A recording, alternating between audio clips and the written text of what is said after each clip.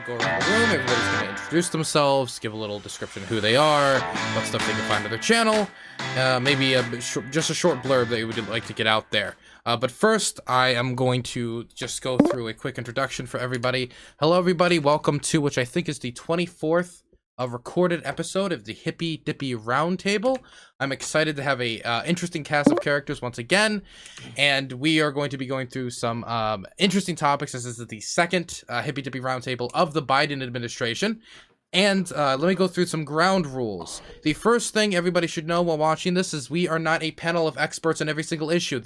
When we are going to talk about the XL Keystone Pipeline as one of these issues possibly, nobody here works in the oil and gas industry as I am aware. So you need to remember that they will introduce themselves as an expert on a topic if they are an expert on a topic. Otherwise, I will recommend that all of you go find other sources, read other sources, and try to listen to other people on these topics. Do not just go to Twitch streamers for all your political opinions. That is my personal tip to all of you at home.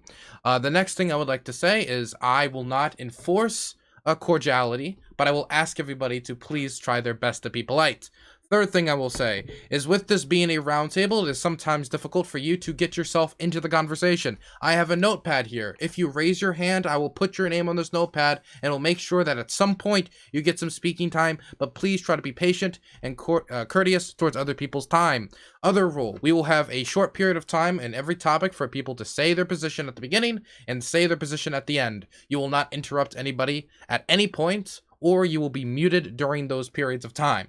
And the last rule is if at any point I speak up, you are to get immediately quiet. I am not speaking up to give my opinion on stock markets, GameStop, or anything. I'm speaking up solely to moderate the show and move the discussion along. And of course, there are a few banned words. I know it sucks, but you know, some people ruined it for everybody.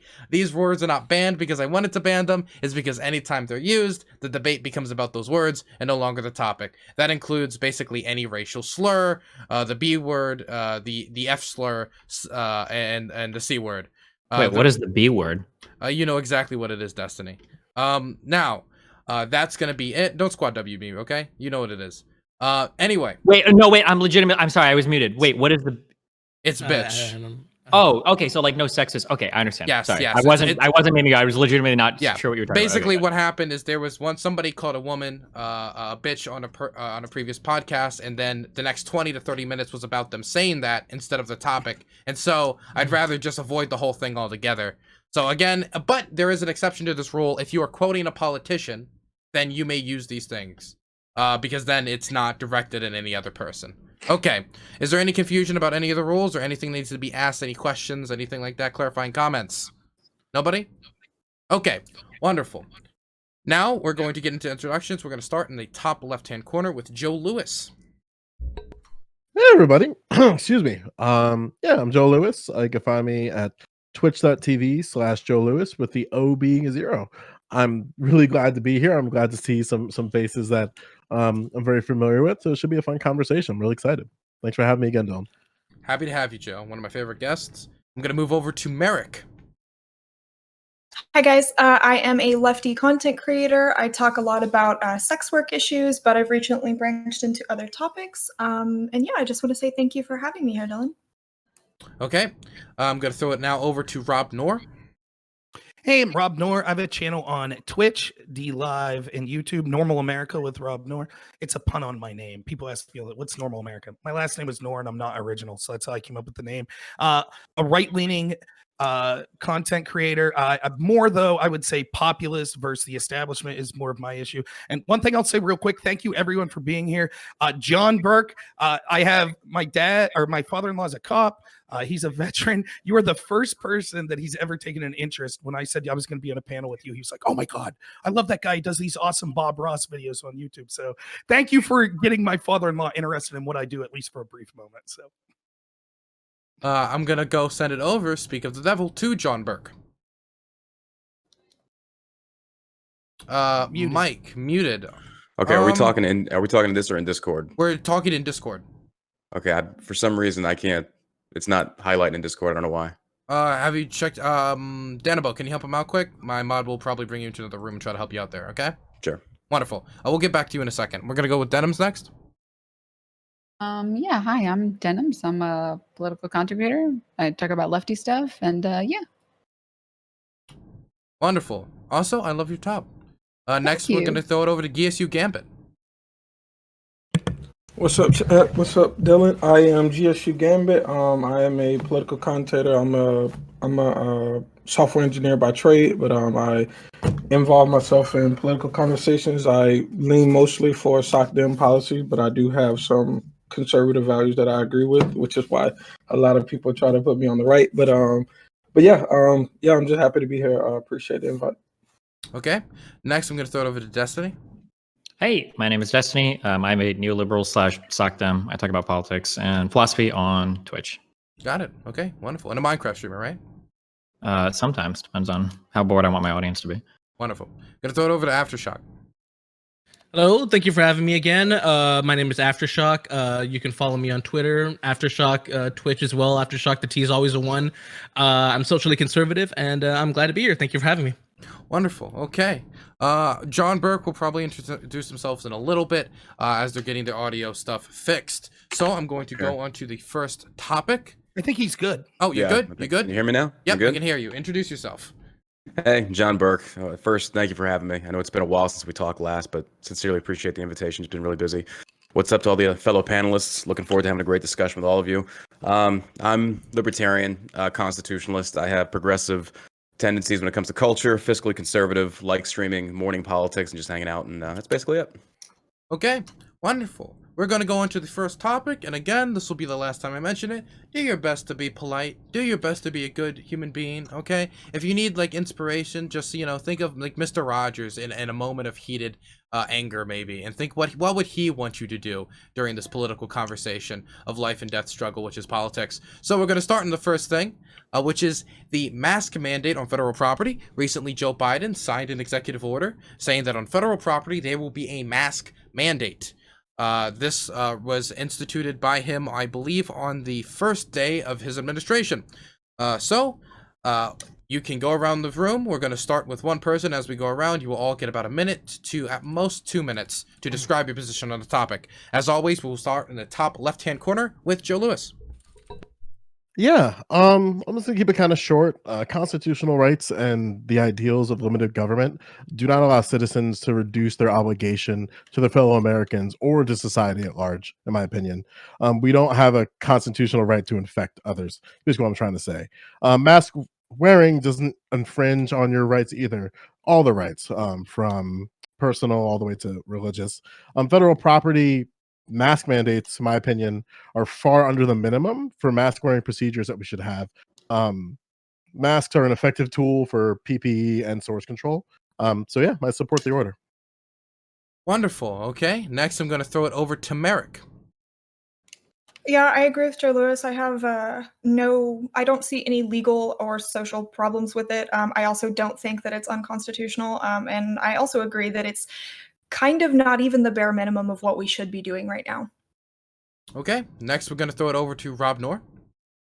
So the problem with this mandate is that, one, I don't know anyone's arguing that this will have any real effect. How many people caught COVID on federal property anyways? So this seems to be another in the line of Biden just kind of throwing out something that seems won't do anything. But on the symbolic nature of it, isn't it ironic that 2 hours after the Joe Biden signs this, that he himself violates his own orders with his family by going on federal property for a photo op? And the whole argument with Trump when it came to masks, remember, Biden said he's not going to force a mandate on everyone other than the federal property. So the argument was symbolism, and they said, Trump won't wear a mask himself, and that symbolically shows people that they don't have to wear a mask. That is exactly who Joe Biden and the Democrats have been, and the establishment in general. They constantly enforce rules on other people that they're unwilling to enforce on themselves. And that means that there are millions of Americans that say, you know what? If Joe Biden doesn't have to do this, if Whitmer doesn't have to do it, if Lightfoot doesn't have to do it, if Tom Wolf doesn't have to do it, then why do I have to do it?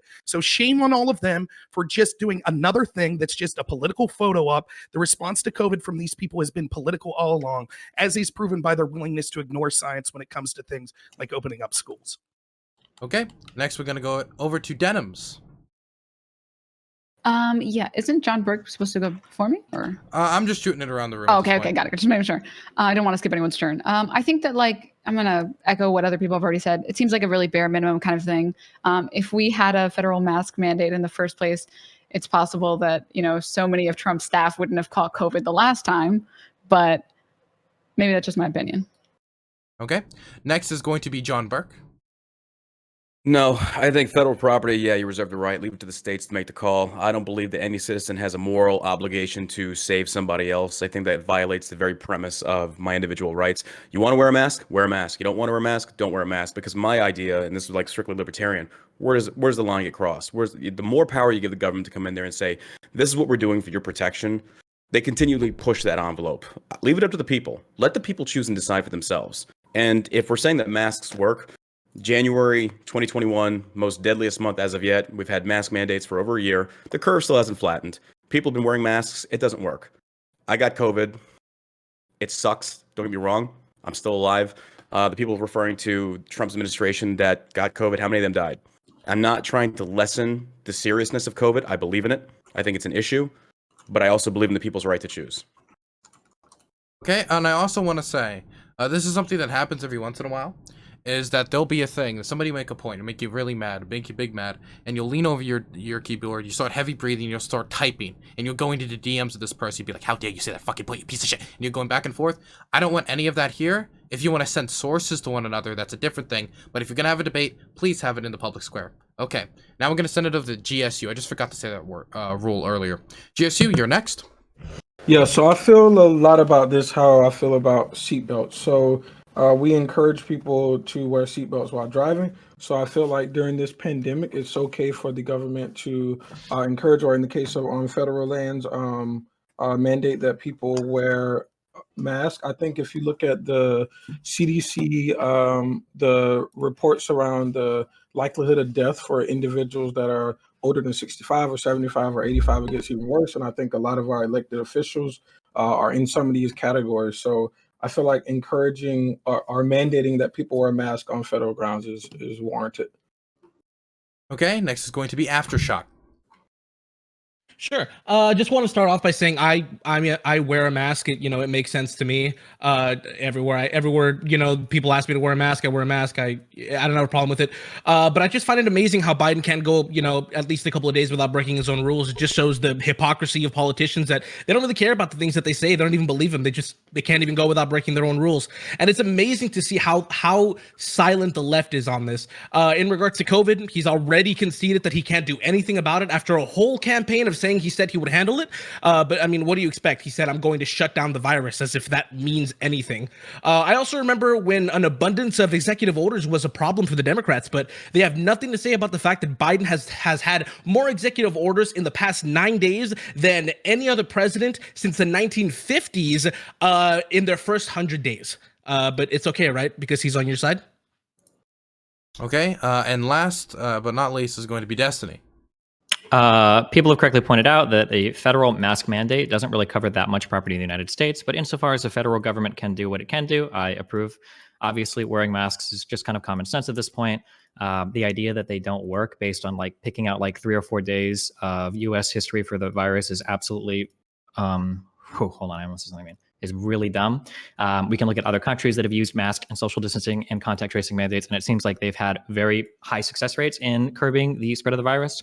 And then also the idea that Biden violated his own order is also just patently not true. This is just a rumor started by Charlie Kirk. There's a reason why Trump has had the coronavirus and Biden hasn't. There's a reason why Republican lawmakers in I think it was Virginia and Louisiana have died from the coronavirus. There's a reason why this seems to be affecting right-leaning people quite a bit when it comes to how things are working in our lawmaking bodies. So yeah, I think that the mask mandate is good. Okay, I will now open it up to the general field. You may engage freely. Again, do your best to be a good citizenry and engage well. Okay, go on. The first example of Biden it being a farce of Biden not adhering to there's literally video proof of him actually doing an interview and him not wearing a mask after the mandate came out. So that's actually where is he in that video?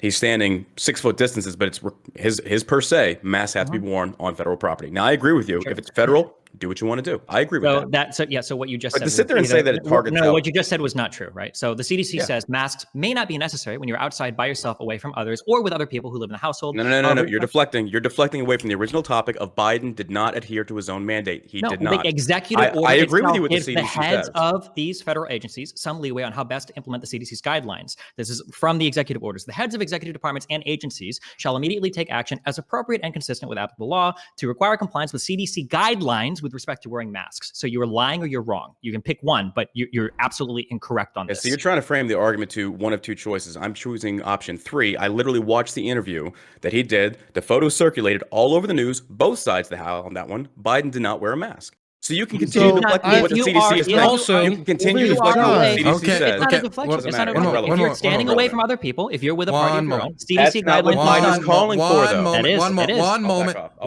One moment. I will clarify once again. If I speak up, everybody is to get quiet. I'm getting quiet because there was 3 people talking at once: Joe, Destiny, and John. Destiny, I want you to clarify your position. We'll give John some time, and then it sounded like Joe wanted to get in there. So, Destiny. Sure. Okay. So the executive order says.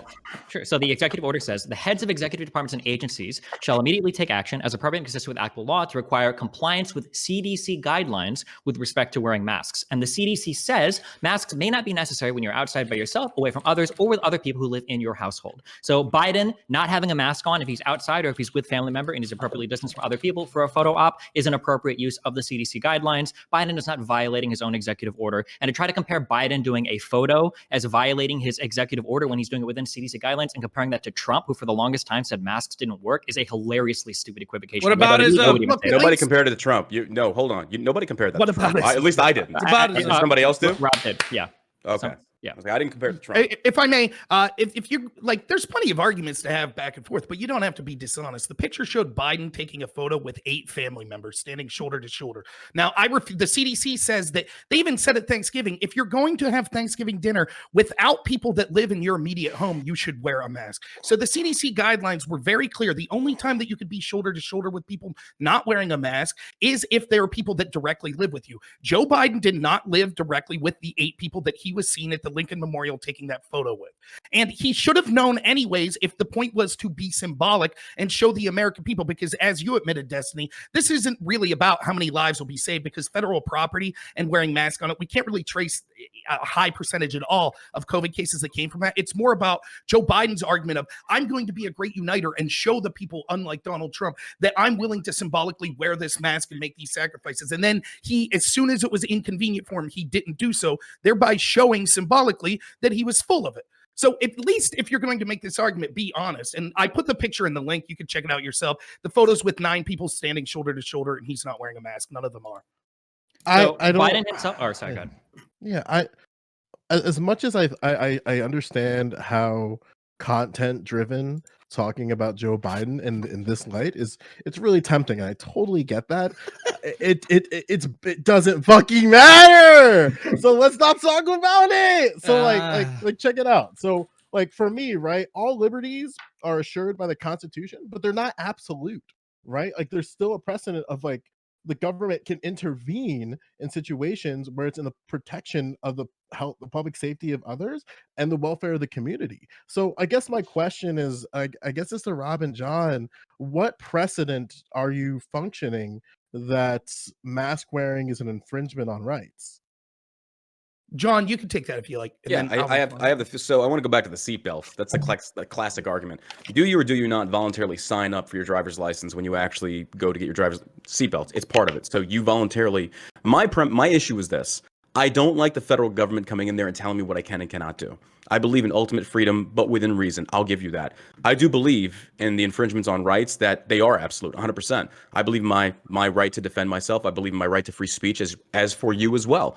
I think these rights should not be infringed upon. I think there's a reason our forefathers wanted that crafted in such a fashion, because the government should not be allowed to pick and choose, because it translates into an argument of morality in a sense. Which set of morals are we going to go by, or lack of morals, or are we going into religion? We're going to do like the theological argument, depending on like what ones do we choose to enforce? We're going to go by like the Christian one, or we're going to enforce the 10 Commandments. You see, it spirals. That's the issue I'm saying, is it spirals eventually. Now, maybe the federal government has our best interest at heart. I don't think they do. I don't think they ever do. But I don't want to trust my safety to the federal government, or state for that matter. I trust myself. So my position is as such. Just leave me alone. Let me live my life and stop. And here's the thing. If a private business wants to say you have to wear a mask to come in, I actually respect that. I do it. I don't go in there. And then, I think that conservatives get painted, and I understand why. They get painted in this bad light of like, we just don't believe in masks. Yeah, there's some people out there that go to massive extremes. I don't agree with that. I think if a business says, hey, in order to come in here and be a patron of my establishment, you will adhere by my rules. And I agree with that. When the federal government comes in and says you have to do this, absolutely not. I disagree with that entirely. Let the people choose. Wait, so you think Wait, but are we wearing masks to protect ourselves or to protect others? Both, right? And that's the thing. Like, one of the problems is that people kind of posture on one side of this argument when both are equally valid here, right? And unfortunately, I understand your desire for full freedom of liberty, but the Supreme Court says you can go fuck yourself. Like Prince v. Massachusetts, Jacobson v. Massachusetts, New York Supreme Court of New York City v. Antoinette, and finally Palco v. Connecticut. Those are all precedents that say that the government has the ability to adjust for the sake of public safety. Give me a moment here. Give me a moment here. To ignore that's disingenuous. Give me a moment here.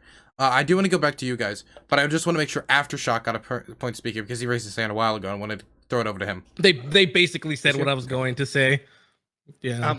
Okay. Go ahead. Okay. I had a question for John and Rob. So you all are saying that you believe that private entities should have the ability to make rules around wearing masks and all this. So why doesn't our federal government have that same ability at federal buildings, right? So if you take your argument, I never said they didn't.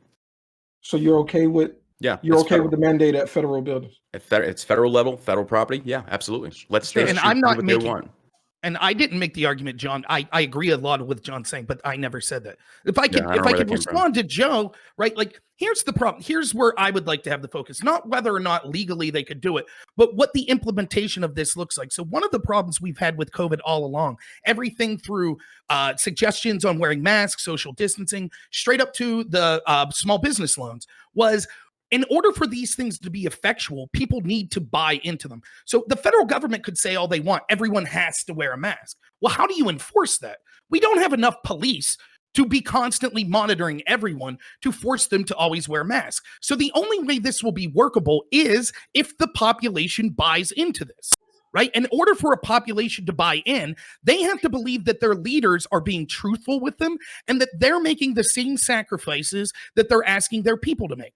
So we get back to Joe Biden 2 hours after he signs the federal mask mandate, violating the order. Now, to respond to Destiny, not only was this not just a Charlie Kirk talking point, but we can actually prove it, because when Psaki, the press secretary, was asked about this, she didn't say, no, Biden didn't violate the order. She said, well, he did, but he was celebrating. Now, that's the lesson that went out to the American people. And this is the lesson that constantly happens. Lightfoot, the mayor of Chicago, says, you can't get your hair done. Then when she's caught getting her hair done, she says, well, of course, hygiene matters to me. I'm the face of the city. Governor Tom Wolf. Why do you deflect into so many random things? Can you focus on one point at a time? Because it's not. That's not deflecting. No, hold on. Wait. You said that, Destiny, you yourself said mainly right-leaning people are targeted by COVID.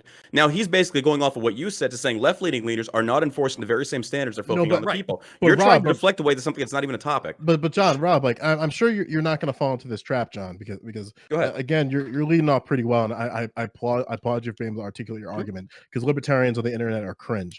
Oh, bro, I agree with you. Like, we're our own worst enemy, dude. Yeah. I should say I'm more of a constitutionalist. I shouldn't say libertarian. Apologies for that. I want to be left alone. I want freedom for every single person, equality across the board. So I think libertarians, I don't mean to take away from you, sir, but libertarian, the argument is you're just not a real libertarian. And that's why LP, I don't think, will ever be a very established political party or like serious. But anyway, let me clarify. I apologize. But so Rob, right, in your statement, you're like, in your soliloquy there, that's all well and good. But to diminish the fact that the precedent of mask wearing was supposed to be on beholden of Donald Trump is kind of disingenuous, right? Because he did not create a culture where mask wearing could be universally accepted. And I feel like you're ignoring that. What about it? I want to give you the opportunity to clarify there. Like, do you think Donald Trump bears? No, do you think Donald Trump bears responsibility for the culture of mask wearing? I think that if we're going to blame the sitting president if he violated mask wearing suggestions from the CDC, then we should blame any sitting president that does that. And we were quite clear from Joe Biden's camp that one of the things that Joe Biden was going to, again, like Aftershock said in his opening statement, Biden promised us the moon about solving COVID. We had all of these establishment people say, Donald Trump has the blood of 400,000 people in his hand. Okay, now it's Joe Biden. They said Donald Trump's to blame because he didn't send the signal to wear a mask. Okay, now we're seeing all these left-wing leaders sending the signal. Real quick. Your answer is yes. Wait. So first off, okay, hold on. Just to respond to this, okay? So first of all, Biden and his family are probably vaccinated, okay? So to use them as like an example of like breaking quarantine, I'm pretty sure that the CDC would probably also agree that if your entire family is vaccinated, then go and have Thanksgiving together. Or if you all appropriately social distance for 2 weeks and like quarantine. Now you're moving the goalpost, bro. You're moving the goalpost. No, hey, let me finish. Holy shit. Calm down, okay? If you want to either appropriately socially distance or quarantine for 2 weeks or get fucking vaccinated, I'm pretty sure that the CDC would probably say that's an okay thing. To sit here and pretend that Biden doing a photo op with his family that's probably entirely vaccinated and all probably get tested, if not once a day, multiple times a day, is the same thing as Trump that for years would literally say that masks are ineffective, that the virus isn't a big that for deal. years. It's one of the most unbelievably stupid things. It's one of the most unbelievably dumb false equivalencies I've ever heard in my entire life. All right, right. Can you explain me? Go Can I back respond to that real year. quick? For years, he said this for years, even before COVID. Great point, Destiny. John Burk. Okay, so real quick, number one, to sit there and then use to justify your point by suddenly saying, okay, well, once his press secretary admitted he did wrong, and then you're going to go towards the vaccination approach, you're just moving the goalposts is all you're doing to the original point that he's basically not leading by example. But I'll do you one solid. Trump didn't either. So if we want to talk about to go off what Joe Lewis said, it's not a fair comparison. Do you think you literally just did it, sir? You did classic whataboutism. Now let me finish. I back up. Hold on. Let me finish, sir. I let you finish. Please let me do the same. Is it the same between the two? Classic whataboutism. You won't answer that question. Joe Can I please get to it? Can I please get to the question, sir? You're a very fast talker. I respect that. Give me some time. I'm just a little bit slower. I'm not as intelligent as you. That's fine. When you go from I disagree. Well, I'm not a Republican, so you're clearly not listening to what I'm saying. So when you use the classic example of Joe Biden not adhering to his own standard, and then you deflect to Trump saying whataboutism, that's what about. Then you go to the CDC guidelines and say, well, no, now it's probably okay if it's with a vaccination. You basically just undermine your very own point. Now, to caveat off of what Joe Lewis said, no, I don't think Trump did promote a culture of mask wearing. Now, I will leave this to you, the audience. I think Trump did more so of let the states choose, let states do what they want to do. And I agree with that. But if he is going to sit there and say masks don't work, I think that we're kind of looking at this hindsight 2020. When this thing first hit, we thought there was going to be like the 1918 Spanish flu. We're all dead, and I think in justifiable fashion, we took this as like, dude, it's doomsday. And people got a backhand or a behind the scenes look of how the sausage is made in regards to the medical world and the medical community. We can't just have a vaccine like that. And so I think there was just a lot of we're doing a lot of over our shoulder saying, well, they should have known. They didn't know either. So I can't hold these people accountable just because they're elected officials when they don't know. Fauci up there, I feel bad for Fauci because he's just doing his best, but he got it wrong sometimes too. So to sit there, I think that Trump is Trump. I can't defend his actions. I certainly won't, but I don't think Trump promoted the culture of mask wearing, but he just basically said, leave it to the states. And I agree with that. Okay. Yeah. So give me a moment. Joe, before I know you want to respond, but Denims is raising their hand and they haven't spoken at all yet. So I wanted to throw it over to Denims. Sorry about that. Okay, cool. Thanks. I wanted to respond to something that Rob said and then maybe something that John said. Partially, we keep focusing on Biden and Trump, whether or not they're wearing their masks and stuff. But the reality is Rob said this something where he said, oh, everybody was shitting on Trump for not wearing masks in office. I didn't see anybody shitting on, or that was not the majority of it, but I didn't even see anyone shitting on Trump for not wearing a mask. The thing that people were shitting on Trump for day in and day out was that he kept underplaying the pandemic. Literally for 3 months straight, we later found out he had information knowing how severe the pandemic would be and how many people would be hurt by it. And we knew all of this information, or at the very least, he knew this information. Still spread a bunch of bullshit anyways about it. And he, for literally months on end after that, while people are getting infected, he's still saying oh, it's not a big deal. Don't worry about masks. No. You don't need to. And undermining anything that Fauci says, undermining it. Absolutely. Saying go, he didn't specifically say go inject bleach, but he was basically a hair away from saying go inject bleach. And look, it's just a lie. It's just a lie. This isn't a lie. That's some insightful rhetoric right there. Okay, so I'll push back a little bit on. I heard it too. It's not what I heard, but I guess we'll leave that open. No, but this is why I'm pushing a little bit on Denims here, because basically what Donald Trump did there was he assured that Deborah Burks was looking into the situation. but that still signifies that that's something that could be on the table, whether Yeah. it be now or in the future. And that's incredibly bad. You're basically gaslighting a woman on live television, and she Joe, can't can I ask do you a question? anything. Sure, yeah, And man. you're and this isn't got Miss Guy. I'm just asking you a genuine Yeah, question. yeah. Do you think Trump? I agree with Denims and to an extent. Like when a leader has access to information, that do you think the leader is responsible for whether we release certain information that could induce a panic, or do we withhold certain information? I'm kind of the jury's out on this one.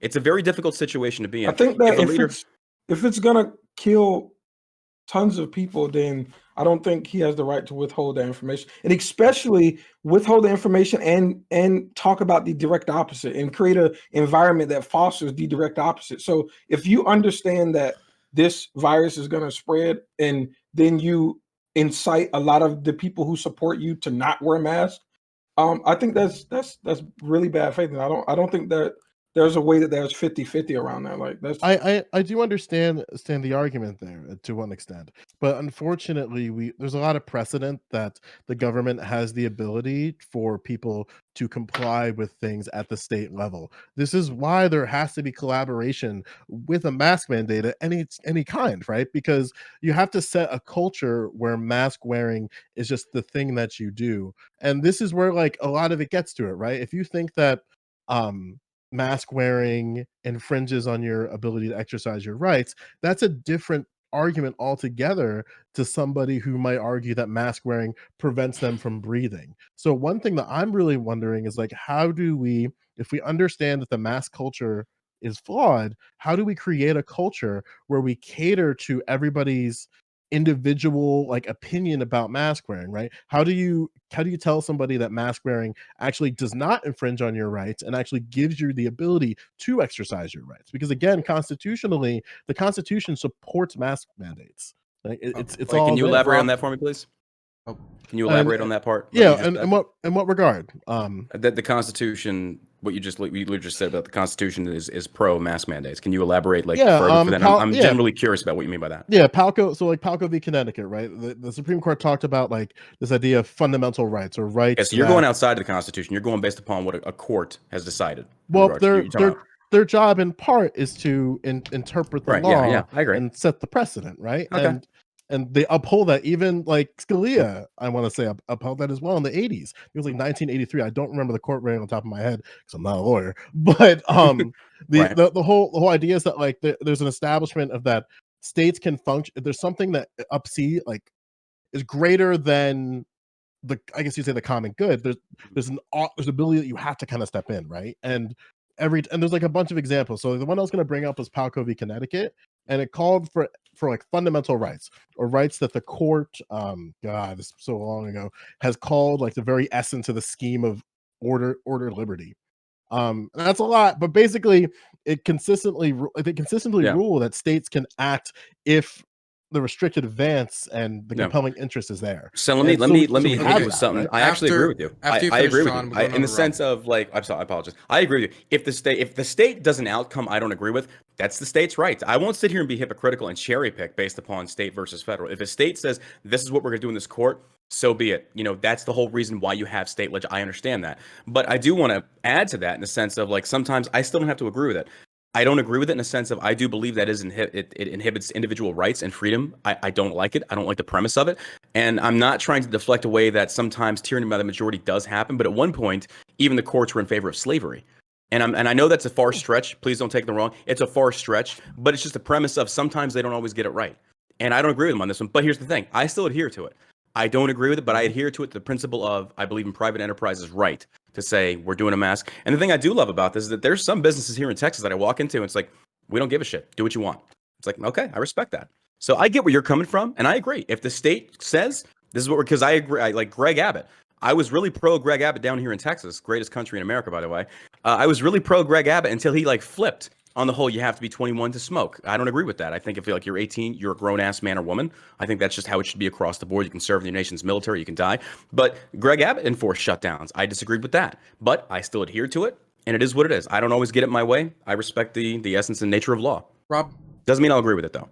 so there's a lot to get here. Joe, to your point, I don't actually disagree with you. I think that clearly the intent of the Constitution would be if there's an emergency situation, there are temporary restrictions that could be placed on rights. I think that those are almost always abused further than they should be. But like, for example, if if there was a huge pandemic that wiped out 50% of New York City in 1 week, I don't think it would be unreasonable for the federal government to say, look, masks are not an incredible burden on you, and you should have to wear them to stop this complete scourge. Are we to that point? I don't know. I wear a mask everywhere. And I agree with John, particularly when we're talking about federal property. I think they should probably have the right, if they want to say wear a mask, wear a mask. In addition, I think that because well, you said that earlier. You said that in federal buildings were okay. Well, yeah, but I mean, but where's the line though? Like you said, well, if I you agree. hit a certain point, okay.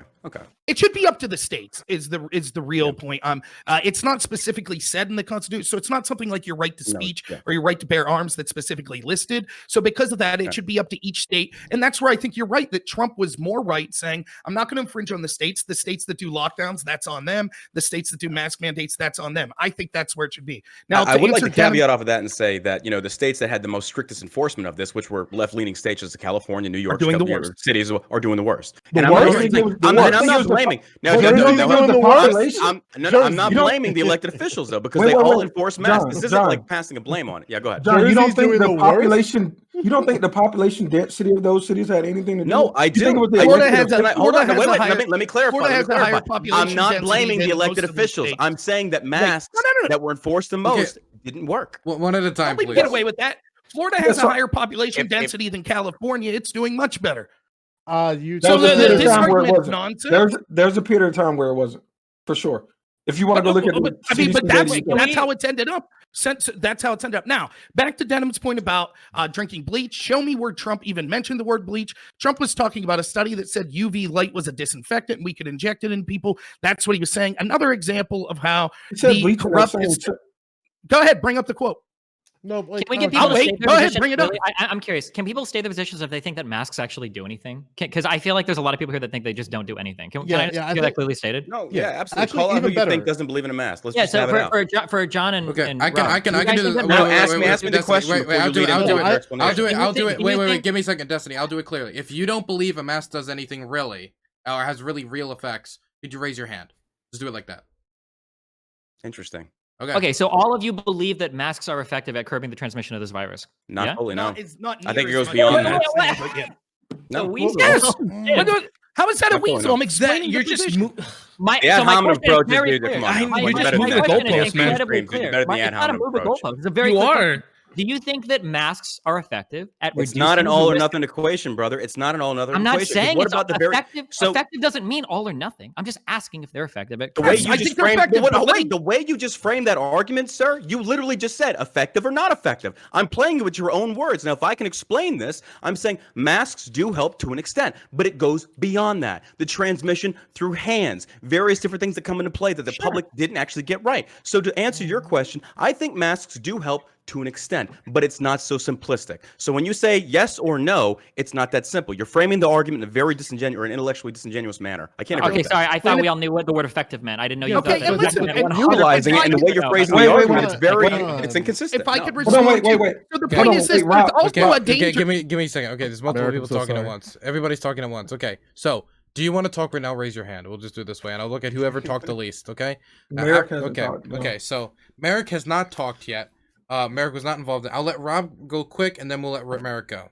Okay, Rob. Okay, so real quick, there's also, so again, I think that we're overselling. I personally have wore a mask. I think that it makes common sense that the droplets that are coming out, the mask stops some of them, so you're less likely to spread it as many people. That's why I wear a mask. I think that it is effective. However, there's a downside to it as well. We have over 1,500 health professionals that signed on that said social distancing is important. In fact, millions of people could die if we don't social distance.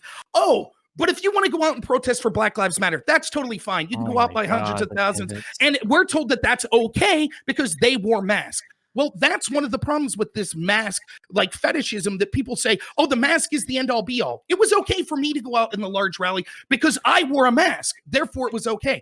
And that's where a part of the danger of this is coming from, because people think there are two suggestions that have basically been made by the CDC: social distance and wear a mask. And so many people, particularly on the left, say, well, as long as I wear the mask, then I don't have to follow the first order. And that's not the way it works. So let me ask you, Destiny, is there anyone here that thinks that social distancing and gathering in large crowds, they disagree with the CDC that could spread the disease? I think everybody knows that not social distancing, not washing your hands, gathering in large crowds can all increase the transmission of the virus. I don't think anybody disagrees with that. It's a shame that 1,500 health professionals. So then, by what you've just said, then left-leaning politicians that were cool with that. Right, and 1,500 health professionals spoke out and said, "Well, white supremacy is worse than COVID, so go ahead and violate." What did they actually say in that statement? Wait, no. Wait. What did they actually say in that statement? They said that they understand that they recommend that people would stay at home, but they understand white supremacy is a horrible disease that's worse than COVID. So if you're going to go out to these protests, make sure you wear a mask, use hand sanitizers, etc. So instead of saying no, you're getting closer. You're getting closer to the honest. So what they said was that they see the racial injustice that occurs in the United States as also being a public health issue. So while they're not going to tell people not to protest against it, they'll encourage people to do it in the safest manner possible. Don't say exactly. That's a far cry from how you initially presented this. Okay, that's exactly what they did. They did not tell people they had to. That's right. They told us that we had to social distance. If you're a non-essential worker, you can't go to job. If that means you can't go to your work, if that means you lose your house, tough shit because you're non-essential. But they wouldn't tell the Black Lives Matter people not to protest. There is a huge difference between going into a job and showing up around people in closed door environments every single day versus going out in a public protest. That's right. And this is exactly the argument of the left. The argument of the left. It's okay for us to violate the orders when we feel We're speaking up. I'm speaking up. Okay, Merrick has not got to talk yet. Merrick raised her hand a little bit ago. I want to throw over to Merrick. John, I'm going to write your name down. Denims, and after you also on my list. Don't worry. Yes, you'll write your name down. Okay.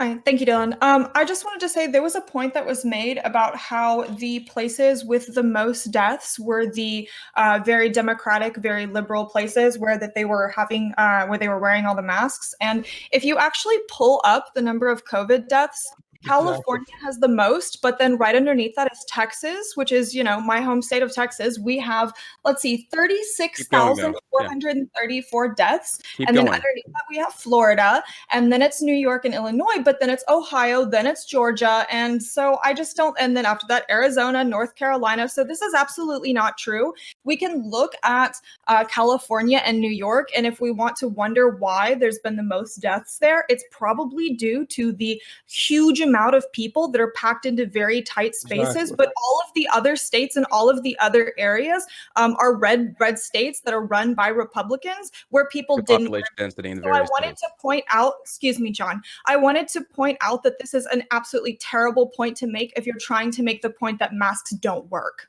Exactly. Nobody made that point. Nobody made that point. That absolutely sounded like that was your point, and that was. Well, then you misheard. No, because Destiny literally just said who believes they work and they don't. Yeah, clearly you weren't paying attention during that part of the argument because you were looking up that statistic, which is good. I agree with you. No. Wait. That's not the point that was being made. Now you're trying to advocate this whole other argument. That's There's three people talking at once. Okay, Merrick, would you like to respond to that? So that's really, really rude because I did hear the words that came out of your mouth, but I'm also intelligent enough to understand the implication. So you might not have said, no, I don't think masks work, but you definitely made a point that it didn't matter about the message. And you made a point about who states were run by. Okay, can you quote me then? Can you quote what I said, please? Run it back. Quote me what I said. Everybody can do that here. No, feel free. What Destiny just said, he asked the question. Or I'm sorry, excuse me. Dylan said, "Do you think masks work?" Did I raise my hand? What was the point of bringing up that states that followed the mask order did worse? Because I was caveating off of what you said. I was caveating of what you said. That you said mainly right-leaning people are dying at higher numbers than left-leaning people because they don't adhere to mask mandates. That's the whole point making there. To go back off to what Merrick said, let me clarify, because maybe I must have said it in a very confusing manner. I do believe masks work to an extent. You can call it whatever you want. I'm literally saying it for you here now, so nobody on this panel basically gets wrong what I just said. Masks work to an extent, but it's not so simplistic as it just being a mask. Does that make sense? Can I clear my point there? I don't think anybody disagrees with that. Yeah. Oh, amazing. Well, apparently one person didn't, because apparently. Well, your interpretation really doesn't matter to me. I don't care. What I said is what I said. I mean no disrespect by it, ma'am. I really don't. I'm not trying to go at it with you here. But when you make the implication that your private interpretation of what I said is opposite of what I meant, that's a you problem. That's not a me problem. But I am being polite enough to explain it to you. Nah, John, that's fucking bullshit. I'm gonna call that shit Really out. You call it whatever you want. My Okay, friend, fine. I really check don't- it. Hold on, Check let me it. get my feelings real quick. John, Let me John. get my feelings out real quick. Oh, I got none. I'm sorry. I got none. Okay, thank you very much. Now it's just gonna be mutes. I know I've raised my voice. It's going to be mutes going forward. Now, I want to say, Joe, you wanted to respond to that. Then we're gonna go back to the list and start going down it again. Joe, would you like to respond to that? Yes. If Merrick has a problem understanding what you're saying, then it's your responsibility to make sure you're as clear as possible with your messaging. You have no control over the impact of what you're saying. The impact there was flawed, so your intent doesn't matter. You can only be as clear as possible. You cannot control the impact of your messaging. Also, you a side should know note, this. don't pretend like it's polite when you're clearly being condescending. Thank you. Come on. Also, I don't think this Am I idea able to that talk? like Am I the able to message talk? wasn't clear, I think is really silly. Like when you say it's strange that all the places that followed these mandates had the most cases, the implication there is very clearly that you're saying that these were ineffective. That's what you're implying. Yeah. I don't know why you. Am I actually able to talk? Can y'all hear me? You've been talking. We've been listening. Oh, no, Yeah. no. I didn't know if I was still muted or not. Okay, to go off of what Joe said, I said what I said. If somebody doesn't understand it, you can say, hey, John, could you please clarify that for me so I can have a deeper understanding of what you said? Because maybe I didn't understand you correctly versus you're implying this is what I meant. Those are two different things. Now, if you don't like the fact that I'm condescending, I really don't care. I'm not here to coddle your feelings. I did explain myself, which I owed you no explanation. The words are there. How you decipher them, that's completely up to you. It's not Egyptian hieroglyphics. It's literally what I said. Destiny said, do they work or do they not? I clarified. You ran with it. That's on you. I owe you nothing. My stance has been pretty clear across the board. I mean, For sure. GSUGambit, sir, with all intellectual honesty here, did you misunderstand what I said, sir? Because you've been pretty on the money with it. I want to ask you a different question. I don't think can you answer my question, though? No, I don't think this is valuable. Okay. Yeah, I see how it's gonna be. Okay. I think you should answer the question that Destiny's asking you, right? You brought up the fact that, hey, these are democratic places and they had a worse, but then you also agree that the population density matters. So can you 100%, yes. So can you tell us why you led with the fact that these places were democratic? Because that was going up. Okay, yeah, good question. Yeah. Destiny brought up the fact that there's more right-leaning people that are dying from COVID than left, which I thought was like, if that's specifically true, said lawmakers, but okay. Okay, well, can you give me if you're right on that? I will admit that you're right, sir. If you can prove that, shoot it to me in the DMs. I will look at it and I will admit to that. Sure. Honestly, I feel it goes beyond that. One other guy in I don't remember if it was Georgia or another state, but there were two Republican lawmakers so far have died. One was 41 years old. One was like young as fuck. I saw those two. And here's the thing. It sucks. I'm not downplaying that whatsoever. But yes, I do believe that population density holds a very, if not the most paramount reasoning behind why this stuff spreads so quickly, which also goes into my point of why it's not just a mask issue. It goes beyond that. Does that make sense to people? Can I, because I'll actually take the position that people want. First off, Merrick, when you're talking about the amount of people that died, that's not really the correct way to look at it, especially if we're going to acknowledge things like population density. You should actually be looking at per capita deaths. And when you see per capita deaths, we see places like New Jersey and New York that had some of the stringest lockdown and mask mandates. They actually had the highest per capita deaths. So the fact that Texas had more. I'm gonna have to pause you there, Rob. You have to pause you there. Sure. Receipt now in the DMs. Okay. Also, to be Receipt clear, now. New York is one of the Receipt now. hardest hit places before we even knew what was going on. To try Yeah. to pretend that like New York was just fucking up the whole time, and even though they had really stringent mask mandates, like why don't you tell the full story? Once they started to have I'm stringent about mask to get to the mandates, full story. It's just the here's the infection thing. incredibly fell. Like, Right, it's so I'm gonna tell the whole point to story. New York and say that like this is the right. what happened here was that it was ran and I was going to tell the whole. I was going to tell the whole story until people. So as always, I get like 5 seconds to talk, and then everyone jumps in, and I politely let them. So if you let me tell the full story. So there, Joe Lewis is in the DM. I can't believe this is even up for debate. I thought this was common knowledge that we understood the places that were the worst were New Jersey and New York. Second, the idea that New York was only bad at the beginning is not true. There's two things we need to look at when discussing these lockdowns and mask mandates: the states that did them harder and the states that didn't. The first is how did they do in totality, and the second is how did they do proportionally. So we know that there were a lot of negative effects, for example, for ordering lockdowns. We see increased suicides, increased deaths from Alzheimer's. We see economic collapse, increased substance abuse. We see children that are dying from suicides because schools are locked down, all of this stuff. Everybody knew that if you lock down the economy, there would be real. So the question we should ask isn't do mask mandates and lockdowns save lives? It is, are the amount of lives that they saved worth it? And we were told that these lockdowns were necessary because it would be catastrophic if we didn't have them. Yeah, that means that when we would look at a place like Florida that basically did the least lockdown and mask mandates, we wouldn't expect them to be right in line with New York and New Jersey. We would expect places that didn't have those mandates to be effing horrible.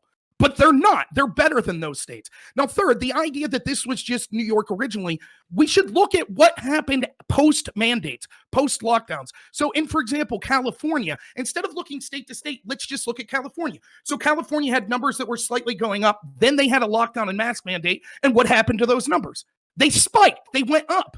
So there's no proof in that individual area post-mandate that they ended up helping. Then inexplicably, once Joe Biden's elected, despite the fact that the case numbers and the ICU beds being used and the death numbers are still near record highs in places like California, all of a sudden they say, we're going to release those mandates. Almost like it was political from the get-go, that they were intentionally causing the economic problems that came with things like lockdown mandates. And there was no evidence that they were ever working. And as soon as Joe Biden was president, they said, oh, we're going to alleviate those. And then the CDC came in and said what people like me and even the New York Times have been saying since September, that there were tons of false positives because the cycle rate and the PCR test were way too high. So they changed that as soon as Biden was in office. So it's not that we're seeing the case numbers go down because of the policies of Biden, which, by the way, Biden's policies, every single one, other than this federal mask mandate, which even Destiny admitted isn't going to do much because federal land's only a very small portion. Basically, Biden's plan is, I'm just going to keep doing what Trump did. Now, all of a sudden, the national media and all these Democratic governors are saying, yay, Biden's doing a great job. He's doing something that really affects. It's garbage. It was political from the get-go. There's no proof that these lockdowns work. And despite the fact that I think... I'll finish real quick. Okay, got 5 seconds. Got 5 seconds. 5 seconds. 5 seconds. Okay, 5. 5 seconds. Okay. Despite the fact I think masks work, the fact is the mandates aren't working, which means maybe people aren't following them, which is proof that we need people that are symbolic and send a signal other than just mandates that no one will follow. Do you think that mandates in general are effective at curbing the virus? Do you think that like the lockdowns and the mask wearing and all of that? You think so? How do you explain other countries on the planet that have had? Okay, well, I'm glad you said no to that at least. Whatever. At least we have on the record for that. What does other countries have? Go to the next question. Can I ask a question? Okay. Can I ask a question? Okay, quick. Before you ask the question, Denims, Aftershock, and John have been on this list for a very long period of time, going back and forth. So I'm gonna go to Denims, then GSU, then we'll go back down the list. Okay, Denims. Cool. I wanted to respond to something that Rob asked me like 10 different questions ago. He was asking about when did Trump ever say something about bleach? I can post it in the group chat. There's a BBC article about him talking about it. There's a picture of him and there's a sign behind him. And one of the things that's on the sign here is talking about disinfectants, and included in these are bleach and isopropyl alcohol that work to kill the virus. And in here, he says, this is the direct quote, I see the disinfectant where it knocks it out in 1 minute. And then there's a way we can do something like that by injection or almost a cleaning. And then people went on. Got it. Oh my he was God, standing in front of a sign that said bleach on it. But he didn't. He didn't say bleach. He was talking specifically about. If you watch the video, he's talking about injecting disinfectants. If it was Biden, he'd be UV light. about how Biden was telling you to drink gallons. Right, no, the UV light quote was separate. There were it's a separate thing. He makes one point. Yeah, post in the chat. Let's look at it. Let's review it together. Yeah, I'll post it in the. Yeah. Is it okay if I post it, Dylan, in your chat? So DM it to me, and I can. If you got a clip, I'll watch it on stream, and we can stop. Yeah, let's do that. I'll post it in the group chat. Okay with that. Okay. Yeah, let's do that. It's even PolitiFact that's left-leaning. Even PolitiFact that's left-leaning says, yeah, that's a lie. Trump never said to drink bleach. Can we? I'm sorry. I'm not. Okay. I have a. There's something here that's like we're not really understanding, and it might get some clarity here. Denims, I'm gonna go with Denims. Was it a clip or is it an article? Because I'm not gonna read the article on stream. If it's a clip, I'll. I can look for a clip, okay? Okay. It was the clip. It was the clip when he was doing the press briefing there. Yeah, that's what he's referencing. Because that's the one that everybody spun from. Okay, Joe, continue. And I'll post the PolitiFact article that shows that it was mostly false, that Joe Biden was wrong, and it has the quotes from Trump. I'll post it in the chat. Yeah. Okay, Joe, continue. What was the objective for stay-at-home orders and mask wearing, in your opinion, Rob? I think the objective was more government control. I think the same people that put, for example, if the objective was to save lives, why were the same governors that were pushing the hardest lockdown orders? Because what they were telling us at the time was they said, we need young people to lock down because even though you're not really at fault or you're not really at risk as much as elderly people, you could run into an elderly person. So if you're against the lockdowns, you want grandma to die. Simultaneously, most of these Democratic governors then ordered nursing homes to accept COVID patients, which the story just broke today, as I've been reporting, including as long back as having a debate with Destiny recently I talked about this and he wanted to brush it up. Turns out New York intentionally covered up the amount of COVID deaths that were occurring in nursing homes by at least 50%. So thousands of people dying because these Democratic governors on one hand are telling us all healthy people need to lock down if you have a non-essential job. But at the same time, they're intentionally making nursing homes accept COVID patients, which predictably is killing the most vulnerable of us. So there is no evidence these lockdowns work. I'm curious what you think. Why was that? Why were they intentionally doing it? Yeah, why were they murdering grandma and grandpas? I'm just curious. I just want to hear your theory on this. I would say, so either it was incredible incompetence or they wanted to point to deaths that were occurring as a reason to take down Donald Trump. Just like in a debate I had with you, Destiny. You admitted they killed people to smear Donald Trump.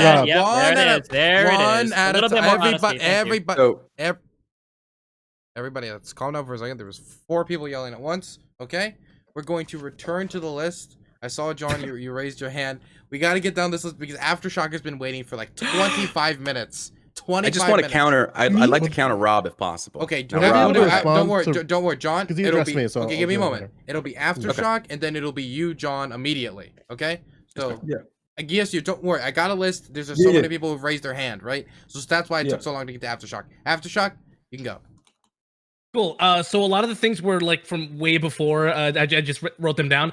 So I just wanted to start off that the whataboutism here is insane. I just wanted to. You guys, that's so disingenuous. Can we stop with that, please?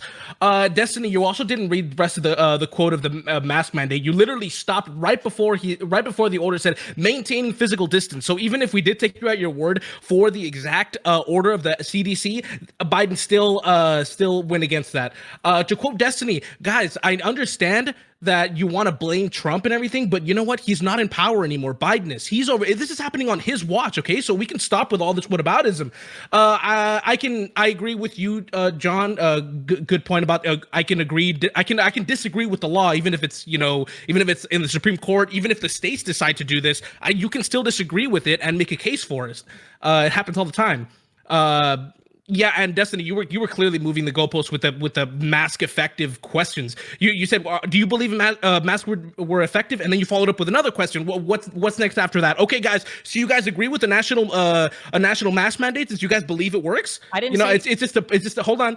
And then with Denims, with what she said about how she interpreted Merrick, how she interpreted John's words. It's so crazy how like you guys take these words at a gray area that you can interpret with all you want. It's clear with Trump's Capitol speech when he literally said peace, go out in peace, but obviously you guys don't take that at his words, right? You guys take it to a gray area where you can manipulate it all you want so you can push your agenda. Okay, give it a moment. Well, how is marching?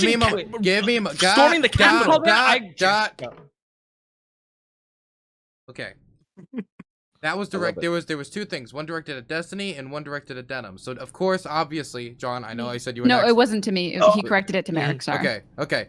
They have to be able to respond. If something's thrown at them, they have to respond. So Destiny, you have time to respond to that. Yeah, so I have to ask where you guys stand on masks because you guys are so fucking weaselly about what your actual positions are on the. Oh, bro, ad hoc. No, we just answered. Hold on. Honest to answer, and then you change the question. Nobody has insulted you this entire time. You're continuous lambasting and insulting of us. I'm not insulting you. I'm just talking about how you speak. Come on now. Come on, Destiny. So, like, for instance, getting Rob here to admit that he thinks that grandma and grandpa are being murdered by New York City because they're trying to make Trump look bad. It's important for me to understand what your position is because I don't want to sit here and have some nuance. Right, and I don't get a chance to explain it because everyone just goes to rump for rump.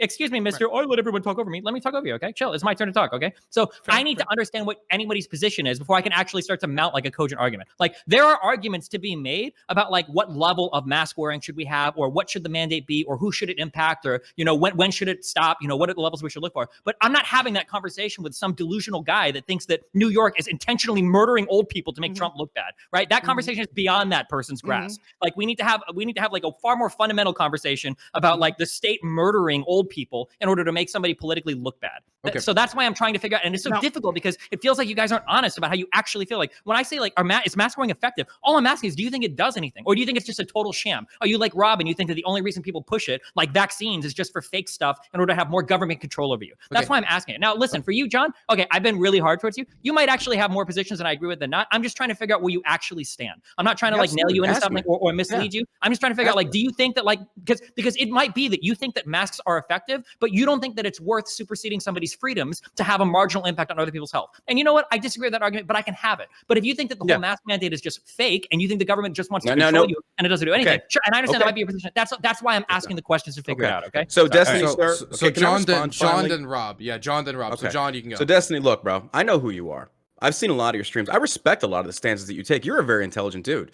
But when you lump me in, when you categorize and generalize me, never did I say I think masks don't work. It goes beyond that. Yes, I do agree with what you just said in regards to, I think it's deeper than that, but I also believe in the status or the position of it's individuals' freedoms and liberties to do as they see fit.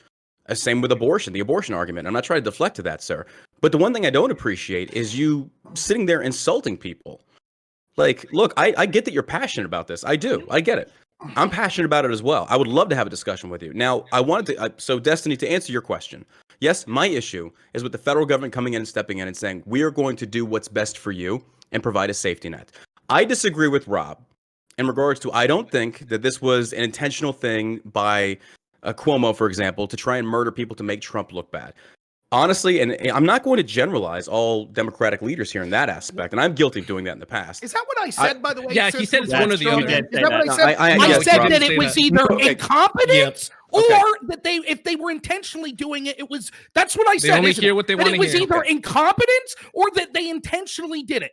That's what I said. But go ahead, keep strong. So maybe I misheard you then. After you guys are harumping. Okay, hold on. Maybe I misunderstood you because I was going off of what Destiny related to. So in my mind, it's that if Cuomo did fudge the number, it was like a 52% non-reporting death rate. That's actually been proven. It broke in the press today. That's actually true.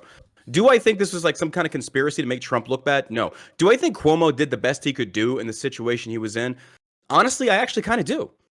I don't envy these elected officials being in the position. Like, people seem to fail to understand. This is the first time anybody has been put in these positions of leadership during such a difficult time. But what I just said for Cuomo, I'm also going to apply. Now, I know this is going to piss some people off, to Trump. I think a lot of people are doing the best they can do, because you got to remember, when this thing started, we didn't know what we were up against. So I'm not going to sit there and just finger wag and browbeat that you didn't do good enough. But the only reason I think Rob is bringing up Biden as well as Aftershock is because this is what the left has done to Trump since day one. We're simply holding him to the same standard.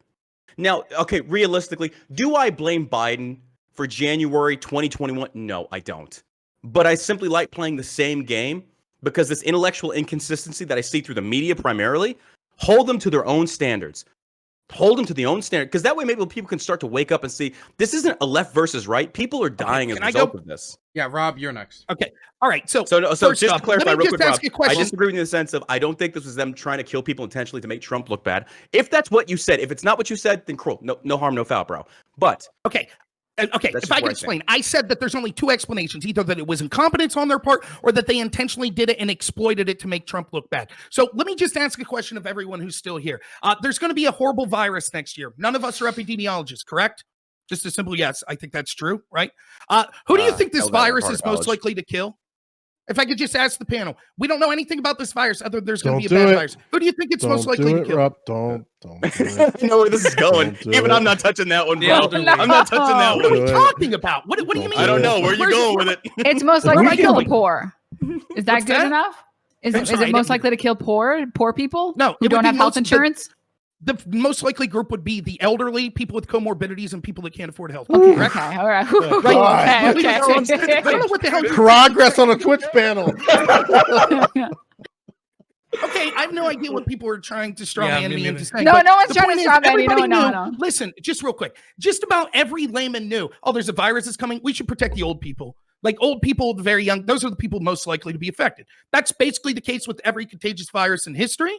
With a few small exceptions if you get through like intravenous drug use or something like that. But any just regular contagious virus, it's the elderly. So can someone explain to me, if us laymen knew that, why health experts that deal in pandemics in 5 different states made the decision to force nursing homes where these old people are centered indoors in close proximity with each other? Why did they force nursing homes to accept COVID patients? Can you tell us what you think the reason is? I want to hear Rob take before anyone else. Yeah, go. Right. I will give easily. my take as long as you give yours. Correct? Is it fair enough?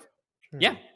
Okay. I think that there is one of two reasons. One, that No, they're no. incompetent. Don't do the one of two reasons. What do you lean towards? Well, how the hell Yeah. would I know what fully their intent? No, we want to Why does that be understand all or how nothing with you. you, Destiny? We Why want to does that be understand. all or nothing with you? No, Like, but we you want to know- understand how he perceives this situation. So Yeah, I if wanna you- know. Well, that's what I'm trying to do. You don't get to Yeah, look let the man me. speak. You No, I wait, have wait, to have wait. a definitive No. 100% answer. I'm Okay, giving well, you okay, two okay, blocks. Rob. Stop trying to lock him into one answer. Let the man answer. No, Like, hold on. Y'all have had the no, ability to guys, answer. guys, on- stop. Muted. Okay. So that's how it's gonna go from now on. Okay. Look, let me put it this way: modern moderation is gonna get a lot more brutal than the Capitol Police were on January 6th. Okay. Look. So everybody has got to get in line now. Okay. I'm laying down the law. Okay. So when I speak up, is because people are talking over each other and nobody can hear what you're saying, because you're here and you're like, I want to make this great point. I'm about to slam dunk on this liberal or this dumb conservative. That's what you're thinking. But then you're yelling, they're yelling, and nobody hears anything and no one gets anything out of it, right? So then you're trying to make a good point, but nobody can hear it. They're trying to make a good point, nobody can hear it. And all you're doing is furthering climate change by putting hot air into the atmosphere, okay? That is all you're doing. So I don't even believe in that. remember Nah. who was. I don't even remember. It was Rob, right? It was Rob and GSU. Okay, Can I ask Rob a question so he can go? sure. You can ask him a question. Oh, Yeah, why didn't so- Rob? We should have made Rob answer the one question. No, I am just. I promise. Okay. Rob, So this restate is- ask the question, then restate the original. Yeah. So Rob, this is me and Destiny's point. What we want you to do is, it's okay if you lay out all of your possible options, but we want to understand which one you think is more likely. That's all we're asking. So go ahead. I don't know. I would say it's a 50-50 likelihood that either one, they're so stupid that they thought that somehow having COVID. Okay, we'll see what you guys answer. I would say one, that it could be likely that they thought that putting COVID patients in nursing homes somehow wouldn't cause the disease to spread like wildfire, that they'd be able to contain it. If that's true, these governments are incredibly incompetent, responsible for the deaths of all these people that occurred there, and they should be removed immediately. Or that they decided to make lemonade out of lemons and say, look, if these people go in there and people die, we're able to use it to obtain more power for the government and to blame it on our political opponents. And real quick, before Destiny laughs, I did a debate where Destiny admitted that he and other lefties were actively cheering for riots that were killing Wait, people what does this because have to they do were with using anything else? political- Whoa. Okay, because come on, no, let's wait, focus let me on- oh my finish there, God. Mr. Interrupter. Because the implication you seem to be making here is no one on the left would actually wish for destruction and death on people for their Can I political hold on? benefit, I have to. when hold on, literally no, that's what you no. suggested under Okay, riot. okay, Hold on, okay, that's what you okay, suggested. okay. I am literally unpartnered from this platform for taking one of the strongest stances against riots that any fucking coward here has. So don't even fucking pretend like I'm here supporting the I riots. got the audio, big man. I got the audio of it. Stupid thing to say. Chill. Okay? I got the audio. I can Destiny, play it right can now. Can I take this one? Wait, first? no, hold on. My question is because Sure. you're very clearly you're walking us down a little logic tree, right? Are any of you guys epidemiologists? All of you guys know how stupid it would be to put old people in hospitals, knowing that those are going to be most likely to be affected. And now you're trying to present it as a 50-50 option for whether it was incompetence or maliciousness. What's a better word than weasel I can use? It's not rude. Like, come on, dude. You're very. And then for you to say it's a 50-50 I believe chance, coward would be you're gonna- disingenuous, Destiny, sir. you guys said you would answer. I can't Why finish did they do responding. it? Why You can't I guys finish said you would responding? answer. You guys said you would I answer. So I answer. love I to answered. answer this. I'd My love to answer answer this, is that Rob. there's probably a much higher likelihood that there was a poor understanding of who was infected or the transmission or how the virus transmitted early on, rather than there was a deliberate government conspiracy to kill grandma and grandpa to make Trump look bad. The So fact it was that you said it's even incompetent. 50-50 So you're is saying- unbelievable. Rob, So Rob, I'd you're love saying for you to that read me it's a bedtime likely that story, the bro. Your experts voice is knew so less relaxed. than Okay. laymen. Okay, give us a moment. Okay, so Rob, you respond to that. Then Joe has been wanting to bunt in. Then GSU, and then we're probably gonna move on to the next topic because we have beaten this horse half to death. And Merrick, you will get an extended period of time for your outro since you did not get to talk much during this topic. Okay. Okay. So, Rob, you may continue. Right. So Destiny's argument is what he would have you believe. It's absurd for me to point out that ignorance seems to be something that we should question when literally every single layman, almost every layman that isn't an epidemiologist would say, yeah, we should isolate elderly people. Everybody knew that. But somehow Destiny's like, well, the experts misunderstood that point. They're so smart. They know more about the virus, but somehow they were just completely and brutally, utterly wrong to where tens of thousands of people ended up dying because they suggested putting these COVID patients in nursing homes. That's the argument Destiny wants you to believe, that the experts know less than the average people. Oh, by the way, trust the experts when it comes to their lockdown and mask policies now. The same people that were so stupid that every average American knew, keep the people in nursing homes safe from COVID. But Destiny's like, no, we had to trust that those experts meant well. They meant well when they were intentionally sending COVID patients into nurses. They also meant well when they were covering up the numbers of the deaths too, right? Give me a moment. That was directed pretty solidly at Destiny. I have to let him respond. Question. Why are they covering up the numbers and simultaneously killing? Exactly.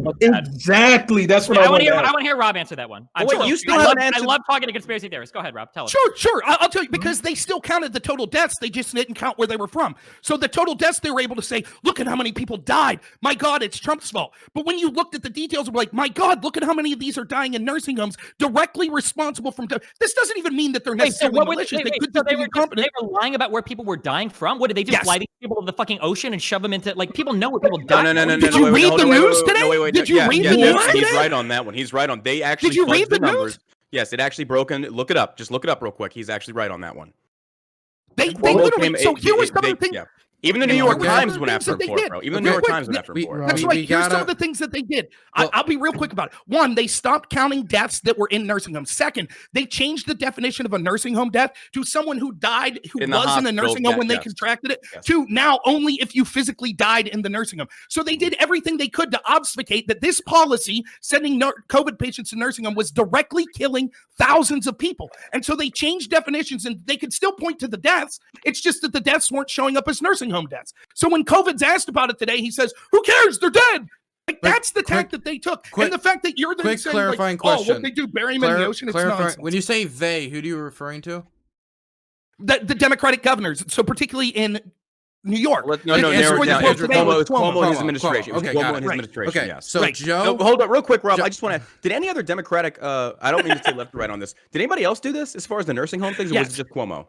It was Whitmer in Michigan. It was Tom Wolf and Health Secretary Levine that's been advanced in the Biden administration. She actually took her mother out of a nursing home in Pennsylvania, then told us in Pennsylvania that our families would be safe in nursing homes, and then passed the order making nursing homes accept COVID patients, which led to thousands of deaths. So it happened in Pennsylvania, it happened in New Jersey, it happened in California, it happened in New York, it happened in Michigan. All 5 Democratic governors, all 5 with really high per capita death rates. Okay. I now never want to hear about a nursing home again until I am placed within one. So we're going to go now over to Joe Lewis and then GSU. Okay. But Destin never answered the question, though. I don't give a fuck. I don't even remember about you guys chasing with clout. No, wait a minute. This was a topic we all wanted to debate. I'm honestly interested in hearing here it is. Okay. Destiny, can I ask you, Destiny, why do you think Cuomo did? Okay, I'm sorry. When my voice reaches the heavens, okay?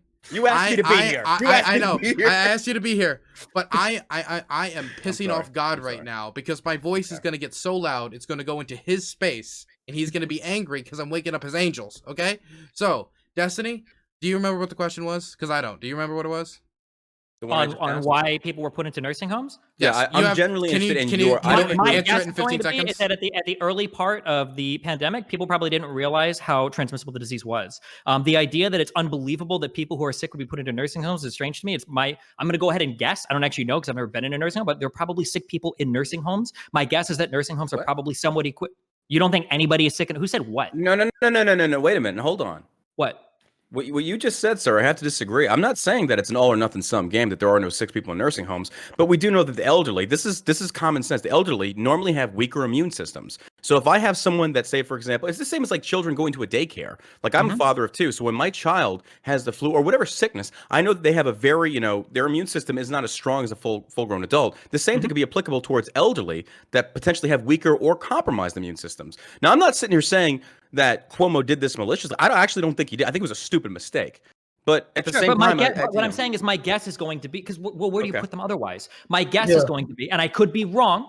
Okay. My guess is going to be is that nursing homes are probably equipped to deal with sick patients. That there are No. going to be people that No, get they're not. no. So, when no, somebody I'm not gets saying I'm sick- not. If you literally just say never been in one, so I'm not holding you Okay. accountable on that. Nursing homes are not equipped for that. It's literally to make the elderly comfortable. I've been in a few nursing homes, so just to be clear, when I say like equipped to deal with sick people, I don't mean like somebody with a traumatic injury. I mean like there are people in nursing homes that are probably sick. Or do they? If you get sick in a nursing home, you just kicked out for 2 weeks until you get better. No. Is that how it works? No. They No, go to but the they knew, even Cuomo and them, they understood that there No, wasn't. no, proper wait, hold on. PPE I'm not and talking other to you right things. now, Rob. I'm talking to John, the non-conspiracy guy. Sure. John, my guess would be is that if somebody can get sick in a nursing home and they still live there, they don't just kick the like if you get the flu or something in a nursing home, they Well, don't make you live in a hospital for 2 weeks, do I they? can't answer that. Yeah, I can't answer that because I don't know the individual policies per nursing home itself. I don't know if it's like state mandated, but no, as far as them being equipped to deal with sick patients, like to the extremities of what level of sickness, they're not. Sure. If Not- you're not like to that, yeah. dying, yeah. But if you have like a cold or like a small flu or like strep throat, I don't think they're going to kick you to a nursing home. So that was my Yeah. guess. So my But guess so- is going to but be no, is that there I- probably I are can- nursing homes that felt like they were equipped to deal with people that have like a minor version of the flu, which is what we initially thought the See, coronavirus was. I- So they're probably I'm not okay. so- fuck I'm it, not we can help, supposed- we'll be I'm not okay. supposed to That's I what got to I'm- disagree with But you, sir, I've because we had saw to- what happened in China, and China was kind of like Gi- ringing the bell of warning, and that's give when... me the Okay. Jesus. I am sorry. Okay.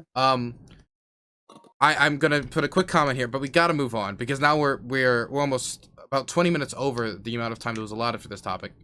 So I Great just want conversation. Great I just want to say quickly, I have placed a few family members in nursing homes. As far as I'm aware, they have some minimal stuff for medical care. Of course, because when you have elderly patients, they're more likely to get sick, stuff like that. I don't know the extent of it. All I know is they did have medical equipment and people who were there who were equipped to deal with minimal medical issues. I don't know to the extent of it. That's all I can contribute to that. I'm not supposed to comment, but I just thought I could throw that information out there. Now, I object. I object. you object. I object. We're gonna throw it over to Joe. Can I get some fellow Republicans to object, please? No. Gonna throw it to just like the election. We're gonna throw it to Joe and That's what I was GSU. referring- This is going to be a little bit long of an answer, but I think it's going to give a lot of people a bit more clarity here. So, Giuda Pristicelli is the Commissioner of Health in New Jersey. So, the reason why they were putting patients into nursing homes were a few factors. One, the hospitals were overloaded. Two, the hospital was overloaded in areas where people were clear. Rather, when I say clear, that they were testing negative for COVID more than initially once, and then it was twice. So they would transfer those individuals into nursing homes. Then we saw that little bit of an uptick of a problem. Jersey overcorrected and tracked the cases and deaths across all nursing homes. They did this very, very early. Another thing that they did was they had for 2 negative tests. So you needed 2 negative tests before you were transferred into a nursing home. The reason why they did that, although nursing homes don't have the same type of supplies as a hospital, they have enough to deal with the minor things that were happening during the recovery phase of COVID-19. That could be things like a mild cough, general weakness and fatigue, but it's not really enough to discharge you.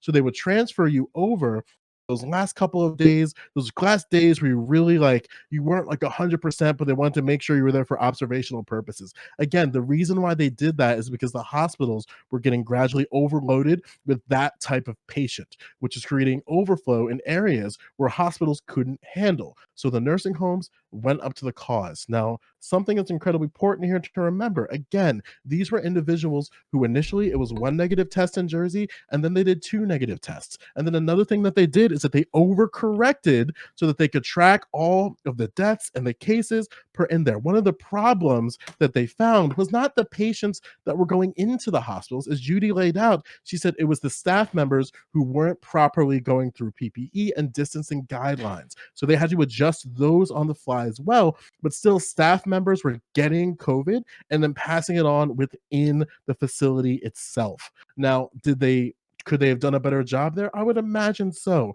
But to act like people were just getting dumped with COVID in hospitals, especially when you bring up the Garden State, is just bad faith as shit. And this is to Rob, man. I'm totally fine with a level of reasonable skepticism when we look at issues. I'm very critical about COINTELPRO, but something that you do, which is why I think people think it's the sweetest content in the world, is that you never take a side that's clearly strapped in reality. You keep this 50-50 type of back and forth where you leave way too much room for unreasonable skepticism. And I don't think that's who you are as a person.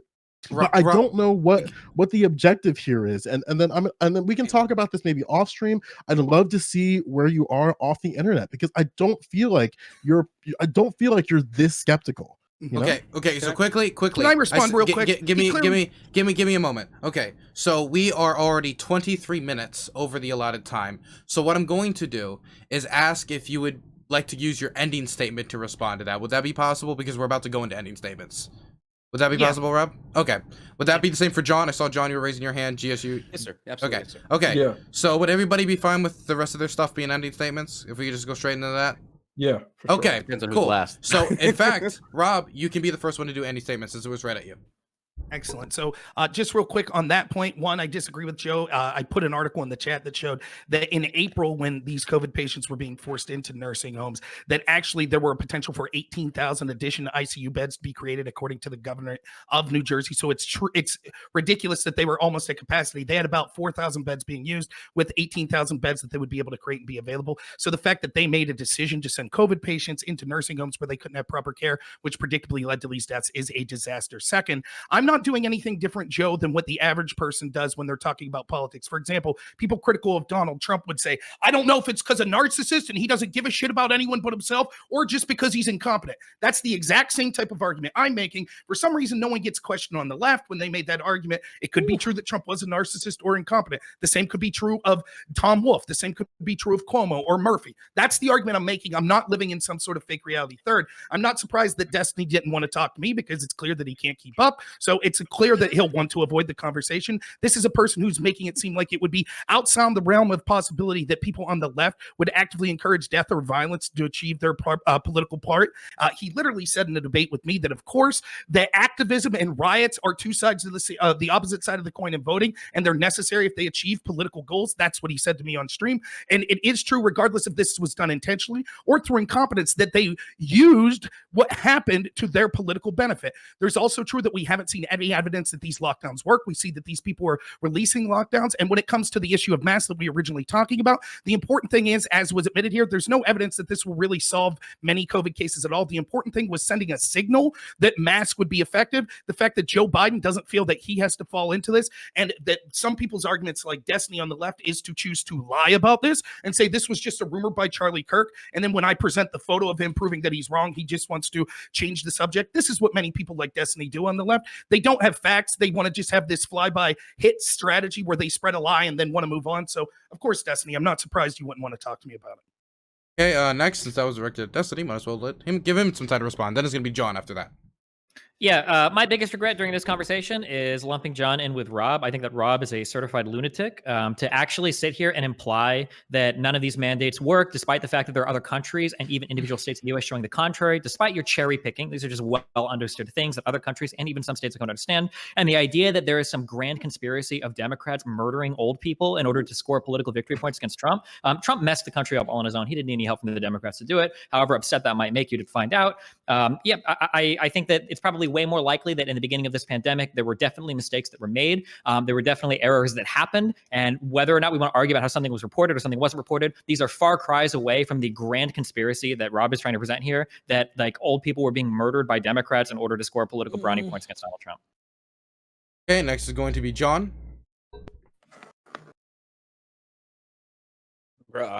Joe, I would love to get with you in Discord after this and have you read me a bedtime story, because you've got the most relaxing voice I've ever heard in my entire life, bro. Outside of that, I got nothing, man. Let's move on. Okay, we're going to go to Joe, actually. Or I believe we have said Joe? Yeah, Joe. For closing, yeah? For closing thing? Yes. Oh, sorry. 20 thumbs up. Yes. It froze, and I was like, I definitely got it. Okay, so a few things here of note, which I think is incredibly important. And I'm cycling back to the tonic statement that I said.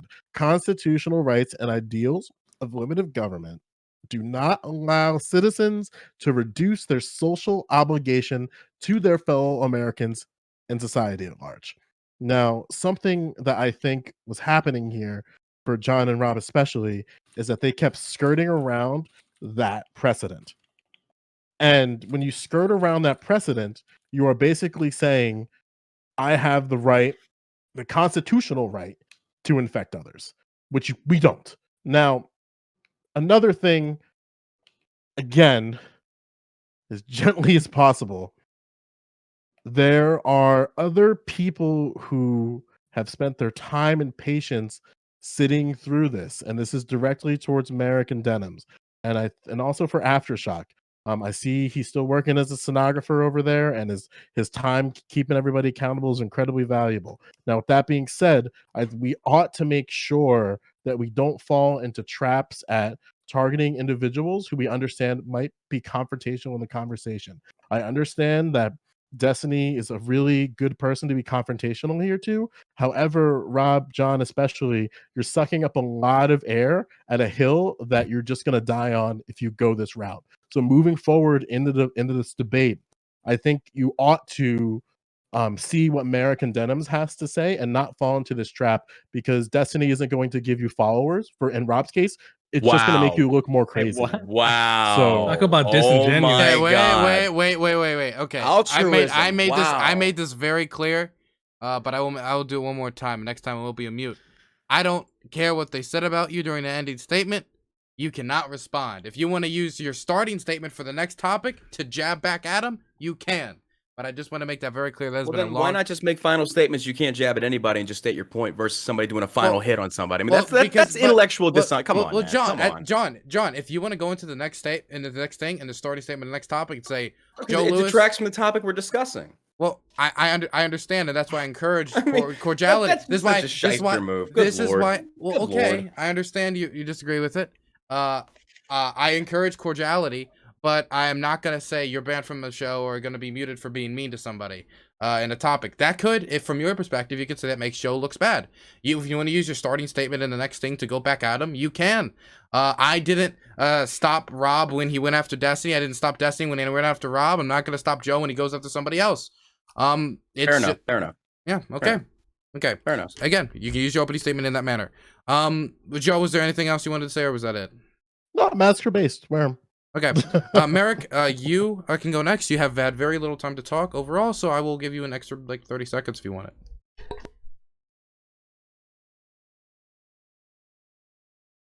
Thanks. Okay, so I feel like we got really far off topic and we kind of wandered into conspiracy theory territory a little bit, and I really wish that we had stayed more on topic. I appreciated Joe's input, and that was even before you said that, you should give us more time to talk. Thank you, Joe. I think that you've made really good points throughout this whole part, and I really fundamentally disagree with the notion that we don't have any responsibility to each other. I think that as long as you choose to live in society, that there is a societal contract that you agree to, and I think part of that is not putting other people in danger. I also would just like to say that I don't think that correcting misinformation is necessarily reinterpreting something that somebody had stated. So I really kind of think going forward, if we run into that situation again, it's probably best not to attack the other person. I don't think that that was very good faith. And yeah, I guess that's all I have to say about this topic. Okay, next is going to be Denims. Yeah, I mean, I don't know. I think I agree. We went off topic on quite a few things. I think that the mask mandate on federal property is really kind of not that big of a deal at all. I think holding these weird, well, he didn't wear the mask this one time in this photo op. It's such a bizarre concept when the reality is we're significantly more upset with leaders that just don't acknowledge the fact that something is incredibly important and underplay it rather than admitting that it's a problem and there's things that we can do to fix it. Okay. Next is going to be Aftershock. Sure. So I mean, it was a great talk, regardless of all the insults. I just find it really funny how every single person on the left here resorted to insults once their argument was completely debunked. You call people conspiracy theorists and being disingenuous, and then resort to that as your ending statements is just completely horrible, especially coming from the party that can't take "go in peace" as something that actually means "go in peace." Instead, Trump meant go out and riot and burn shit down. Also, people still believe that Trump said inject bleach, which is kind of funny coming from people who are calling us conspiracy theorists. The question questions are well deserved, which is what Rob is saying. He wasn't saying, and again, which is what you guys are resorting to, is that, oh, you guys are conspiracy theorists. That Rob is saying that they did it on purpose. That's not what he said. He said it on multiple occasions. He said it's either this or this, but you guys only want to focus on one because it helps your argument, pushing this narrative that we're conspiracy theorists and we're not worth the time to listen to. Yeah, that's all I got. Okay, last is going to be GSU, and then we're going to go into the next topic. Yeah, so first I want to say I am highly surprised that we had a whole panel and everybody agreed that mask mandates on federal property is something that is within the purview of Joe Biden and they don't think is anti-constitutional. So I was very happy that people seeded that early on. I thought we were going to have a real conversation because people were willing to be realistic, and then Rob went on about like and Aftershock is not that we only attacked him on the second option, is that he said that they're both equally likely.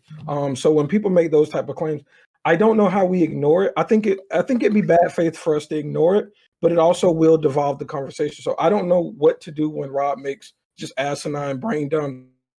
But I guess we'll hope that doesn't happen in the next talk, and hopefully he says things that are coherent. Okay. Can I ask a question, Dylan, real quick? Sure. You can ask me a question. Yeah. Yeah. What was Donald Trump impeached for the second time? Just kidding. I don't know. I have no clue. I have no comment on that. You know, Okay. I mean, who knows? I mean, Funny, real funny. I can answer that if you Wow, want. knee slapper there, Destiny. Yeah, we can talk about that if you Stick want. to your day job. Let's do Okay, it. so we're gonna go. Oh, that's actually funny. I'm gonna go to the next topic, which is a Biden stimulus. Also, I just might as well get this off the bat now. The last topic is the Keystone XL pipeline. But I've gotten a lot of DMs from people who are interested in making this about the GameStop stock situation. Just from the panel, and I'll just revive, because I know a lot of people did this research on the Keystone, and people haven't had time for the GameStop one, so I understand if the panel rejects it. But is anybody interested in either ditching this topic, which is going to be the stimulus one, or the Keystone one for the GameStone stock situation? Because I understand there might be a little bit of disagreement on that. Which one do you want to ditch? Which one are you talking about? The Keystone didn't really interest me that much. Yeah, not gonna me lie. neither. Yeah. Anybody else? Keystone? Anybody want to really talk about Maybe Keystone? we can do like a closing. What do we think? I don't know. Nobody What wants to I talk about learned Keystone? here, Dylan, is that the last time this happened, it turned into a battle royale. So I'm going to yield the floor here. Okay. So it seems like nobody really wants to talk about Keystone, so that will be the one we nick off the list, and we will make that about Dogecoin or GameStop or whatever the fuck. I don't know what you young people are doing with. Hey, I gotta ask you a question, Dylan, and I mean this sincerely. I was told, I don't know if this is true. I don't know if it's like people spread when people talk about trading. I was informed that we're not allowed to talk about like what we're directly investing in because we're not certified traders. We could get in trouble for that. I don't know if it's true or not. I just don't want to see anybody get in trouble if we discuss that. Well, all my money is in TF2 crates, so I would have no clue. Don't people do that all the time? As long as you're not saying you're like a qualified trader giving trading advice, you're fine. Yeah, Okay. there are people that broadcast when they day trade and show exactly everything that they do. Yeah. So I would have to And they go on media. And, Yeah. Okay. Okay, so Fair the enough. next topic is going to be Biden's stimulus. Basically, Biden is proposing a very large-scale COVID stimulus. It's connected with $15 minimum wage and a lot of other things. Extensions on food stamp increases, utility coverage, rent moratoriums, help assistance with paying rent. It's a very big stimulus. It covers a lot of different areas. Sending money to state governments for expanding COVID. There's a lot of stuff in it. Basically, the question is to here if whether you think Biden's stimulus is good for the country and recovering the economy, or bad for the country and would just be more harmful, more bad than good. You could take the question generally whatever area on the stimulus you want to talk about, and we're going to start this time in the bottom right-hand corner with Aftershock, since we did the left-hand corner last time. Sure. So, I mean, yeah, I'm for a stimulus. You know, like I said in the last panel, if we would have passed the 2K the last time, I would have still been behind on my rent. So that kind of sucks that, but Biden promised 2K. Now it's 1,400. Now, I mean, I understand what he's doing. We got 600 already. So 14, 2,000, but he promised 2,000, not 1,400. And more time has passed since the first time we got the first COVID relief to the next time. So I don't understand how we got less in the second stimulus. But that was in the topic as well. But I'm not demonizing Biden for it as much as the left is. Now you have a lot of people completely going after him for it, which is kind of speaks to who they are, because they want it all. It started with abortion. First it was safe, legal, and rare, and now no restrictions in some case. Then guns, just these. No one's coming for your guns. They kept telling us, and then Bethel finally said the thing you shouldn't say out loud. Hell yes, we're coming for it. Then the censorship. It started for these few words. Then nuking accounts that had no business being nuked. And then now I think I'm hearing people talk about $35 minimum wage, so that it's kind of, yeah, that's where I'm at. Okay. Next is going to be Destiny.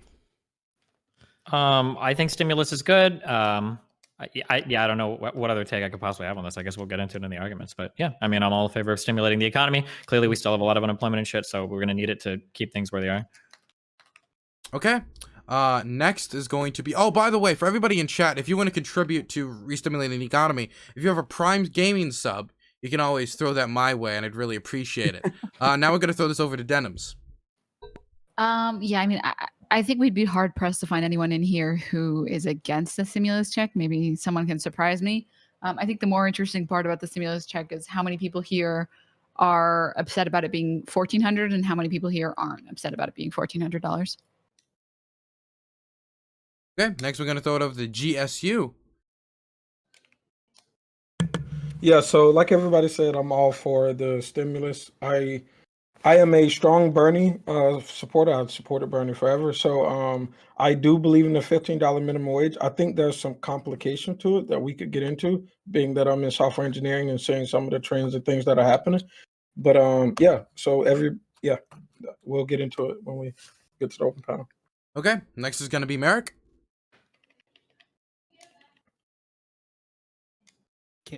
You're muted. Yeah, I like the $15 minimum wage. I like that he wants to invest in businesses that are going to that are really like green energy focused. I think that's really great. It would have been a lot better if they had worked on their messaging and not promised us $2,000 checks. I also understand what he's doing with adding the 14 and the 600. It just seems like it was a really, really poor messaging. Okay, next is going to be John Burk. Yeah. Okay, so I'm gonna do what you advised me to. Joe, lost all respect for you, bro. The accusation of I'm trying to reap followers from whomever being in this chat. If you want to break it down, let's just go ahead and measure it. Was it like 250,000 on Instagram, 500,000 on Facebook, 200,000? I don't need your followers. That's not the reason behind it. The fact is, I respect Destiny because I've actually watched a lot of his streams, and I respect the fact that he actually stands for what he believes in. And he's very intelligent in that manner. But what you just did in regards to the other two females on this chat to create a situation where no situation exists is a very self-made victim mentality. And I find that very intellectually dishonest. Shame on you, sir. Ladies, ma'am, if you have something to say, I'm here to listen. No one cut you off. The one time that Merrick did raise her hand, it was addressed. So I don't know where you're coming with this. To create this false idea that women are being oppressed in this chat, which if they are, vocally say it. Say it, and we'll have a conversation about it. But to imply that the cis white male on this panel is somehow misogynistic, come on, bro, stop with that. As far as the stimulus goes, the only issue I have is the $15 minimum wage. As a business owner myself, it's going to screw a lot of small businesses. It's not going to be good for them. I think there are conversations to be had about that. As far as the stimulus goes, the stimulus is a result of the shutdowns across the country, which we've clearly seen don't work. And if we actually are following the science, according to what a lot of people are out there are saying, why is Cuomo opening up New York when in January 2021 we have the highest death rates since 2020, in all of 2020? So I don't think we're following the science. I think this is a political stunt. I think people are dying as a result. I think small businesses are dying in droves. And eventually boil back down to the conversation nobody wanted to have of, do we put more faith in people dying or businesses actually supporting and putting foods on table? Those are the conversations that need to be had. Okay, next is going to be Rob. So yes, I'm honored to be here with my fellow conspiracy theorists that have spent the past 2 weeks telling us Donald Trump wanted his followers to kill people and engage in an insurrection at the Capitol. But God forbid someone ever disparage a Democrat. So thanks for being on here, everyone. I like the fact that you throw out the term conspiracy theory because you can't answer what I'm saying. And the official position apparently of you people is that the health experts that suggested nursing homes taking COVID patients know less than the average American. But I digress. On to the stimulus. He froze. He froze. Yes, thank you. That's God. That's who that is. Like, Or is it the FBI? That was the D. if you don't believe there's a God, explain That- why. Wow, so we're going That back was- to insults already, GSU. that was Didn't okay, you just okay. stop? Didn't your end statement just say, in regards to cordiality and let the conversation progress, and you sit there and you insult a man behind When his did I back insult when him? it's rain When free? did I insult him? Okay, You literally okay, just said we're- that was an act. we're- Don't play we're stupid still- with me, sir. I How said dare that. you? We're How still in dare intro- you? Okay, Don't everybody. sit there and throw a punch and then play victim when somebody slaps back I'm sending at you, out. sir. I'm No, I sending didn't out play the victim at all. cops in No, stop helicopter. that. Wow. Okay, everybody, Good Lord. let's shut this down. Let's shut this down. Okay, everybody. So I have the speaking stick. Okay, and since I have the speaking stick, I will be the one that speaks. You do not speak unless you have the speaking stick, or I've bestowed upon you the power of speaking. You all have a magic curse that I have just put upon you, which denies you speaking. Your tongue has been taken out of your mouth. And so, who now has the speaking stick but the last person who has the intro, which is Joe Lewis. You may give me in. Yeah, John. I really respect your criticism there. Maybe I'll take a look back at the VOD and double check. The only thing that was kind of weird, you put like cis white male at the end. I don't know why it got so racialized at the end. It's a little bizarre to me. So the stimulus, right, and the stimulus package. By December 2020, our national debt, I think, was around like $27 trillion. During Trump's presidency, it increased around $8 trillion. Now, the amount the government debt, like that amount, reflects the timing of taxes. So higher spending and lower taxes today mean more borrowing that will be paid through higher taxes in the future. The economy grows over time, so collecting those future taxes makes spending today affordable. The national debt also, unfortunately, is just misleading. The same amount that rose during the Trump administration, that $8 trillion, is around the same amount that's owed to government agencies like Social Security.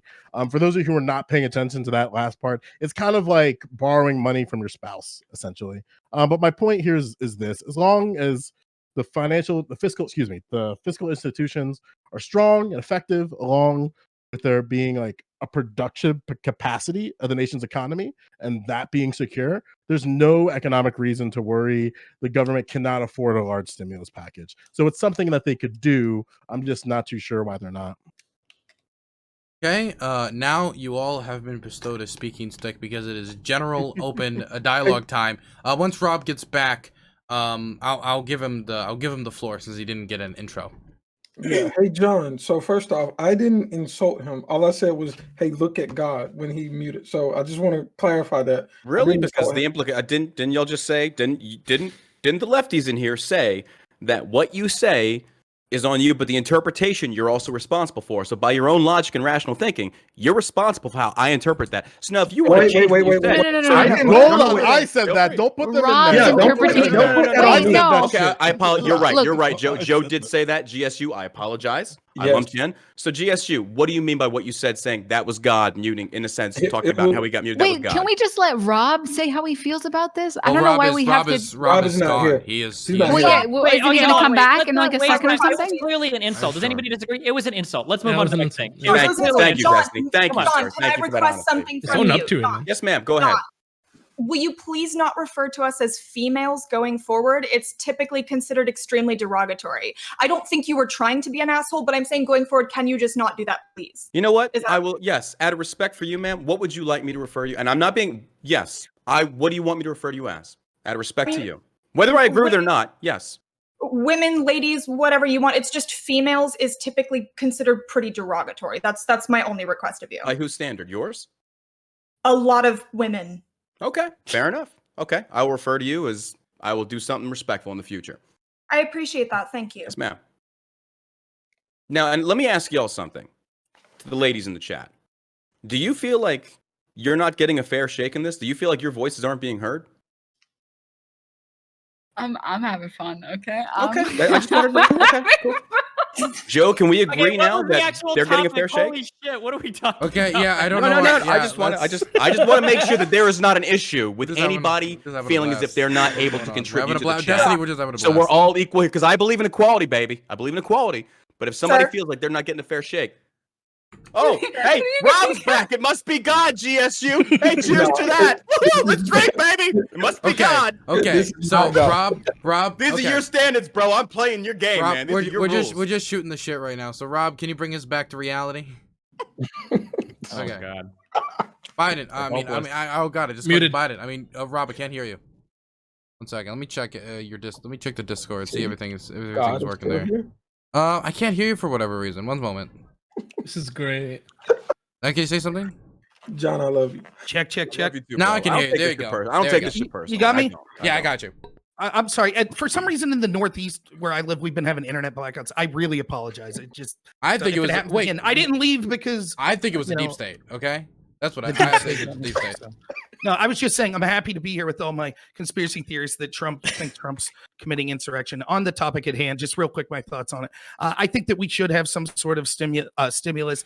The problem I had with the first one wasn't that we were giving money to people. We should give money to people because it's the government's fault that they need money because they've embraced these disastrous lockdowns. The problem was that they gave billions of dollars to a bunch of other corporations. In fact, the CARES Act and the first stimulus was actually one of the biggest transfers of wealth for the lower class to the upper class that we've seen. All of the policies have been endorsed by Republicans, Trump, and the Democrats, have resulted in people like Jeff Bezos and Walmart making billions of dollars while small businesses and working class people have suffered. So it's a disaster. Biden's stimulus plan, the good parts of it, yay. Just like everything else he's done, he's directly copied Trump's plan. Trump said send $2,000. Biden say sending $2,000. It's just the Democrats will do it now that it makes them look good, so they'll do it. The $15 minimum wage, though, is a disaster. It will destroy small businesses that are already being affected by COVID, and particularly in rural places that the cost of living is lower. We're open. It's an open debate. It's an open discussion. Wait, Yeah, the Rob, CARES do you Act. Wait, think the Paycheck Protection Program is part of the CARES Act, right? Right. Wait, so what do we mean when we say that this money was sent to big businesses? The CARES Act, much of the money of the CARES Act ended up going to large corporations like. Yeah, but what did that money go to large? If we're talking about like specifically the Payment Protection Program, what did that money go to corporations for? It went supposedly to help with payroll and things like that. But the problem was that it didn't, because of all sorts of things and barriers that were set up. Actual small businesses that we were told were kind of the thrust of who this was for didn't even know how to apply for these small business loans. How do you not know how to apply? I don't believe that to be the case. Well, I could tell you exactly. Like, one, the proof's in the pudding because so much of that money went to large corporations. A larger Second, percentage of the money went to corporations, but a Right. larger total share of loans went to small businesses. Of course, a larger share of the money is going to go to corporations.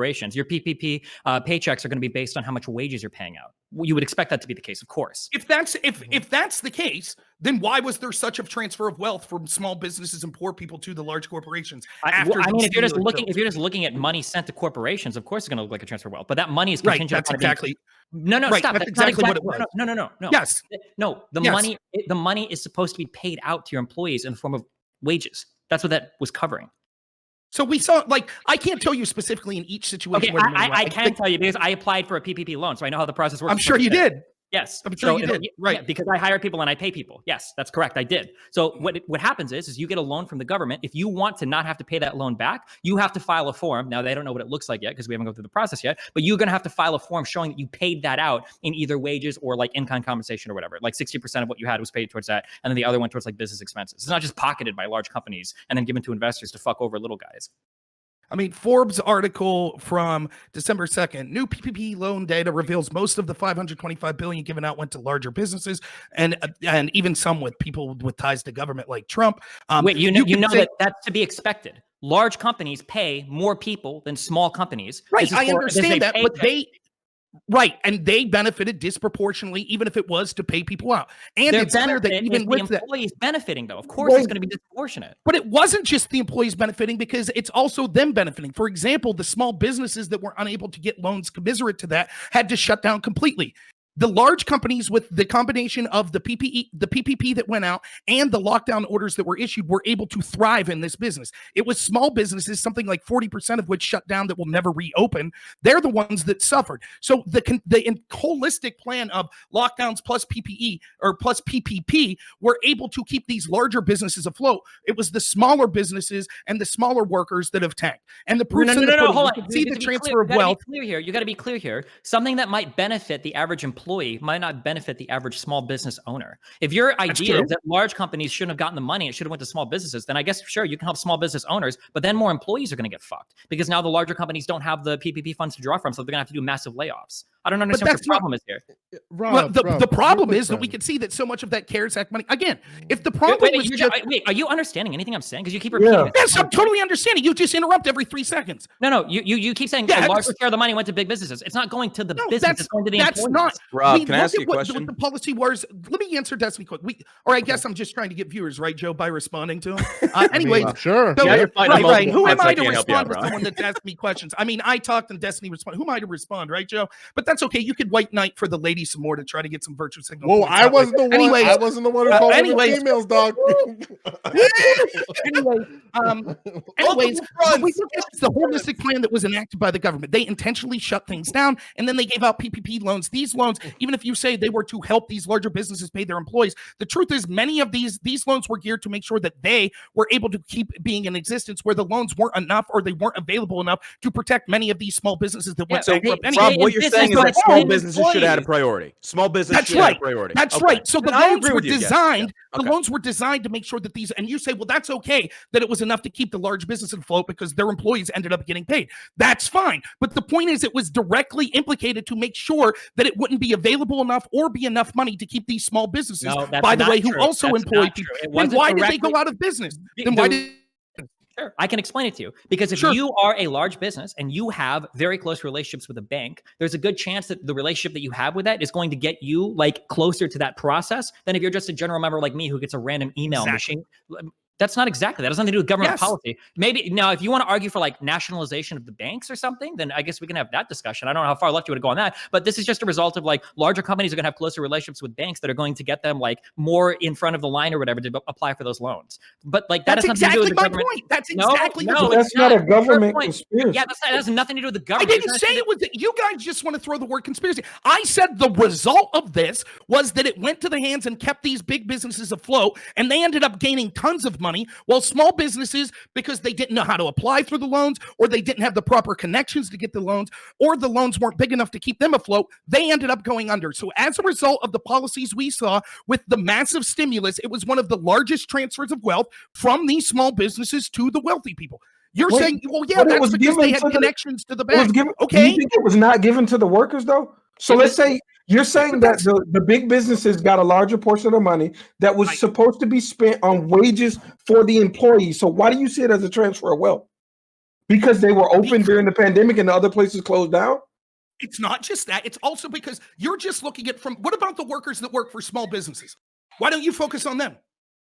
Screw them, right? No, it's about a net saving of workers. More people work for large businesses. So it makes sense that like more. Yeah, it sucks that anybody got unemployed. If your argument, Rob, is we should have had more money cleared for it, then yeah, sure, I agree with you. We should have gotten way more money. And that's the two arguments I'm having. And I was kind of making this argument with the mask mandate. You could have any program you want, but if you don't have ease of access for understanding for the general population, so if there were barriers, they just ran out. They ran out of money.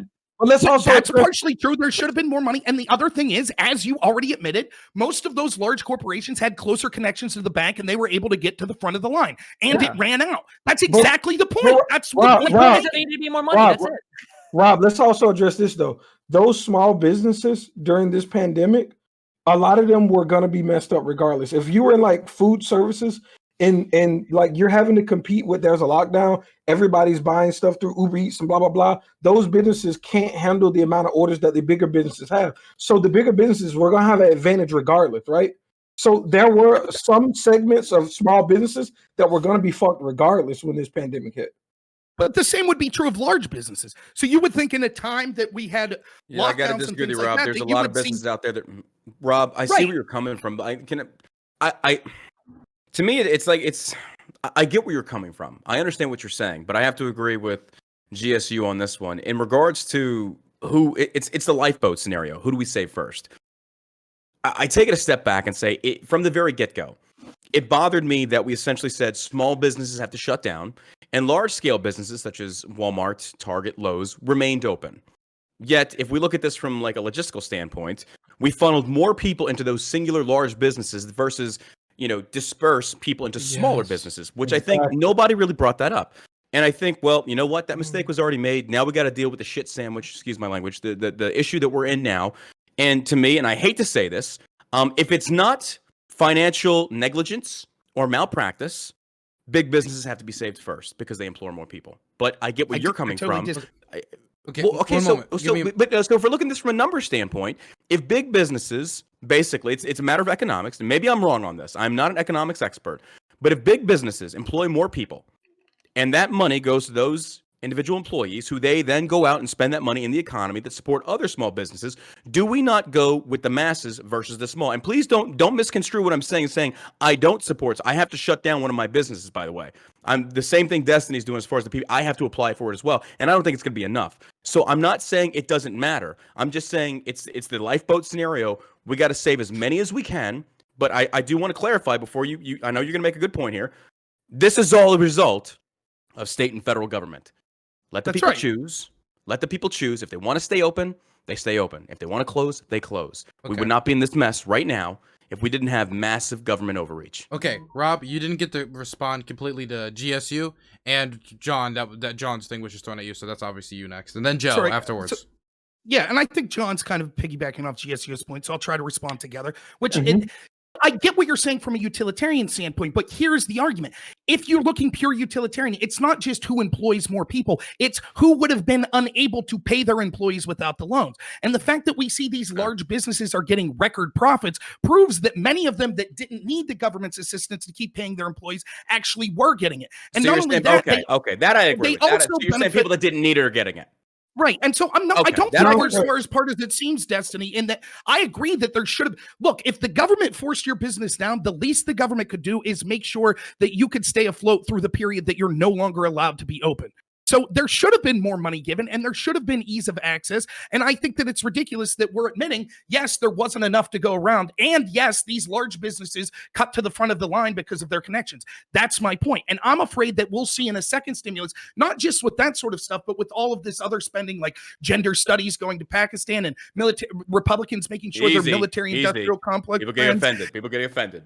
Oh, I don't care. I'm just saying this is a perfect. It's real simple. If you're concerned about people losing their livelihood over COVID, the bill should be exclusively about keeping people afloat during COVID. It shouldn't be about other countries. It shouldn't be about foreign aid. It shouldn't be about defense. It shouldn't be about abortion. Bro, I get it. But now you're arguing the legislative process, and I agree with you. But we're talking about an omnibus bill versus a standalone stimulant, but that didn't happen. So nobody here is to blame. That's Congress. That's not even a left versus right. That's all of them up there screwed the pooch on that one. I agree with you on that one. Right. I mean, I 100% agree, but that's just not the way it works, and it pisses me off, and it does need to change. And I think this goes more into a government power versus the people kind of argument. So, like, look, if this system doesn't work, if the omnibus bills aren't cutting it, and by the way, that bill that was actually introduced back in, I think it was January of 2019, the stimulus bill, was introduced by a Texas Democrat.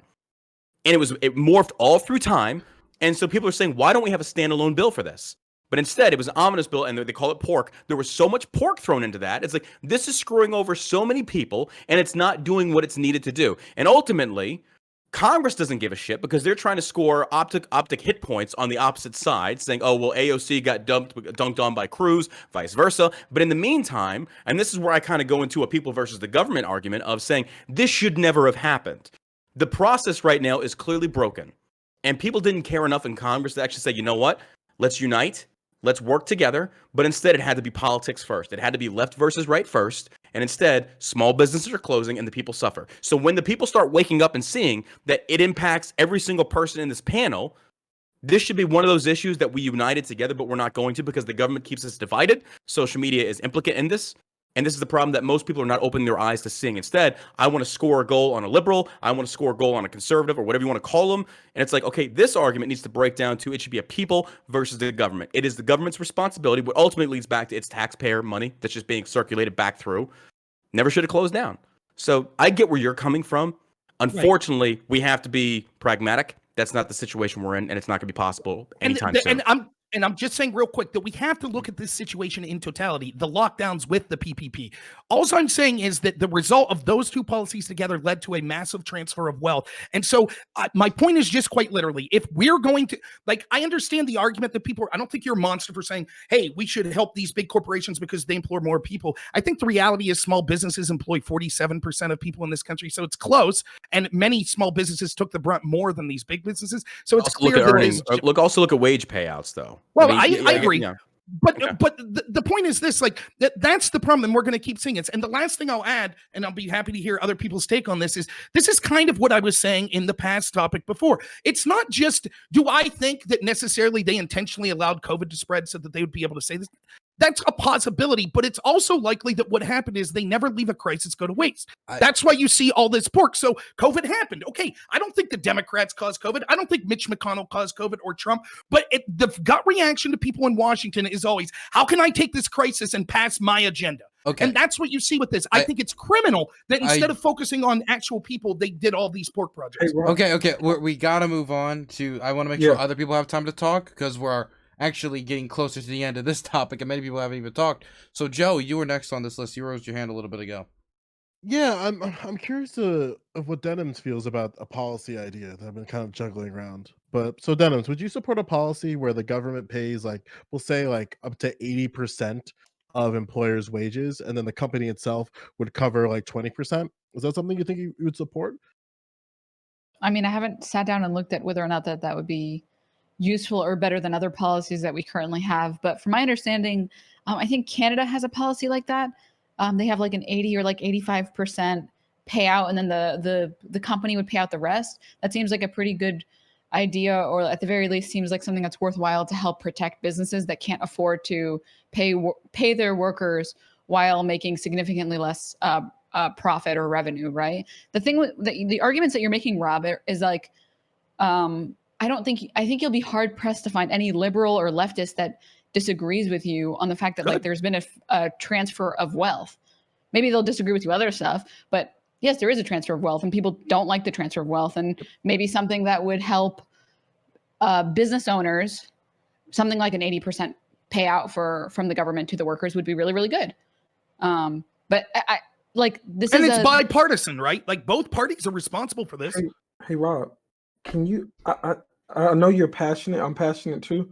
Like you're yelling, and when I turn you down, you sound like you're just in another room yelling. It's really. I'm not memeing right now. Like it. Can you? I don't know. Can you adjust your volume just a little bit? Because like no matter how I adjust your volume, is like just turn him down in Discord. Yeah, but then he sounds like he's just in. It's weird. Okay, don't worry about it. I'll try to be softer. Sorry, it's how I talk. Would you support something like that, Rob? Like the idea that the federal government pays, like, say, up to 80% of employers' wages, and then like maybe up to 20% it's up to the company? As an emergency like measure during the lockdowns, you mean? I mean, yeah. Yeah. I mean, I would be open to having a discussion on a short term. The same is true with all of these lockdown measures, right? Like even like are all of these COVID measures. Like I'm not against the government being transparent and explaining why we need to make short term sacrifices. And regardless, the ultimate truth, I don't know what the best way. I favor giving direct payments to individuals instead of or loans to businesses. That's personally what I favor, as long as those loans are access to everyone equally and not playing favorites where people could jump in front of the line. That's what I tend to favor, but I think that it's criminal and it's unethical for our government to force people to close their business and then not support them while they're forcing them to close. So I'm open to any conversation with how we divvy out those payments. Well, that's why I ask, right? Because if there's a business that can't keep their business open, maybe there's a way that the government can pay for those wages when they're open. And again, so you support a policy like that? Am I understanding that correctly? No, I would have to think about the policy quite heavily. I could see that there's tons of problems that could come up with it. But the idea of trying to support businesses, again, I think the direct payments to people and loans to companies to be able to pay their employees through this are the best strategy. The problem that's a direct payment though, right? Like I'm talking about like up to 80% of the federal government paying their workers, and then maybe the business, in the case of John's case, maybe they determine that John has the ability to pay the full 20%, and then So I got to the disagree with you there government because there's fronts a like lot of 80. businesses that operate in the red, Joe. That's the problem. And you see, Yeah. I see what you're saying is presenting that 20%. Bro, I can't afford that. I can't. But It's the literally other- whatever the government gives what type me. of The other thing what I type want of to say, split do you Joe, think will be what type of split do you think will be acceptable then? no, but Regardless of 70, what, too. hold on. I'm misunderstanding. Split Yeah, between what? so you're saying that you wouldn't be able to do 80%. Could you do like a 9-1 split? Federal government you see, here's the 90%, thing, like company we 1%? can't generalize that because each business is different. COVID impacted different businesses at different levels in their financial growth and expansion. So Absolutely. to sit there across the board and say, can all businesses sustain this? We can't do that. And it's not, and I hate saying fair because it's a 4-letter word in my mind. And here's the other thing that we're not addressing, ladies and gentlemen, that I don't think anybody's thinking about. We're slapping a Band-Aid on a sucking chest wound. Right. You could give me 100%. But until Yeah. these states let us open, bro, we're back in Yep. the same position we're in 30 days. Well, It can that's- keep me afloat for maybe 30 more days, but at the same token, it's like we're still shut down. I Well, can't this is do what I anything. want to. This is what I want to bring up. Like, Hang on, even Gavin, real if the quick, friend. wages, Okay. even if the wages were paid, the businesses that are allowed to operate are still going to make money. So when Rob talks about the record No, profit, not necessarily, sir. No, Not no, no. necessarily. I'm talking about the businesses that were open necessarily. If I'm the only one who can do business, I'm gonna make record profits. So it's not. It's obvious that the businesses that were allowed to be open throughout COVID made more record profits this year. I don't Because they were the only ones open, sir. exactly. That's Being what I'm, open is not indicative of making a profit or turning a profit. Some people floated loans for months. They collected their freaking life savings to stay open. This is not a zero-sum policy or game, sir. It doesn't work that's that fine. way. I don't know if you. No, I think you're agreeing with me. I don't. What exactly do you think you disagree with?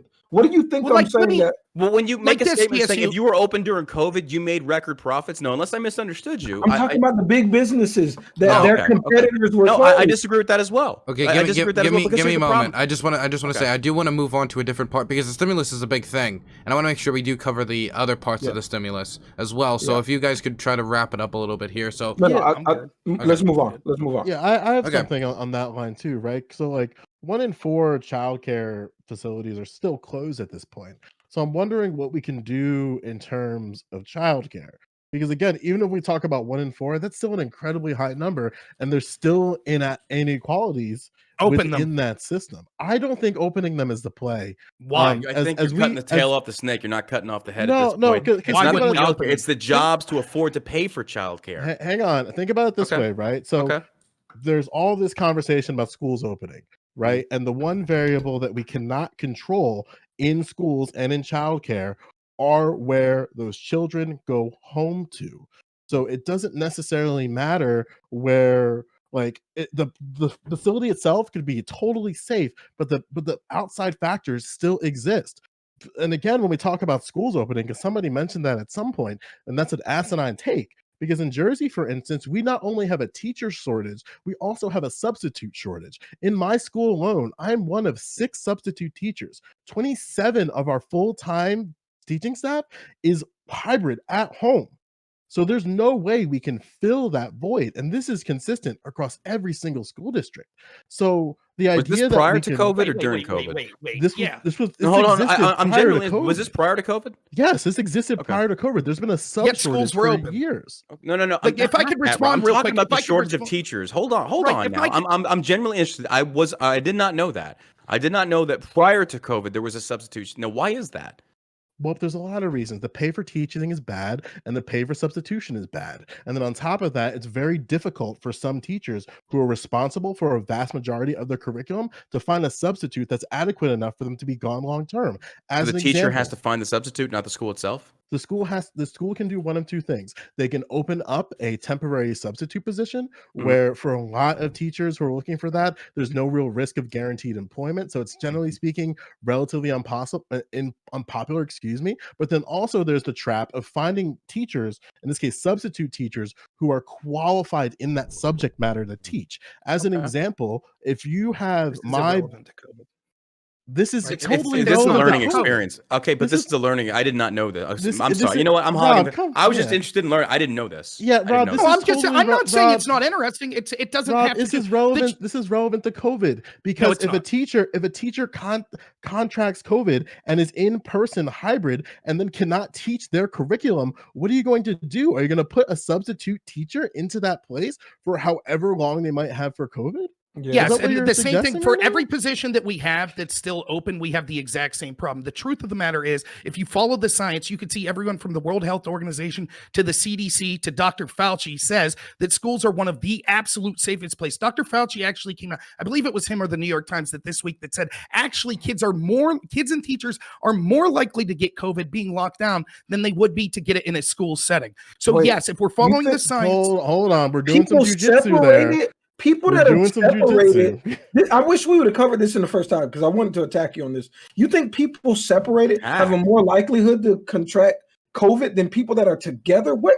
How does your brain work?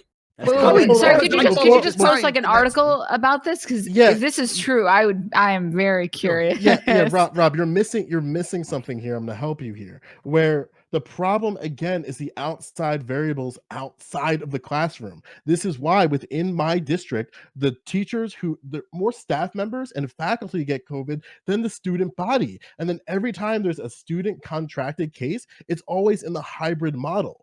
So who is giving these kids COVID, if not whether it be the parents or other individuals? I have a question, though. I have a question.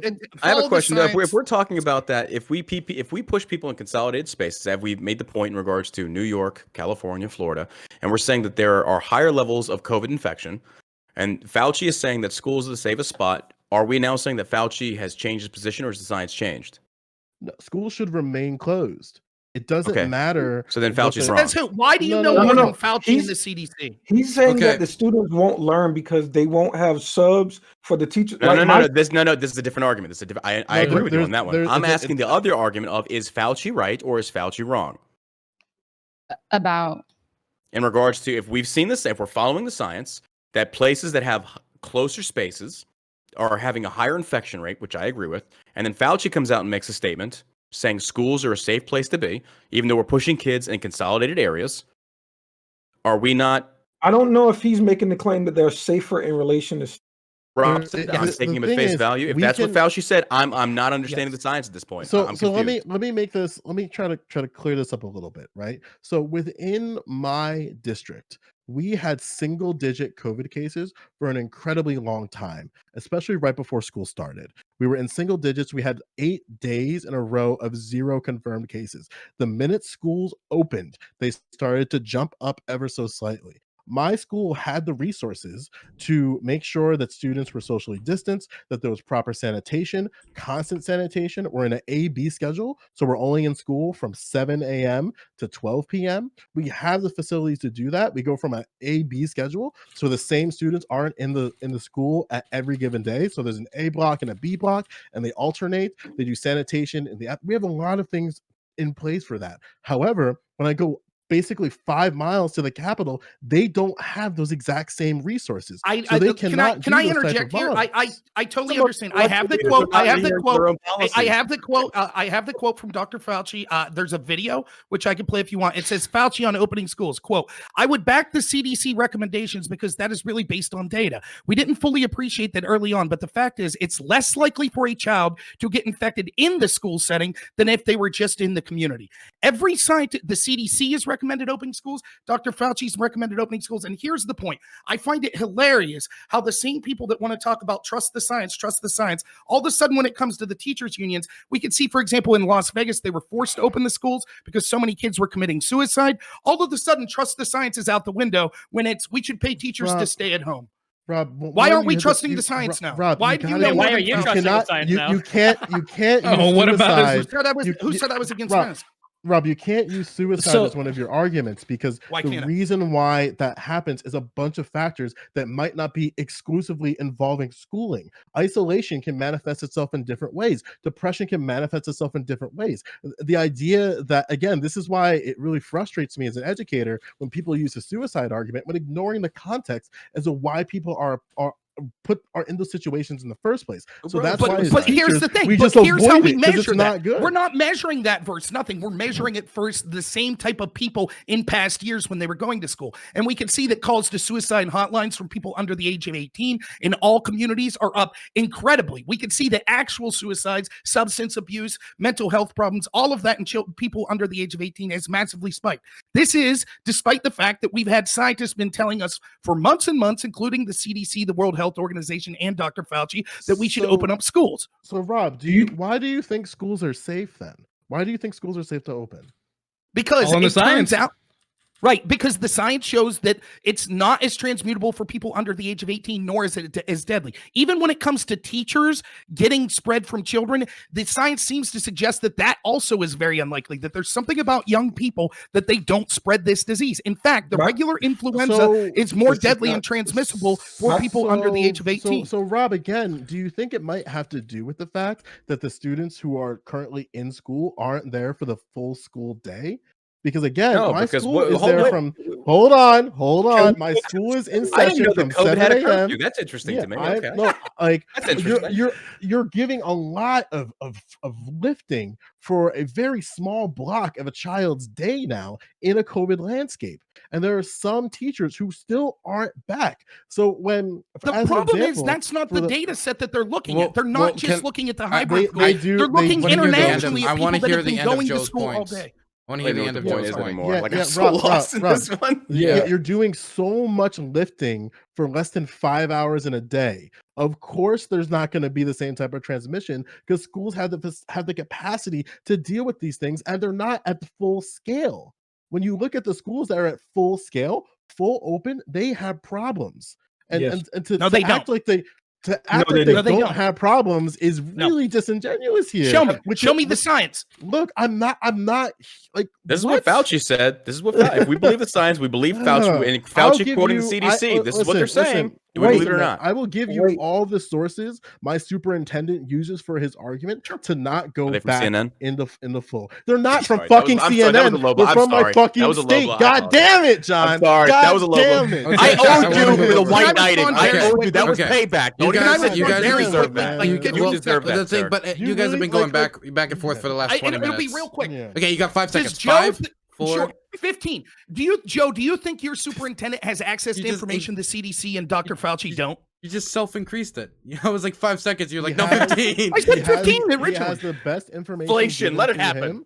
Through cooperation with the Department of Health in New Jersey, and the Department of Health in New Jersey collaborates with the Department of Health at the federal level. So somewhere down the line, someone's talking to Fauci. It's not just exclusively the federal government having these conversations. It's all the way down. So when my superintendent makes a decision, it is a decision that he comes through understanding the data, talking to the teachers there, talking to the health professionals in the township, talking to the health professionals in the state. There's a lot of people where he comes to these decisions. And this is true for every school district in the country. Okay, so now Aftershock, you raised your hand a while ago. Gonna go to you, and then we're gonna go to the people who haven't talked in a very long period of time. Okay, and then we're gonna wrap this topic up. So this is where I'm at with it. We've seen them make horrible mistakes all around the country. Even Trump, Fauci, they shut us down. We've seen them fuck up the stimulus as well. We've seen all of it multiple times, but the answer that we're giving and the answer that you guys are giving are completely different. One wants to make the government bigger, and one wants to tell the government to get the fuck out of our way because we know what we're doing. And also, one point that we're talking about schools, like we also have to take into account that people are hurting for a lot for money, and people like kids going to school in a lot of cases, that is where that kid is going to eat. Right? I don't like it, but that's, also when kids go to school, that gives the parents the time to go to work, stuff like that. But it's funny. It's so funny to see how now that Fauci came and said that Fauci came and said that we should open schools, now very conveniently is the time to question what these people are telling us. It's very interesting. So Joe, can you, without deflecting whatsoever, can you answer Fauci's claim of you guys can open schools because it is safer? And I need to pee really bad.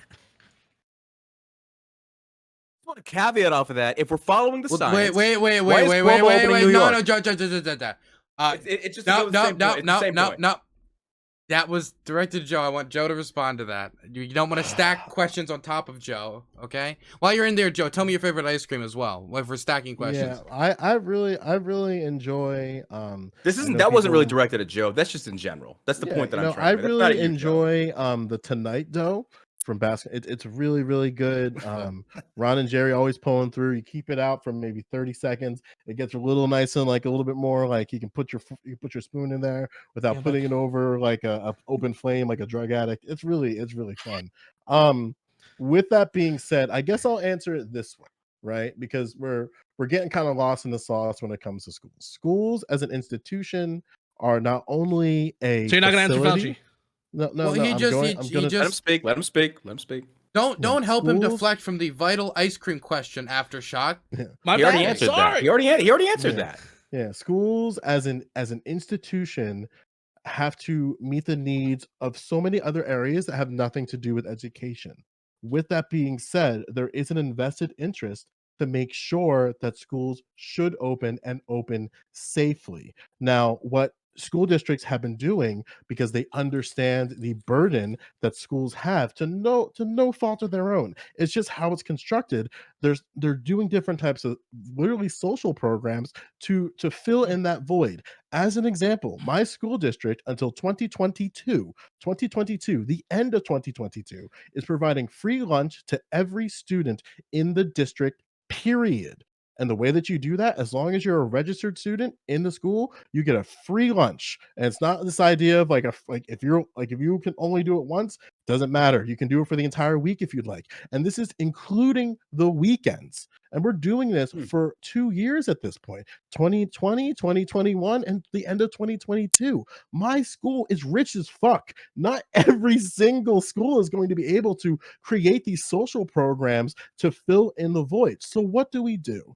Because we had the funding through property tax to do this. We're busing single students to school for 5 hours and going home. If you're a bus driver, you've been talking a while. Denims has been having your hand up for a while now. We should probably let her speak. Absolutely. Yeah, And I'd love to hear real quick. So Fauci's right or wrong? I'd love to hear her thoughts on this when I'm finished. Is that we have to understand that the states can't do these things alone. It's not only the responsibility of the school district and be able, like, through property tax and find ways of finding funds from there, but if they can't front the bill for these programs, then it has to go not only from the state level, it has to be from the federal level, because schools are hurting right now. But the idea that we should just, because students are hurting, that we should just open the schools is incredibly naive, especially considering that our caseload now is significantly higher than when we closed down initially.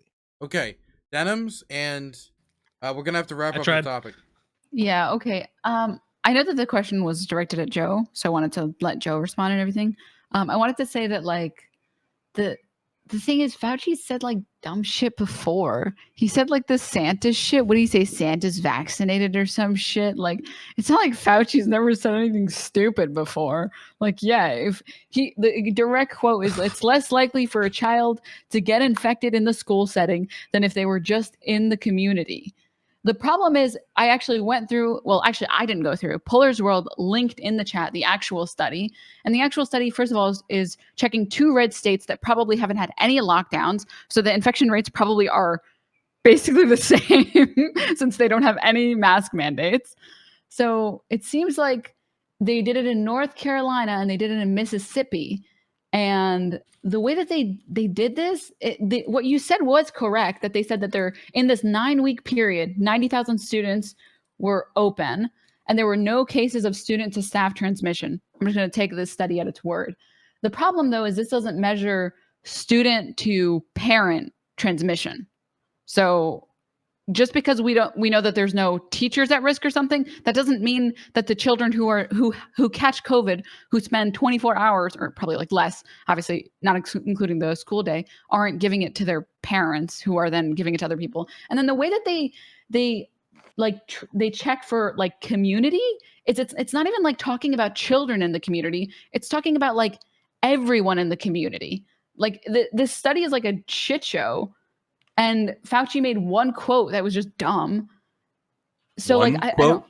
Well, yeah, I mean he's made multiple quotes. I think that the Santa thing was fucking stupid. Like I'm willing What's to. so wrong about the Santa thing? Are you a Can you Santa? prove Oh, that yeah, Santa's you're not completely vaccinated? Of course. Denims? You make a taking very that out of powerful act. context. Can you prove Denims. that Santa is not vaccinated? Denims, of course Look, you're bro. a fucking Santa denier. Bro, I mean, I'm like, in brown. terms of, You like, think I wait. believe in Santa? Santa In hasn't been. I've been destroying all Christians' dreams since I was a kid.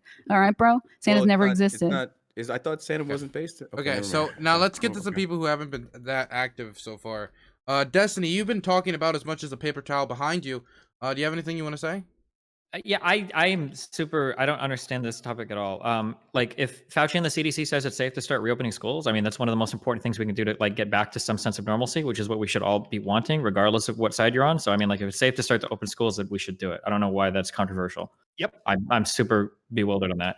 In terms of like to hear somebody say that like, well, Fauci's made dumb statements before. I mean, like I don't know how.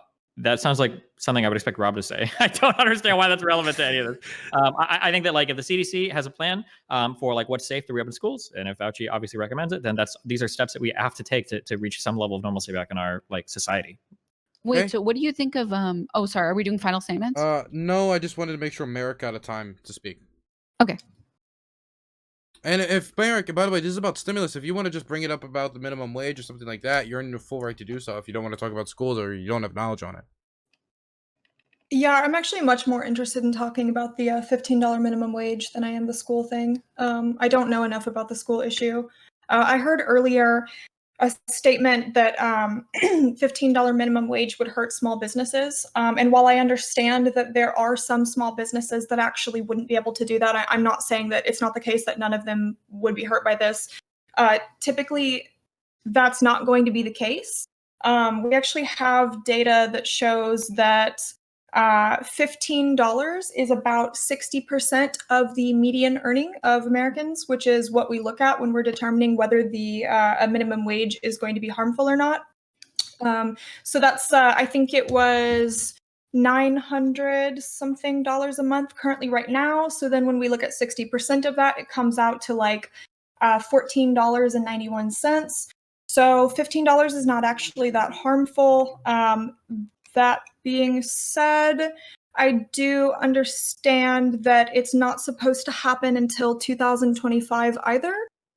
So by the time that we are there and we're fully implementing it on a federal level, inflation also should have risen, and it really honestly shouldn't be that big of a deal. I don't think the 15 an hour, I don't understand the drive for it. There's two huge problems that I see with the 15-hour minimum wage. This is a whole minimum wage conversation. We're going to do this. One is that national minimum wage is incredibly inappropriate. I don't know why we would talk about it on a national level. And two is that I don't think that wages should, like the wage requirements for different types of workers is something that we should take into account that makes minimum wage a little bit less ideal than like tax policy. So for instance, somebody working like out of high school or college or on a part-time job probably has different wage requirements than like a single parent trying to like afford food for their family. And I think trying to set like a minimum wage policy that makes it so that like families can survive off of single workers working in certain areas is going to exclude a lot of people from the job market. And then to reiterate also the first point, that having like a national level minimum wage seems very strange. 15 an hour is going to mean way different things in way different places. Merrick, if I can address your question real quick. I was going to say just real quick. I Yeah, live go in ahead, rural go ahead, bro. Go Pennsylvania. ahead. Go There's ahead. a mom and pop shop out the way. We have a Dollar General and a mom and pop shop in my little town, right? Both of them are paying about $9 an hour. Now, my rent when I lived right beside the shop was $300 a month. So the cost of living here and the wages that you get are incredibly low. If we had to have a $15 minimum wage, Dollar General would survive. They would. And they would raise prices. They would be the only game in town. That mom and pop shop would be out of business tomorrow. They're not even making a profit. They're just retired immigrants from South Africa who do it just because they like being members of the community. If they had to raise the minimum wage to almost 1/3 more of what they're already paying people, it'd be the end of their business. Do you I think, 100% agree. however, So Rob, at that- do you hold think on, that something I should asked be to go after Rob. incremental? Yep. So John. the thing that I want to caveat off I of wanna Merrick, what you said though, the $15 minimum wage increase. So let me just use my own anecdotal evidence, which is me personally. I started a business called Tavern Tankards. It was out of my garage. I made handheld wooden mugs. These are the mugs. I could not afford to pay somebody $15 an hour. I could afford to pay somebody $9 an hour. And this is why I believe in a free, unregulated market where government has no control. Right now, we were able to expand because I wasn't required to pay $15 an hour. That's based upon my location here. It is an affordable cost. Now, maybe we're basing this off the fact that like a family of 4 can't afford to work that job. My business is not created to pay for somebody in that capacity. But there is a teenager that will work that job and ultimately help me expand, which is exactly what happened. And I want to continue what Rob said, that enforcing this $15 on a wage, most people think of it in a sense of like, this is actually going to help out the little man. It's not. All this is going to do is empower large-scale corporations to continue to dominate the market and scale low, small businesses and prevent them from expanding and ultimately, hopefully, in a true unregulated free market, which we don't have, be competitive with the likes of these large-scale corporations. So in theory, it sounds great. I would love because I pay my guys $15 minimum wage. That's what I choose to do because I can afford it. I never would have gotten to that point if they would have said, you have to pay this. And it also boils down to the other point that I agree with Destiny on. It's also about location. So if we talk about inflation, I mean, that's a whole separate conversation we can have. I still don't believe the federal or state government should come in there and say, you have to pay this. And here's the thing that people don't see on the opposite side of the spectrum. If I am paying $5 an hour and even a teenager at a high school ain't going to work that, guess what happens to my business? I don't grow. So it's up to the individual business owner to make sure that you offer a competitive wage. Now, that competitive wage doesn't mean it's going to be the best wage out there. But I'm sorry, if I'm flipping burgers at McDonald's and I'm 17 years old and that's not a $15 an hour wage job, so be it. That's just the way it goes. So pull out the fairness aspect of this and let's pay people for what the job pays. Let's just let the free market run its course. Stop trying to get feds to come in there and say, you have to do this based upon, like, you say, for example, and I'm not trying to beat a dead horse. Living in California is so much different than living where I'm at in Texas. It's way more expensive. So again, if we're wanting to stimulate the economy, start by pulling out and saying you have to pay this much. No, let the businesses choose. And if the business makes the wrong choice, don't bail them out. You let them sink. And that includes small businesses to large scale businesses. And this is where people don't like me because this is where I like put on my conservative hat. Like, yes, I can argue with Gavin now. The problem is that we have a country where people are trying to support families of 4 working at McDonald's. That's the problem. We have an education problem, right? And changing our waging system to try and make it where you can work anywhere and support your family, that's the actual problem. The problem is we should be producing people with marketable skills that can have other jobs in different capacities. Reevaluate the education. And they will be providing the value of their wage. Arbitrarily raising the wage is not going to help. So, and I'm a person that wants $15 an hour, right? The entire year Bernie was running for president, I gave a $15 tip every single place I went. And just like John said, when my business was smaller and I'm a developer, so I had to pay people to test my app, right? So we went and found people that wanted to test. I couldn't have paid all of those people $15 an hour though. So my business would not, if I would have, or I would have just hired significantly less people if I would have been forced to pay $15 an hour. So like the wage conversation is very, very complicated. I think we could have a whole nother hour on this, but I think like me as a developer, it increases the amount that we focus on automation. So once $15 a minimum wage is instituted, every McDonald's is going to have kiosks. They've already got it, bro. Yeah, 100%. They've already got it. But what did that do? It killed off more small business. Using it, but it's going to be even worse after this. So I'm a person that I fought for $15. And after seeing what the response that the private entities did, I don't know what the best solution is because you're going to have less overall people working because they're going to just employ less people if they have to pay $15. And they're going to find any type of way that they can automate. I hate saying the word unskilled labor, but I don't know how else to clarify it. But people are going to automate those jobs. So it's incredibly complicated. And when I feel like we virtue signal a little bit when we just say, hey, yeah, we just want blanket $15. It's far more complicated. It's more complex. And if I could, GSU, I agree. Data shows. This is just not what the study shows. But here's the thing, like Merrick, I'm giving you my own, like me and GSU are giving you both personal testimony of what we dealt with. Okay, but let's bring it over to Merrick and Denims because it seems to be extremely one-sided conversation right now. So I want to get a different perspective from Merrick or Denims. Either of you want to speak up? Merrick, You've been wanting to talk. Denims? No, I mean Merrick can go first.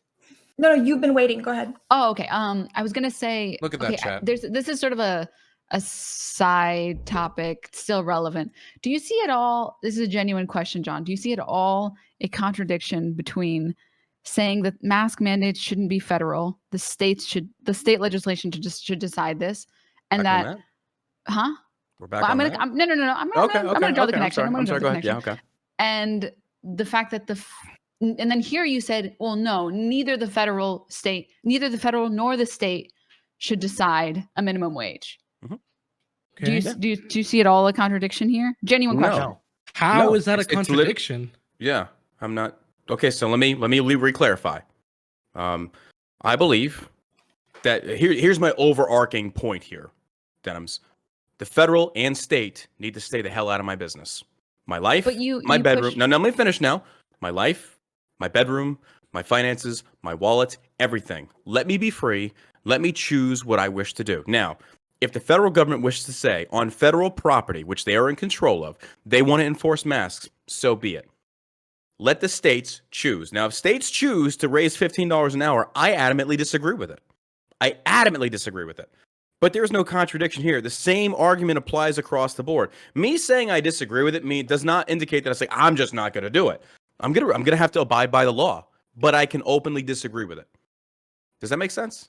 Am I not explaining this? I'm being serious. The phrasing that you used was initially I would disagree with the federal government implementing any mandates on masks, and I'm fine with the states doing it. But here you're no. There is a difference. I mean, I'm telling you, this is a direct quote. I wrote it down. You said, okay, I'm not okay with the state telling me how much to pay my workers.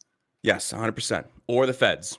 100%. But that's across the board. Prediction. Both of those are. No, hold on, wait, hold on. Let me explain it to her. She's got a good question. I get where you're coming from.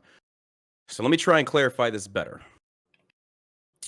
Okay, when the federal government steps in, let's look at it as like a chain of command. What do you do for a living, Denims? What's your job? I just stream. Okay, so say like me, I'm the federal government. I don't know dick. Excuse me, I should have said. I don't know anything about streaming. But I'm going to come out with regulations and mandates that you have to abide by because I think that's in your best interest as a streamer, but I don't know for sure. But then the state comes in and says, no, we are kind of more low key. We're going to decide. But then you ultimately, the individual citizen, you're the only one that really knows. The same argument goes back to what Merrick said in regards to how we should have a $15 minimum wage. But no one seems to know what it's like to run a small business because no one's done it. And then you start saying, well, how about we ask the business owner and we just leave it up to them? That's the point that I'm trying to make. So if the feds want to control federal property, I disagree with it, but so be it. But if state wants to control their point, I still disagree with it, but so be it. But the biggest thing, it's kind of like, who do we want controlling us ultimately? Me, I say nobody, but if I had to pick and choose, let's state. But I still disagree with both of it. Does that make sense? Denims, I want to make just one. Merrick. Yeah, I want to make after I got you written down, argument. don't worry. All right. I know. I feel like Merrick is going to make this argument right now, but it's the argument that, first of all, the studies don't seem to show this. The economics don't seem to show that unemployment actually decreases significantly so after minimum wages, because the way that minimum wages are implemented is they're not like tomorrow you have to pay your workers $25. It's like, okay, well, tomorrow you might have to pay your workers like $10. And then a year from now, you have to pay your workers $11 and so on and so forth. Not to mention, even under $7.25 minimum wage currently, I think like the numbers like 80% of like food industry businesses go out, they just go out of business. Like even under $7 minimum wages, companies can't pay their workers. But hold on, wait, you're confirming. Wait a second. No. You're saying basically what you just said is confirming the action. The fallacy is confirming the affirmative. Meaning, if a business goes under, it's because of minimum wage. That's actually not always the case. We can talk about mispenditures. We can talk about poorly managed businesses. Now you're going a whole different route to where it's not based solely on the minimum wage being paid. And 90% of small businesses go under due to mismanagement. The arguments that you're making here are saying, well, we should be able to pay our workers like slave wages and be able to pay them like $5 if we want to, and the free market will regulate itself. This is just not true. It will. The free market doesn't regulate itself like this. The free market is okay, hold on. You want to go in this conversation? Let's go in this conversation 100%. Never did I say that you should pay slave wages. What I did say, number one, I would never use that word, and that's disrespectful. We'll never say that. What I would say though is if a business chooses, if a business is free to choose to pay that minimum wage and nobody takes that wage, the business goes under. Yes, I 100% support the right to do it. Just like you have the right to say anything you want. Doesn't mean I agree with it, but you have the right to choose. And that also means that you have the right to deal with the after actions of your choices. So if the business goes under, so be it. If the business wants to pay $3 an hour, let them, because nobody's going to work. And the free market will regulate yourself. Now, let me ask you a question. And I don't mean to be offensive here, but I'm going to use a very realistic example. If Coffee House A says, I'm not going to serve women, I believe in their right to do that. Not because I agree with the idea of being misogynistic, because free market capitalism, which is what I would do, Coffee House B pops up and says, hey, I'll serve women. And guess where everybody goes? To Coffee House B, and these guys go out of business. The government doesn't step in. Are you using free market to validate the abolishment? No, Hold on. I agree with you. Watch There's them no misrepresent evidence you. that Watch this them is misrepresent you. Watch them. true. Hold on, wait. I want to I'm respond sorry. to this. Look, I wanna you respond look to at this. there was Okay, so much. everybody, The question was directed towards me. everybody, Trans calm dancers. down. Everybody. So, Look, You I- focused on I- misogyny, and I'm you gonna focused make- on the idea of free okay. market. No, Okay, that's I not love what I'm it. So focused wait, on. no, That's not what I'm everybody, focused on. okay, No, no, no, no. wait. Okay, Go so, ahead. I want you to respond, Denims, but then we got to get through the list because I want to get to the next topic. Okay, I'll be because- really quick with my response. Because we're already gonna go over normal time. Okay, quick. so the first point I was going to make was it wasn't the misogyny. That part I don't give a fuck about at all. You don't want to serve women. You do you. Okay, you live your life. Okay, It's not I about the I women. don't care. That's not the example. It's not No, the no, point. no, no, no, no. But the thing is, this is the similarity between what you're saying currently and I forget the law case now. Maybe someone can help me remember it. But there was a case that specifically worked towards removing segregation in like workforces and for things that people actually needed. These policies. And I'm talking, the reason why I think that this is funny is not the misogyny part. It's the part that like you fail to recognize that like we've already been through this with racism in America. Just letting companies do what they want doesn't regulate itself. It was the policies. It actually does. As culture was, progresses, it does. No, it 100%. was the policies that caused this to progress. There's no one that would agree with you that people were just like, okay, well, I'm going to stop being racist because it's the most influential and beneficial thing for me. Really? Then explain Joe Biden's segregation from Jim Crow era. Wait, what specifically? Wait, what particularly? In regard to Joe Biden supporting that aspect, when Biden was for segregation, if we're talking about the policy, are we talking about the busing thing? This is a non sequitur. This has nothing to do with what I'm talking about. We're talking. Your argument is saying that policy is what's fueled some things. I will agree with that to an extent, but also at the same aspect, the same token that we're talking about here, policy also sometimes prohibits growth and progression. The whole idea that we're not even talking about misogyny. Okay, let me use a different example because I knew we'd get hung up on this. Let free market dictate what it wants to do. Okay, let's say, hey, you know what? Coffee House A isn't going to serve people that wear blue jeans. And then Coffee House B says we will serve people that wear whatever the hell does that make it more simple? And then people have the freedom to choose where they want to go and where they want to shop. Because if somebody in today's day and age, if say, you know what? I'm not going to support a coffee house that doesn't allow me to wear blue jeans. I'm going to have the freedom to choose where I want to go. Let the businesses choose. It doesn't mean you agree with said businesses, but I don't like the idea of the federal government once again coming in there and say, this is what you have to do based upon the majority views of our current contemporary culture. I don't agree with that. Can I ask you a question, John? So I'm glad you find it funny, Denims, because it's my own business. No, sorry. I'm not finding that funny. I'm finding this funny. I'm shutting it down. John, I want to ask you a question. I'm shutting it down. You've been muted. Okay. So I'm gonna go down the list because I promised to go down the list. Then GSU, you can ask your question in your finishing statement, and then John will be right after so he can answer that final question. But we gotta wrap this up. Okay. We got 45 minutes left to talk about the last topic.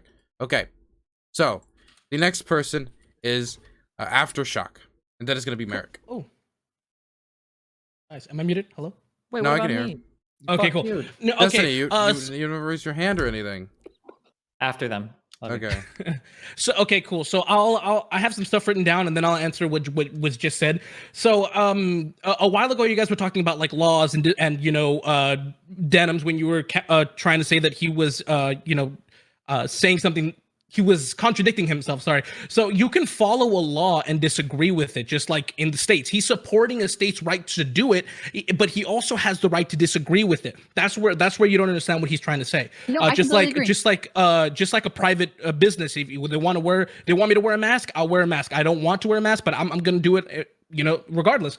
So I'm for $15 minimum wage. You know what I mean? Like, but not in the sense that everybody thinks. Just like I'm for universal healthcare, right? I mean, who wouldn't want everybody to have healthcare, right? Who wouldn't want everybody to make a lot of money, right? You could, but it's how we get there that matters. So I don't think forcing it is the answer. We can talk about a lot of things. Like I saw, and I may be wrong, but I saw a study that said for every, I think it's $2 that a minimum wage is the wage is increased, that for every $2, it's 10% added to where that business will shut down. Also, it's about fairness as well. Like, let's say, it's a restaurant and the skilled cook who's been at it for like, I don't know, couple years is getting paid like $20, and then the waiters are getting paid $7.25. I don't think that's very fair to say, okay, the waiter who's been at this for maybe a year is gonna get paid close to what you're getting paid. I don't think that's very fair for the cook as well. So we have to take that into account. And it also discourages people from even getting into entrepreneurship, starting businesses. Like, why would I want to go into a business if I'm going to have that huge burden to bear, paying people so much. I mean, I agree, we should raise it, we should find a way. I don't think forcing it is it. Also, okay. to answer really quickly, John's comparison to back then of like business A and business B, you also have to take into account cultural differences. Back then it wouldn't have worked out so much because the culture was different, but right now it's completely disingenuous to say if 2 restaurants were open, one didn't let black people, one did, that the first one would do just as fine. That's completely disingenuous to say. Okay, Merrick, you're next. Sorry, that was long.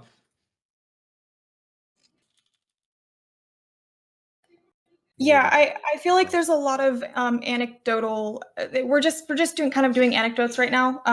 Again, I understand, Aftershock, you said you saw that one study, but I am looking at an aggregate of a lot of different studies right now, and the data does show that minimum wage does, and a $15 minimum wage would either have no effect on unemployment or it would actually help unemployment.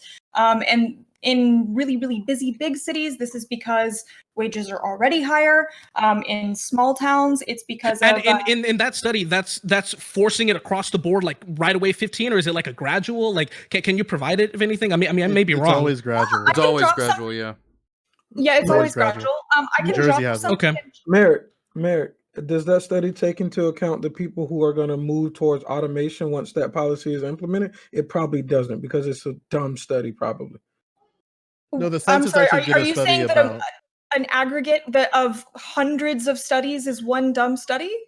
I'm not understanding your point. The study in of itself doesn't make sense. GSU has the point. Walmart implemented, McDonald's implemented. The free market backfired on them. Guys, when I'm they talking said you about have hundreds of studies. Ma'am, I'm not trying to be disrespectful. I don't care about the studies. This applies to me. This is not anecdotal. These are two small business. These are two small business owners, ma'am. These are 2 small business owners in the chat that employ other people. Mine is Destiny as well. Him as well. Wait, so I'm sitting here telling you. Hold on. No, you're hung up on the studies. I'm telling you from my standpoint. I can't afford $15 an hour and expand. It will ruin me. So damn the studies. You said you already. You said because you already. nobody forced the $15. I started at $9 an hour. I expanded. That's niche as fuck, dog. Yeah, well, here's a question for the conservatives. If there is some business that can only exist if it can pay employees $1 an hour, should that business exist? Yes, 100%. What gives you the right to dictate whether they should or shouldn't? Someone will do that. Because no one will want to work there either. Let's say that we have a welfare state that makes it possible to survive off of jobs like that. Let's say that we guarantee like healthcare. Let's say that we have Section 8 housing. Let's say that we do these things. Aren't we essentially just subsidizing like highly, like super low cost labor from certain businesses? Is that not a negative thing, or do we not care about that? Here's, to go off of that, leave it up to the business to choose to opt into that. Yeah, and this is where me and John do disagree. I just want to call it out. I agree with a minimum wage of some sort. I just think that even though I agree with the $15, if like I like the idea of it, I just think the destruction that is going to cause for people that serving those. So I don't work in that capacity, right? I own my own business and blah, blah, blah, work for another business, right? But I think it's unfair for me to virtue signal and say, hey, I want those people to have $15 when it's likely that their jobs are going to be removed when I advocate for it, right? Okay. And like I said, I was the biggest Bernie supporter of all time. But like I saw the damage that policy caused. Okay, give me back. Bringing it back to Merrick. Merrick didn't get to finish their point, so I want Merrick to finish their point. Thank you. I would also like to say that I think a lot of this rhetoric about the market will regulate itself, we've seen is not true.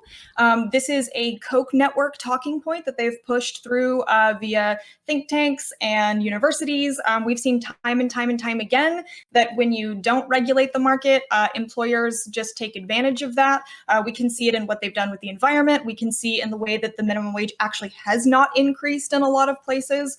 I think that this is a terrible idea that we have seen does not actually work. I completely agree with Denims in that aspect. And yeah, I mean, I also agree that having the minimum wage be tied to more local governments is probably a better idea. I do completely agree with that. I understand that point. However, we do have a ton of information right now that shows that phasing in over the next 4 years a $15 federal minimum wage is not going to be destructive to our economy. It's not going to be destructive to the vast majority of small businesses. I can understand you guys being upset if I was saying, let's do it tomorrow across the board, everyone, but that's also what about not startups? I do believe that they were talking about I'm not interested in I'm interested, but what about startups? How can I start a business if I can't even afford $15 an hour? Sir, I'm telling you, in Biden's plan, I do believe that they have exemptions for startups. So then it's not applied. That's what it seems like from what I've read. So then we encourage small business growth by non-regulating the free market. And I do want to caveat off of your point. We actually don't have a free market. We're going to caveat off of that point to end the discussion, or we're just going to have to skip. No, hold on. Oh, okay. Then okay. So does anybody want to skip the last topic? That's the question I got to put forward. No, I would love to talk about. Okay. So because if not, we're going to have to extend the whole podcast. Can I just make one final point? This will be a 4-hour podcast. Can I make one final point? This is not directed towards an individual. The way I stand on the free market is we don't have a free market right now. That's why we have a lot of failures right now. We have way more government overreach. We have way more subsidy programs being manipulated and abused by certain individuals or certain groups or certain just people in general. We don't have a free market. That's the problem. We need to give it a chance. Give free market a chance. So when we look at lobbyists, we look at like corporatism. We have corporatism. We have crony capitalism. It's corporatism. Quick point. Let's get to the next topic. Yes. The market is in chains and it needs to be free. Free the market. Liberate the people. Okay. So last topic. We're going to skip final statements on this because we already are not going to go over the podcast usual hours because we've just been going back and forth for so long. If anybody needs to jump out past the 11:30 mark, please send me a DM. Now, the last topic is about the GameStop stock and how it has shot up. It has gone to the moon. Then there's AMC, then there's Dogecoin, there is the debate around this. There was a shutdown of course, Robinhood trading, and a lot of people think that you're either you're on one side of it is look, these people are shoving it to the big guys. They're manipulating the system in a way to show how the other side is manipulating the system, and the little guys finally doing it in their favor, and then it gets shut down, while the other side is saying these are just a bunch of people throwing the money away in a dumb fuck thing. So you know what? I just wanted to throw it out there. It was a last second topic, but I got like 20 DMs for people asking for this to be the topic. So I'll just throw it to the board. What is your perspective on what happened with the GameStop stock situation? Okay, we're gonna start this time in the top right-hand corner with John Burk. Interesting. We start with there. People choose to opt in. Nobody's forcing them. It's funny how the whole thing went screwed up when Robinhood actually, regardless of why they did it, started capping certain stocks like GME, AMC. They said you can't trade this, and then it threw the whole thing out of whack. So therefore, your free market was manipulated, and it screwed a lot of people. Let the stocks flow. If you want to view this in the optic of this is the little man sticking it to the big guy, so be it. Really don't care. My mind is just let people choose to see what they want to do what they want to do. If you opt in to say like using apps like Robinhood or SoFi or Webull, or you want to do these things, you know what you're getting yourself into. Do what you want. Really don't care. I don't see the problem here. I see that basically a bunch of Reddit people got together and said, you know what? we're gonna manipulate an individual stock. This is not illegal. Nothing they did was illegal. So why are the big guys getting upset? Why is these app developers getting upset? They keep referring to the SEC and all these others, like we have these regulations, and maybe I'm wrong on this, but I did watch the interview with Cuomo. It's bad when freaking Cuomo is roasting the CEO of Robinhood. When the CNN main headliner is destroying this dude, and I actually agree with him, I'm questioning what the hell does 2021 have in store? Because I agree with Cuomo. If your app says let the people trade, well then by God, let the people trade. I have no issue with this. Let it happen. And where the chips fall, bro, the stock market is it's a gamble. It's a risky business. So let the people choose. John Burk, head of the Cuomo fan club. Going over to Rob Noerr. Yeah, so the story is that the system is rigged against you, and that's always the story. It's the story when it came to PPP loans. It's the story when it comes to all of this. And you talk to almost everyone on the street, and the take, even if you just have a minimal understanding, is something like this. So a bunch of hedge funds decided to gamble, and a bunch of little guys called them out and won. What's the problem, right? Well, the problem is now a bunch of people, possibly in government, but certainly in these hedge funds, are now saying that it's not fair. They're allowed to manipulate the market. They're allowed to leverage 120% as short sale of GameStop, which is horrible. It should never be allowed to go that high. But if you're going to allow it, okay, well, then people are allowed to call your bluff, and they're allowed to make money off of your misery. And so despite the fact that this should be an issue that on the left and the right, we should all come together and say, great, a bunch of people trying to manipulate the market, these hedge funds, they got called out, and now they're going to pay billions. Instead, what we see is when you turn on CNBC and, the mouthpieces that oftentimes want to talk and say, oh, we're interested in, a fair discussion and everyone should be in the market. All of a sudden, just like in 2008 with the financial crisis, most of them are on the side of big business. Most of them are on the side of, now, wait a minute, Robinhood needs to stop. You could still sell the stock, or you could still sell the stock, but you can't buy the stock, says Robinhood. This sort of and by the way, we need to find out if anyone in government, including the Biden administration, was involved in talks with Robinhood, because if that's the case, they should be in prison. That's market manipulation. That's what should be investigated. Instead, we even see people such as Elizabeth Warren, who is supposed to be a progressive. Her statement today is coming out suggesting we need to look at these Redditors. You're being lied to. That's what this game's about. And we need to start to come together on the left and right and understand it's not Democrat versus Republican or left or right. It's the haves versus the have-nots. And they're always going to make excuses for why they should be allowed to rip us off. Destiny, you're next. Love that. I don't even know where to start on this. Almost every single thing Rob said was wrong. Basically, just I don't even know where to go. I don't think anything illegal has happened. I don't think anything immoral has happened. You should obviously be able to short stocks. I don't know why people think you shouldn't be able to short stocks. It's not that crazy that trading was halted on certain tickers. All of this is pretty well understood with how markets work. We'll probably get into this in the discussion. I think it's kind of funny that a hedge fund got fucked, but I think it's also kind of sad that a bunch of retailers are tricking themselves into thinking they're the ones winning when most of them are going to be left holding the bag when the stock finally tanks. But we'll get into all this in the discussion, I guess. Okay. Next is going to be Aftershock. Sure.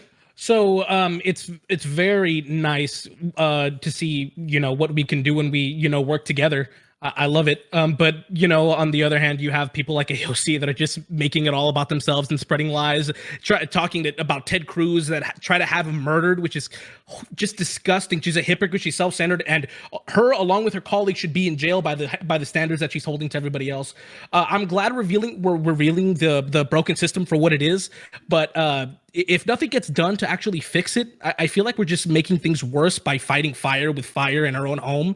With the stock market. I also think the anger and strategies they may be misplaced, because I feel like we're mad at these hedge funds and these corporations because if they do the same thing, they get bailed out. But who decides to bail them out? I feel like the anger's misplaced, and I feel like we should be looking at our elected officials. I see nothing wrong with using strategy that these companies use against them, as long as it gets fixed in the end, and it's not just a whole mudslinging and everything. That's okay. Next is going to be Denims. Yeah, I that was I don't want to follow up too hard. Maybe in the next discussion we could talk, but I think it's really funny that this hedge fund is getting fucked over. It doesn't seem like that they're gonna get, luckily, like an actual government bailout. It seems like they're what is it, the merger company or whatever other fucking hedge fund is just gonna send them some fucking ka-ching and they'll be a-okay. Yeah, I don't know if there's much else to say about that. I think that like them stopping the trade and claiming that it's it's in the best interest of the retailers is silly. And that doesn't seem to be in line with anything that any of the chairmen have said. And yeah, I think that's my opinion. Okay, next is going to be Joe Lewis. Yeah, so like there's so much to this. We don't know yet if the SEC is looking into whether what's happening here, right? So though the regulator has indicated that monitoring the situation closely, whatever the fuck that means, the SEC as a primary regulator of the stock market is responsible for enforcing security laws, just in case somebody in the chat is fucking confused. To determine whether GameStop investors were involved in like a pump and dump scheme, which I think seems to be the most popular thing that I've been hearing. SEC investigators will have to check into their trading activity and collect other evidence to try to figure out whether like whatever these investors were trying to create like a false or misleading appearance of active trading. Additionally, another thought I have is like any evidence that individuals made false statements to help drive up the stock price will be considered fraud. And that obviously would suck, but I don't, this is a fucking mess, but I mean, let's have it. Okay, next is Merrick. I'm like almost hesitant to comment on this just because there's so much involved and I don't really understand a lot of it. I'm going to be honest. I don't want to like pretend that I do. I do think it's really unfortunate that a lot of the rhetoric I'm seeing online seems to be that people are really hopeful that this is going to be some sort of like shift in consciousness or that this hedge fund is going to face severe consequences for this, when unfortunately I don't think that that's going to be the case. I think they're going to get bailed out. And I think that we're not really raising consciousness because everyone has known since 2008 that the rules are not the same for hedge fund or for investors that they are for retailers. I don't know. It just seems like this is going to be a bad thing for retailers overall. That's really all I have to say about it. Okay, I'm going to throw it to GSU.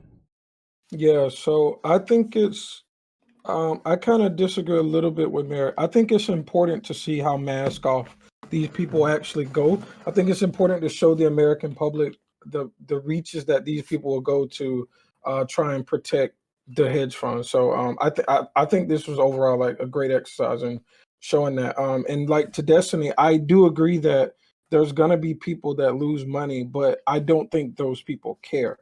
So, and this is like a part of the thing where I think the left tries to say we know better for you, so we'll put in restrictions. Yep. And I don't like that at all. And that's why I disagree with this song. Like I agree wholeheartedly, like we were talking in the chat, that there are going to be some people that are idiotic and they're going to put money into this that they really don't have and they're going to lose it. But I definitely don't think the Robinhood should be able to act in this way. And we'll talk about it more in the open panel. Okay, let me be quick. Quick warning for everybody in chat. Nobody here is probably like somebody who thinks their word should determine where you put thousands of your dollars and then you lose your home over. So don't take out a mortgage because any Twitch streamer told you to put all your money into Dogecoin. Okay, please be careful about that. Just gonna throw that out there before you may begin. I'm gonna do something because I trust you all. Maybe I shouldn't. I need to go use the bathroom desperately. Please follow the rules. If you don't, my chat will tell me. I will be right back. You may begin. Yeah, real quick aftershock. So like we know Robinhood and like a few other brokers. Damn, it's down to 3 cents. They're gonna resume like allowing limited buying. And for whatever it's worth, like you could say that was because of influence of people like AOC and Ted Cruz basically dragging them across the earth. And then on top of that, like Maxine Waters and I think it's Sherrod Brown, I want to say, announced like hearings to look into like the whole idea and see if there's like predatory conduct of hedge funds. So politicians talking about this thing is good, I guess. I'm just not too sure. I took notes, but I have no idea what she said. I'm just wondering if you'd be able to clarify a little bit, you know? I'm I agree with. I think we all agree on it. My concern was just, I really hope this turns into an actual solution because it doesn't seem like it's going to. It feels right now as like a relationship between two lovers, right? And then one cheats on the other, and then the one cheated on is mad at the person that his lover cheated with, instead of the actual lover, if that makes sense.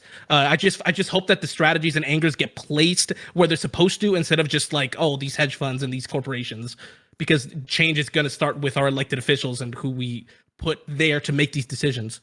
Yeah, and I want to ask Destiny a question because I don't know if all of this is confirmed. I've read it on like several places, so I'd be surprised if it's fake.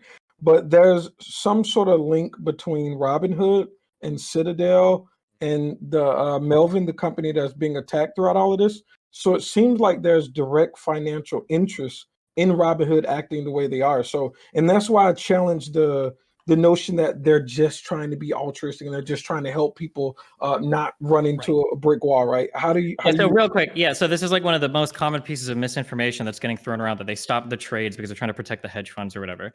The reality is that there is a massive influx of trades, and the volatility of the stocks means that the clearinghouses need way more collateral to ensure that like the trades are actually going through. As those collateral requirements are raised, the brokers like Robinhood uses their own kind of firm for it, but the other brokers like Webull or whatever, they don't have the money necessary to ensure that those trades can go through. So they had to stop purchases on specific tickers that were like very high volatile tickers that had a ton of volume going through. That's why the trades were stopped. So let me ask you, yeah. Do you think that would they be able to cover the fact that there were shorts of like, I understand that this wouldn't be directly from Robinhood, but in the general, the fact that like, do you think that a company should be able to be shorted at 120%? Sure, why not? Wait, Okay, first of all, think it should. So that's not enough to step in. But you think when people why would you wait? calling What's that- wrong? Wait. What's wrong with that? Oh, yeah, Well, something. There's nothing wrong with that. But then should people be allowed to call that? Let me just make it wait. Do So you the problem, think the problem SEC is they, until we find out whether or not any of these are naked shorts, we can't do anything or say anything about this. There's no until there's evidence that any any of these are- confirmation about there's it being a naked short. We can't say Zero anything. evidence that any of this is naked shorting at all. Right. No one has any evidence. Right. of that Okay. whatsoever. Let me just. Do you think the SEC should be allowed to step in when there's high volatility like this? Yeah, let me. This has nothing to do with the SEC stepping I understand. in. I'm just saying, hypothetically, do you think they should be allowed to? Hold on, You- yeah, Because we can start from there and then see Rob, what Rob, just okay. like Rob, Robinhood I should. just want to make clear that I'm back. And again, if you are having trouble, get into the conversation, raise your hand, or write your name down. Just to make that clear. You may continue. Yeah, Rob, very quickly here. Like the SEC does, just to answer your question directly, it's not related, but I guess somebody in chat is probably wondering it too, right? Like the SEC does have the power to halt trading, but that's like a nuclear option. And the SEC only uses that if they're concerned about issues within the company itself. And were they to do that, it would be pretty clear that there's some like malarkey going on. But additionally, like obviously good. there are like security companies and regulators who are worried and like and they think that like GameStop represents a broader risk to the U.S. equities market and stuff. But again, like they're able to investigate these things. But I like it's a really mixed bag in terms of like what's and people hold keep on, bringing up hold the on, SEC. Destiny. There's what? I want to ask you a question though. You're talking about based upon the premise what you said in regard to a volatile stock, and it's Robinhood's interest to come in there and protect the people that are investing, the realtors, that's not. correct? That's not why they're there. That's not why. Okay. Yeah. All right, Well, let me ask you a question then. Okay, maybe I got it wrong. If they capped GME because it was a very volatile stock, why did they cap AMC that was not a volatile stock? Because it probably was. The volatility on it was. No. I watched AMC. It was not a volatile stock. It did I not. don't think you have the volatile information. stock. Yes, I don't think that you have the information that these firms have when it comes to the volatility of the stock. The clearinghouses themselves are increasing the capitalization requirements for people to open new positions on these securities. As the capitalization increases, these firms don't have the liquidity to just front that much money to the clearinghouses for people opening all these new positions. So they say, hey, listen, we have to ban trading on these things because you don't have the money to secure these trades. Because trades take like 2 days to close. When you go to buy a security on Robinhood, there's somebody else that actually fronts the money for that. And as the volatility, normally when somebody else fronts the money, Robinhood has to provide like some percentage of that, maybe 10, 20, 30%. But as the volatility increases, because these stocks become so volatile, the clearinghouses need more capital in order to ensure that the trade is safe. So as the capitalization increases, this is why Robinhood is like tapping, they try to get like $1 billion loan so that they can actually front for their customers so that people can continue to buy these really risky tickers. But that's what's going on. It's not about protecting customers. It's not about like SEC regulations. I got to go with Merrick on else- this one. I don't feel like I know enough about this to actually have a good... Everybody that's talking about this So- has been saying crazy shit. Like Wait, everybody on the internet has been saying crazy shit about all of this. Okay, something all else, of us John, in the, and I just wanted to chime in really quickly. All of us have been in this, we were debating all of this stuff before it was confirmed whether or not it would be on the topic here. And Stephen, you literally said the reason they're doing this is to protect the little guys.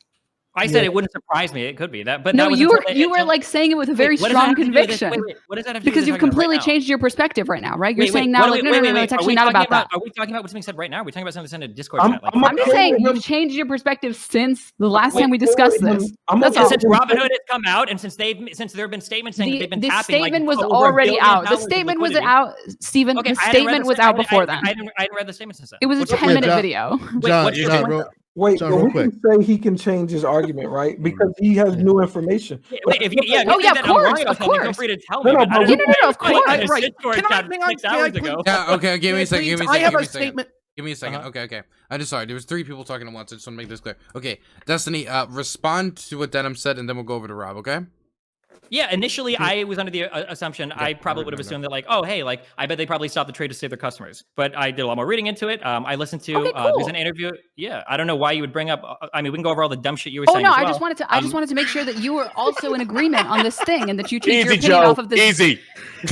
I'm Okay. glad that you Yeah, changed if your you dumb fuck disagree opinion on with- this if about you because disagree with yeah, anything the about idea what that I'm like saying, Robin then feel Hood, free to the idea that no. Robin Hood would do this to actually protect the little guys was like this insane concept. I don't think it's that insane because I know Yeah, that there's of probably course going to it be. is. Well, let him respond.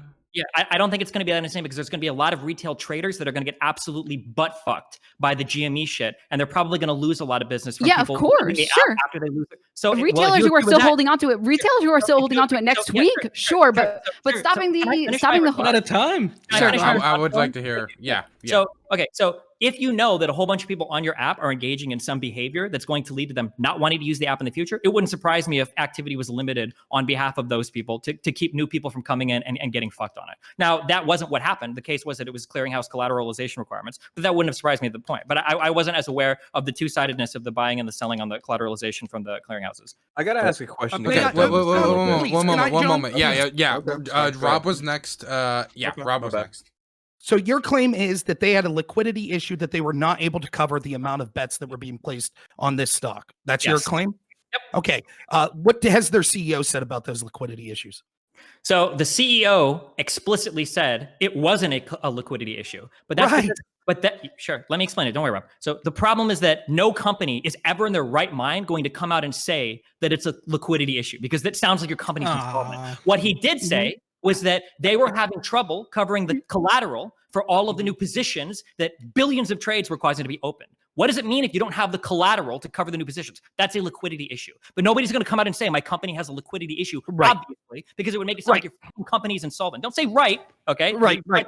So the there. position from Destiny has gone like this. In the chat before this, Robin Hood did this to protect the little guy. Then once Wait, that why are you obvious bringing up the bullshit reason, Discord chat? Wait, why are you bringing up the Discord I chat? only bring it up because she did. That's it. And you Hey, talked about it. wait, I would have said she's shit not about it talking right now. It's you and me talking. Why are you bringing up something that she said about because a you Discord chat 5 literally minutes just earlier? talked about it with her. It was an argument that you just This made. was an argument on this that passed channel. 6 hours ago. I don't want to have an argument about what we were talking about in Discord 6 hours ago. I've stated my position. The very point is, clearly. If the you point disagree is, with something, as was let me know. admitted that you changed your position first from Robin Hood was doing this to protect the little guy. That's clearly bullshit. Now you're Yeah, saying but it's a think liquidity issue. Then you say, well, actually, when the CEO says it's not a liquidity issue, he's actually being disingenuous in that claim because he can't come right out and say it's a liquidity issue. What did he say And the we issue can was, Rob? Rob, what did he say the issue was?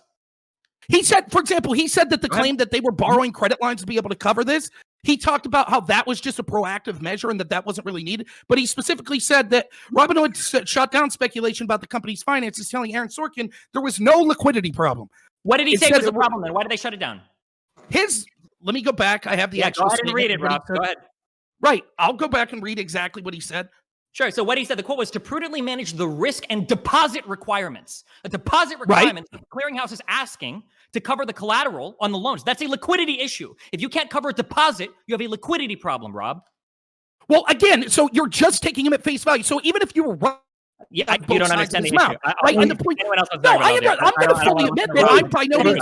I'm going to fully admit. admit that. Listen, real quick. I'm going to fully admit that I'm not some stock expert. It's probably someone like you understands the market more than me. You probably invest in the market more than me. But what I'll say is this: that every single time that we see these situations where, like in the 2008 bank bailout, we have Nothing to people do that with are with power and people like you that can't wait to go to bat for the big businesses and say, "Oh Not no, going to it's bat okay for that any they big jumped in the business. line for the PPP loans. They didn't It's jump okay in. that we're bailing them out. Meanwhile, we see simultaneously while this stuff's coming that at the same time, just coincidentally, Discord's lowering the chat of Redditors, taking off the board of Redditors. We see people saying, well, we need to investigate these Redditors to make sure that they didn't improperly influence the market. Meanwhile, we know these hedge funds that are shorting every day are going on CNBC, making their position clear. Oh boy, I really don't trust GameStop. I mean, yeah, I shorted it to the tune of 120%, but I think you should sell this stock. So it's clear that the momentum from all of the people in positions of power is going after the little guy that finally one time made a buck. And I'm glad that there are shills out there like you that will always take the side of big business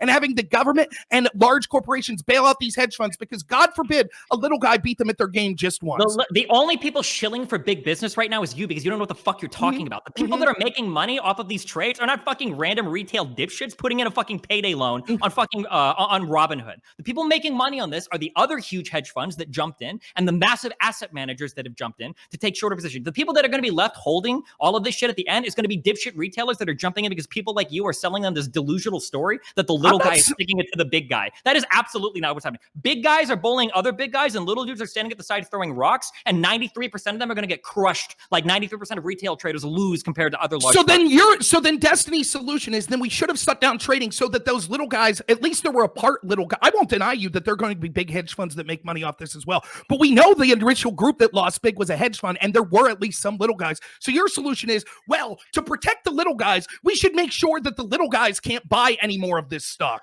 Rob, now, those little guys are going to lose because now the shorts will be able to cover. Okay, so those little guys that initially invested loses, but you're okay with that. Okay, Rob, when you buy a stock, do you think you should have to wait 4 days for you to actually be able to sell it or do anything with it? No. Okay. So if you want this to happen quickly, somebody else needs to front the collateral for you in order to do this. Do you want to run into a liquidity issue where people start trying to buy stocks on behalf of other people and there are no collateral requirements? We roll back all of those regulations, and then either the market makers themselves don't have the money, the clearing houses themselves don't have the money, or the brokerages don't have the money, and then all of a sudden people that are actually buying stocks can't be paid out because none of the actual trading was collateralized. Wait, that's true. Destiny, wait. Destiny, I think. Wait, there's two people talking at once. Rob finished and.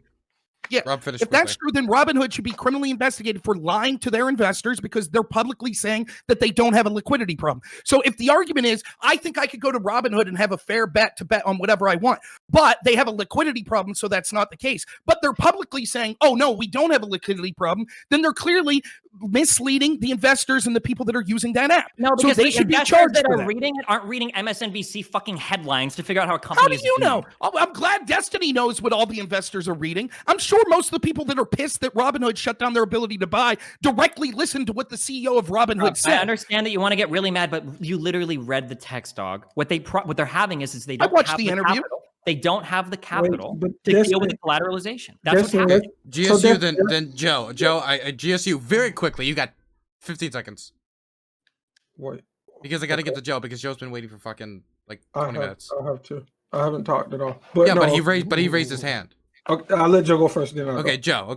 Okay, so I'm gonna help you a little bit, John, and maybe someone correct me if I'm wrong here, right? So basically, we're done, bro. I've been yeah. So basically, what happened here? And look, I read a lot into this, and I'm trying to make Lucifer proud. Okay, like so I'm trying to do here. So I want to go back to talking about misogyny, but whatever. Oh Jesus! So basically, what happened here is that there's this thing called like a short squeeze. Helped drive GameStop's share price up. I think it was like 2,000%. I need you to stop mansplaining to me, okay? I'm very offended. I understand what you're saying, and I'm very offended by that, sir. Yeah. I was gonna say, I know what you're saying. I know what you're saying. So then, and this is for chat too, and that caused like professional investors to lose billions of dollars. However, there's people on the other side of that who are also like making money from this. But just so we're clear here, something, and maybe this is going to help Rob a little bit, like this type of trading, like both the idea of shorting and squeezing, excuse me. It's called speculation, but that has nothing to do with the fundamental value of the company. And speculation is legal, although it's as described so far. It's I was going to ask about that. I don't find that to be fraudulent. If you sit there and you're saying I'm predicting based upon my expertise that I see this stock doing. So I don't see that as fraudulent. Nope, there's nothing Sure, fraudulent sure. about it. Nothing Yeah, wrong I about don't it. see that as fraudulent. So maybe I But misunderstood it you. can, right, but then it can like cross the line into illegal behavior, and that's where I think for some companies they're a little bit worried about, right? Because then there still needs to be evidence of actual market manipulation, but then that's a totally other thing, right? That's why I tried to mention in my opening a bit. I don't know if that made sense there, but I'm just enjoying the conversation. I'm actually learning a lot. There's so much about this I Yeah, so don't me too. understand. I think that a Okay. lot of people became overnight investors, and like Yep. I'm not going to sit here and claim to be an expert. I certainly, I would never want to lead anybody astray. That's why I made a post on Instagram. It's like, number one, don't invest money you don't have. Like, look at this as like playing the lottery. Don't put your 401k into this thing. Don't invest your retirement. Like if you do, but the constitutionalist in me says you're free to choose. Do what you GS want to do. Just play it smart. GSU, yeah, you're it's all next. those gyms in Jersey. Yeah, I just want to say that I don't. Some of the problems that Robinhood is having is because of the shady things that they did to try and make money from new coming investors. So they have this instant deposit thing. So part of the problem is, and they're actually changing this now, which is what they should have did first. But you can go to Robinhood, create an account, say you're going to give them money, and then instantly that money is available to start trading. So that's really the problem in a lot of this. What they because they were trying to cater to newer investors and make as much money as they can, they had this policy that was like abusive. And now that there's a viral stock, that's why they can't cover this, because everybody instantly has more money than they actually have, and they can just say, "Hey, give me $5,000," and they can go and try and use it. Like that's the really bigger problem.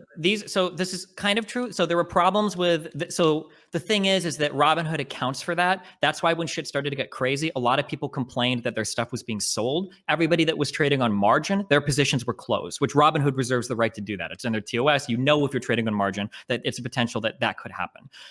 But the overall, the bigger problem is that you just have an unprecedented number of people that made a lot of money last year in 2020, that saved a lot of money, that didn't spend a lot. You've got sports bets that are shut down, and now you've got like unprecedented ways to connect people with unprecedented savings to like meme stocks that are being shoved into us in unprecedented ways. Nobody could have been ready to handle like this volume of trading over this particular thing. I don't think it's fair to be like, oh, like you guys should have been ready for this. Like, I don't think anybody should have had the collateral requirements on hand to deal with it. You wouldn't want them to. You wouldn't want a business to just sit on that. Wait. Okay, so I'm totally gonna freaking whataboutism. You know, I'm not. You know what? I'm not. Go ahead. Whatever. I'm not. So let me. So if the problem, I am. Based upon that premise, right? I'm not. God damn it. I'm not. Okay, so I'm trying to understand this. So your argument is, so they're taking all these investments, right? They don't have the liquidity or the capital to be able to front the money into these stocks, right? That's what you're saying, Destiny? Yeah, kind of. Because they have this pool of money and they have to front it for 3 or 4 days until the stock can pay out. My question is, then why didn't they halt their entire app? They clearly had money to cover all the other stocks that they were investing in. Yes. So the thing is that depending on the volatility of the stock, that's going to increase the collateral requirements for said stock. So if When there's only one, are you saying volatility or volume? I'm just trying to understand. volatility. Okay, So okay. the amount that it could go up or down, right? So because of the increase in volatility increases the collateralization requirements. Yep. So if the collateralization requirements are very, very high on just a few tickers, why would you halt all the trading on your platform when you could just shut down like 5 or 6 like of the big like meme stocks and leave the rest of your platform relatively unaffected? There might be actual real investors using the platform that want to buy and sell, that don't want to be impacted negatively by the massive run up of all the new people coming on trying to jump on to like 3 or 4 different tickers. So why were let's just ask hypothetically. I didn't get to finish that either. But like, so why were the other companies not dealing with the same thing? It just seems to happen that Robinhood, who has a relationship to Melvin through degrees of separation, but those. Oh, wait, no, there were other apps that did it too. There were other apps. No, 212 did it. KBR. None of the other apps did it like Robinhood first, right? There were several apps that shut down trading on these tickers. On these specific stocks. Also, different companies are going to have different collateral available to them. So I was checking Vanguard the other day because that's who I use for my investments, and I think I always had the ability to buy GME. But it's possible that other people that have their own clearing houses that clear their own securities exchanges, that those people might have more collateral available to them, might have less people on those apps. It might be that if you're a new trader, you're not going to run to like Fidelity or Vanguard. You're more likely to hop onto Robinhood, meaning they're going to have to cover more than what they can, and they don't have like the other volume of trades necessary to do so. There could be a number of reasons for why that's the case.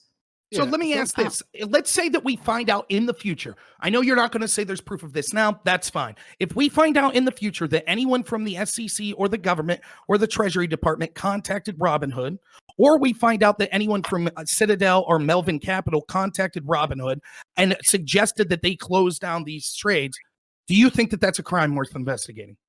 But wait, Rob, I just said the CC has the power to halt trading, though. Like they have the power to do that. Right. Well, but the SEC could shut down trading regardless of the brokerage. No, but he's saying is what if somebody with a financial vested interest was manipulating a platform, preventing from I imagine that would be super illegal. Right. So what we're going to see is there's going to be governmental decisions made on this. Right. The SEC is going to do something. They said that they're looking into it. And we see that the person at the head of the Treasury Secretary that was asked for comment to this actually received $850,000 from Citadel, the company that was owned Melvin Capital that ended up losing this $1.7 billion. So the idea, just real quick, I know you love conspiracies, but the idea that a company would be openly rigged by somebody that's reporting their fucking like campaign contributions to the fucking FEC is just hilariously fucking stupid, Rob. I don't know if you honestly believe that or not.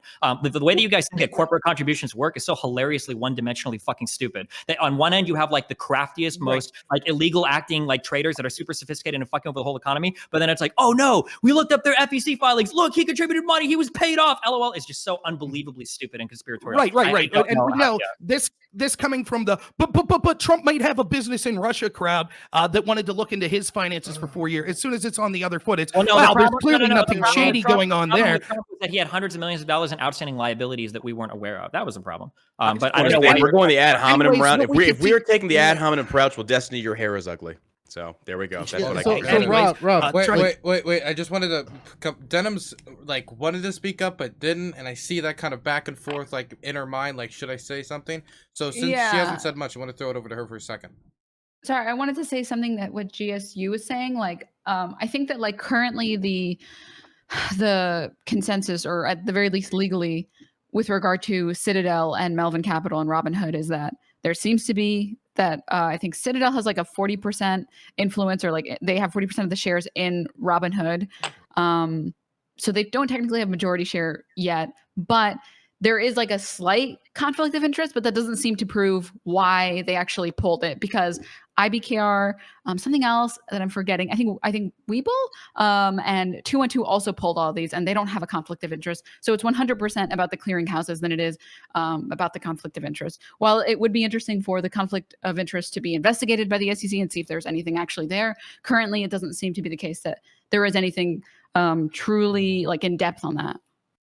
Right. And there's that it wouldn't influence that, the person that would be in charge of looking into that has a financial tie to one of them. That's impossible to think about. I'm glad that we got the left-wing perspective on we don't need to look at financial ties to people if they're involved in these sort of Who said that? Oh, don't you do that, you man. just said Come on, that man. the way you think of these like it's a conspiracy. If Janet Yellen and the SEC are the ones that are going to be tasked with seeing if there was some sort of financial incentive for places like Robinhood to halt trade, then it's clear that they also share that same financial incentive. What in I'm fact, talking it's about, quite clear Rob, that Yellen should have to. What you do, Rob, what you do is you find 2 or 3 facts and you spin a wonderful story about it. All I pointed out was how fucking stupid it was for you to imply that these incredibly sophisticated investment firms that probably have millions of different ways to move money around would do it where they would have to show a fucking FEC filing for it so that some dipshit like you could point out how corrupt they are. That's all I'm saying. Right. Rob. I mean, it's never like that. So no one would have been able to find out the corruption in, say, the 2008 market. I mean, they're so sophisticated. Oh, wait, that's exactly what happened. In fact, in 2008, what happened was the SEC actually shut down the short sellers,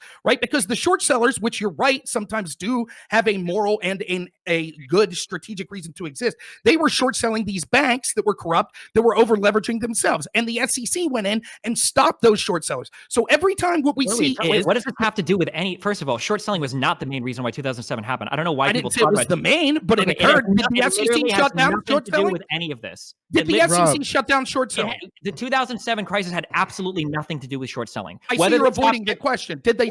I don't know, because it's not really relevant to what happened in 2007. Okay, but it's not really relevant to what happened in 2007. So I don't know why you're bringing it up. Rob, you even further buttress the point, because what you're saying is that there was no reason for the SEC to shut down short selling because it didn't have anything to do with the crisis. I don't know if there was reason for it or not. I just know that the main reason why the 2007-2008 crisis happened was because of short sellers. Right. Yeah, well, nonetheless, the SEC shut down short Aftershock, your glasses are ugly. Robert, the Robert. SEC. I'm just doing Like, that. if we don't I want to talk know. about the topic, that's We're just fine. gonna insult each No, other. Here's what we're Robert, gonna do. you're missing something here, though, man. Like the Yours too, GSU. You're a to glass say monthly it as well. to say it again, just so we're clear here. Like the SEC investigators would check into the trading activity and collect other evidence to try to figure out whether investors were trying to create like a false or misleading appearance of active trading. But then if there was any evidence that individuals, if there was any evidence that those individuals made false statements to help drive up the stock price, that would be considered fraud, right? This is why there's like this alarm of Reddit, where it's like, do we consider Reddit as news of that? Like, there's so much to this. But again, just so we're clear, but the problem is that it's SEC selectively investigators applied. would check into that. The problem is it's selectively applied. So, for example, we see people saying we need to look into these Redditors, but no one's suggesting we need to look into the short sellers themselves. Back in 2008, when it was a bigger group than these short sellers, when it was actually these big banks that have political influence, all of a sudden, when they were accurately being short sold because they over leveraged themselves, the SEC steps in to help them. And it's not just them. We see politicians, media people doing the exact same thing. In 2008, they looked at these short sellers and said, short selling's bad. What's happening here is terrible. The SEC needs to step in. We see the exact same thing happening to these Redditors today. No one it's is not just at Robinhood. No one is like nothing has happened. What are we talking about? We'll see. They're calling for it. We see politicians calling for it. People are ass mad on the media. People get mad about everything. What does this have to do with anything? Yeah, Rob, that's why I'm laying out like what would happen, right? Like, and obviously that's why I mentioned that Sherrod Brown and Maxine Waters are already like they announced hearings into the stock market itself, and then like the predatory conduct of hedge funds. And again, like that's why I said like whatever the fuck that means. Like there's as of where we are right now, we're not in this investigative state. The point is this, that we see all of these people in positions of power that drive the conversation about stocks, about Wall Street and things like that. They all come together every time it comes to protecting business. They need bailouts. There was talk of potentially bailing out Melvin Capital. You want me to just keep interrupting you every 3 seconds that you want to talk to? I can do that too. I can talk over you and talk just as fast as you. No problem. So anyways, we constantly see that this is what occurs, that these people, so you turn on CNBC, you see Andrew Swartkin, you see all these people saying, oh, this is like Trumpism. These Redditors are like Trumpism. You see Chris Zilla saying this is white supremacy in action, these Redditors. You see Discord channels being shut down because just coincidentally, they were shut down for hate speech at the exact day that all of the people on there were costing these hedge funds big money. This is constantly the argument that happens, that we constantly see people in the positions of power constantly are defending, supposedly socialists, many of them that are on CNBC, that are on these media outlets that are saying we need to help the little person. Is a socialist, Okay, who's bailing out? You make so many claims that are just like all false. Who the fuck is getting bailed out? There was talk of potentially bailing out Melvin Capital. What do you mean there was talk? This is such a Weasley thing. There was talk. What? There was some guy on CNBC like screaming, or MSNBC like screaming at somebody like, "Oh, bail out!" Like, what? No one's getting bailed out. Like, no one is. I don't think it's bad to investigate Redditors. That might not be the worst thing. What if there were people that were fomenting about a stock that were driving people to buy it so that they could exit a position and make a lot of money? I don't know. That's right. Okay. And the lesson learned is we'll investigate the Redditors, but we won't investigate the hedge funds. You know, because that's not except we've already said the SEC is looking into the hedge fund, so you already are wrong. What are you talking about? They don't look in them. They're looking in this one time because they were caught with their hand in the cookie jar. Do you think if we find out that this one time, the SEC finds out that this one time that Melvin Capital, this one time that we actually caught them because it became a viral story because Robinhood has literally been fined before by the SEC. What do you mean just this one time? You're just making it kind of shit up. We're not talking about Robinhood. We're talking about the hedge fund. Rob, but you're missing like there's other reasons why a stock can be halted, which is why both have to happen at the same time. Like a stock can be halted if there's an announcement of something, right? So like for instance, if we just found out like yesterday or today that the iPhone whatever the fuck is the last iPhone, that's going to drastically influence Apple stock, and they might just halt it. That's not what happened in this case, though. Right. But my point here is that what the SEC could do is, but the SEC didn't halt this. This was the brokerages. Doing on their platform. I want to call it out. But the SEC would have halted this. Nobody would have been able to trade it. So this has nothing to do with the SEC, really. This has to do with the business. No, but they're the entity that would do the investigation. Agreed. Is my point. Right. And so we're talking about them. Right. And what we're talking about is them hypothetically investigating these Redditors to see what possibly could the Redditors have done that was wrong. That's a really good question. It's possible that some of them had taken out massive positions on the stock, and they used their ability as either mods or getting sticky posts to get a whole bunch of other people to buy into their Ponzi scheme so that they could exit positions in incredibly favorable positions. Do you think something like that should be allowed? I don't know. It should have. well, let me ask the counter question. Should someone from Melvin Capital that took 20% short on them be allowed to go on CNBC and tell everyone how bad GameStop is and they should sell it? Why is it okay for the big guy to do it, but not the little guy? There's a difference between talking about a company. It all comes down to whether or not you're spreading false or true information about it. Okay. That's the difference.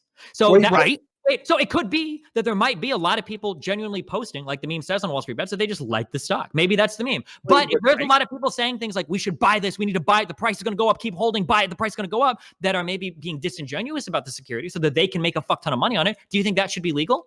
Wait, well, but how would you determine the difference? Because there's a credible argument that because it was overshorted, there's a credible argument that there's three people talking. There's three people talking at once. I can't hear anything. Okay. Can you make him answer that question? I just want to hear him answer a single question. Wait. What is the question? My question is if somebody on Reddit takes a position on GME, and then they go on to Reddit and they start saying, guys, we need to hold this. We need to buy, hold this. It's going to be awesome. Buy. Do you think that type of activity should be regulated? Should that be legal? If they're not really saying they like the company or whatever, they're just telling you to buy a certain stock and then they sell and make a fuck ton of money. Should something like that be legal or should that be regulated? That should be illegal. It's hard to say because their reason for it could literally be, this has been so overshorted that you should buy. It's going to go up.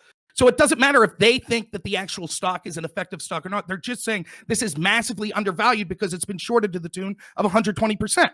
Why shouldn't they be allowed to say that? You're allowed to say the opposite of that. If that's all you're allowed to say, right? If that's all they're saying, then that's fine. If the SEC wants to investigate that to see if there was malfeasance, I don't know if that should be a huge problem. If somebody is going to make a fuck ton of money by spreading misinformation about a stock in order to get other people to buy so that they can exit on a highly favorable position, that type of activity should probably be illegal. And if large hedges did that, they'd probably get in trouble for doing that too. But they do it all the time. They're constantly, when do they get online and spread misinformation about a company while having huge positions in that company and then profiting when listeners jump in on it? Define misinformation. If it's my opinion that I legitimately think that this company's overvalued, that doesn't make it misinformation. I see them every day on CNBC, people that are short selling, saying, oh my God, this company's going to be tanked. It's terrible. It's mismanaged. We don't like how the CEO is doing things. The people that are doing short selling, these people all publish massive fucking research reports on why they do what they do. If you disagree with their position, you're welcome to bring up some of those reports. This is one of the reasons why Melvin Capital is known for what they do. If you disagree with any of their reports, you're free to do it. But these guys don't just fucking randomly run around on fucking news stations trying to get people to sell a stock so that they can like win on short positions. That's not how any of this works. Well, they certainly could do that to help them. Not everyone that's listening. I don't care about what they could do. I don't want another conspiracy story. But that's Rob. not the point. The point isn't that they're allowed to go on and spread misinformation if it only partially helps them, as long as they had a portfolio that they've written about. Yeah, like people that are watching Mad Money with Jim Cramer aren't necessarily reading all of Melvin Capital's portfolio. Rob is actually defending the business. Rob, I think you're using a lot of words. I think we can more easily pin Destiny down on this.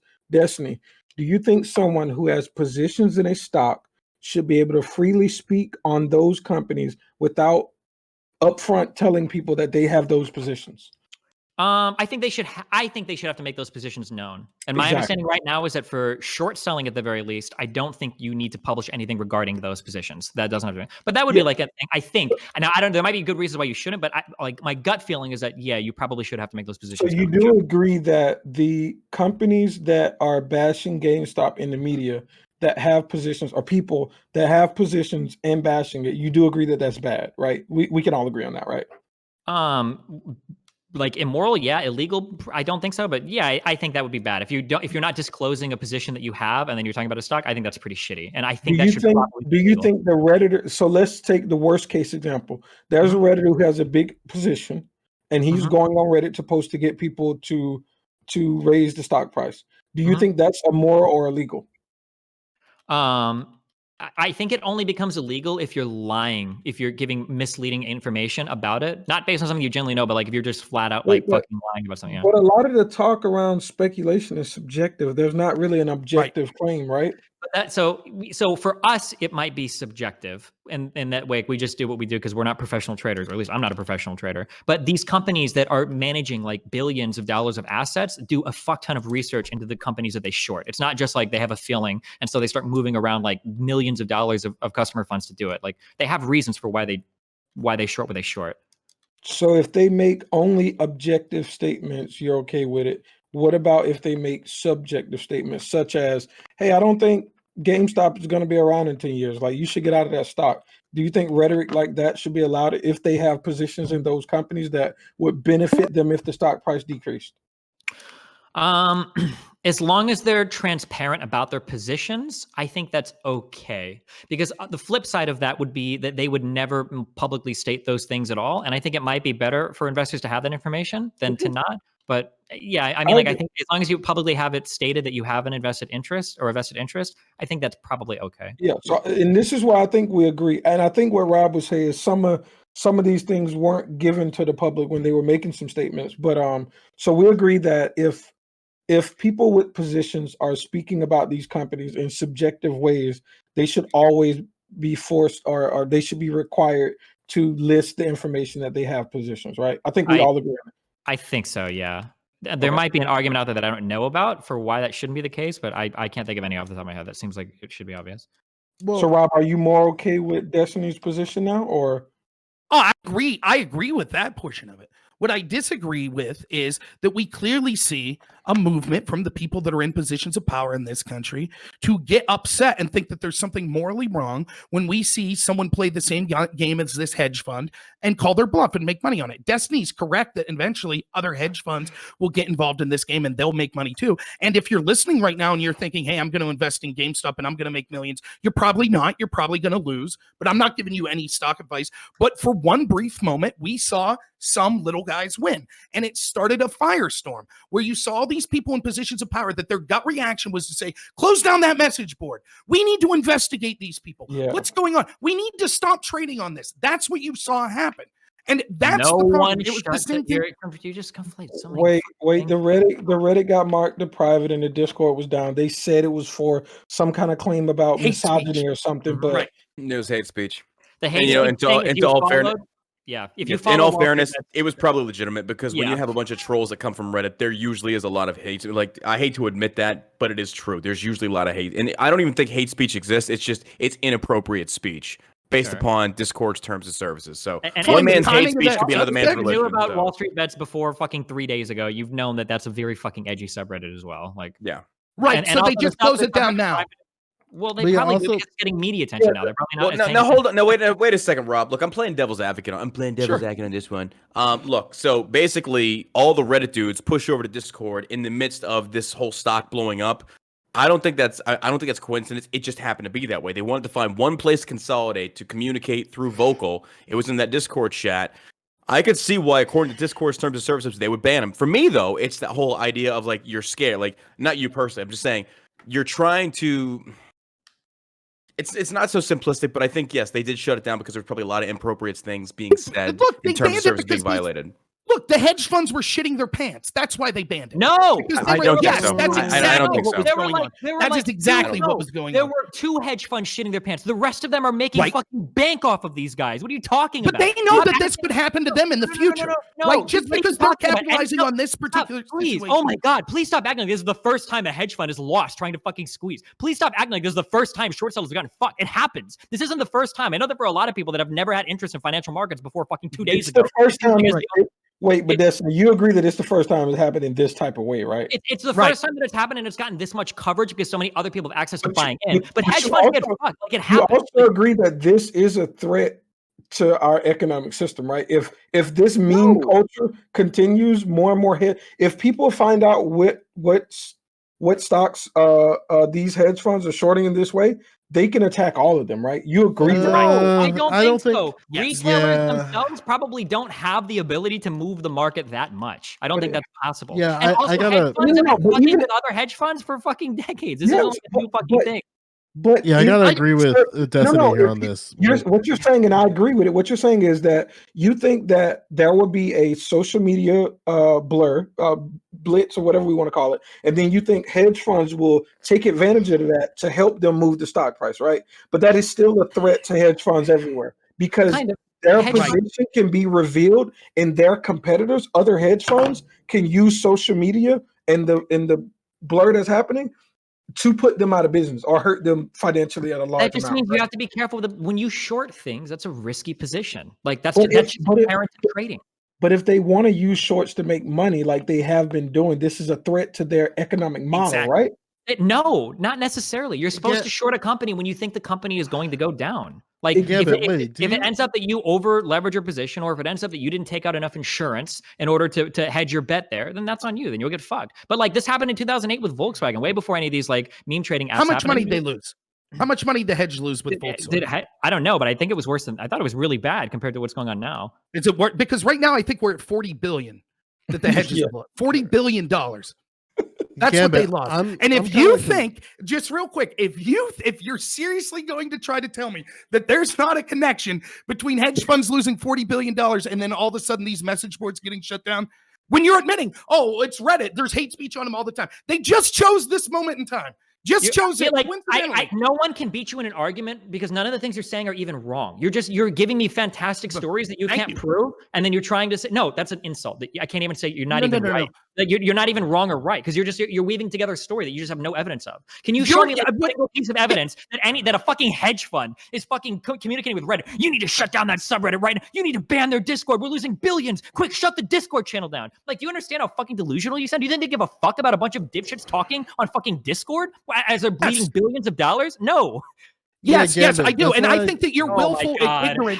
I think you're willful ignorance of this situation, saying unless we have some sort of telecommunication proving this shows it. But meanwhile, you're willing to accept the hedge funds when they say we don't have a liquidity problem. You're able to tell us exactly what they really mean by. I mean, it's just I'll just finish real quick. It amazes me the ignorance that is feigned every time that you could show some sort of censorship that's going to help people in the establishment. Oh, we don't have proof. It just happened. This hateful message board that's been up for years. They just happened on the same day that $40 billion was lost by hedge funds. They just happened to decide, oh yeah, and there's hate speech on there. We'll take it off today. I mean, it's laughable. The extent you'll go to defend these people is hilarious. It's absolutely hilarious. I'm not defending anybody. You're pushing back against your insane conspiracies that you have zero proof. Let's close this down for a second. Okay, John, that's it. You two tummy sticks. Go.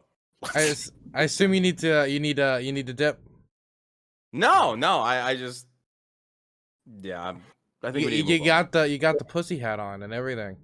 Joe was about to ask me a question. Did you just associate pink with vagina, sir? I'm offended.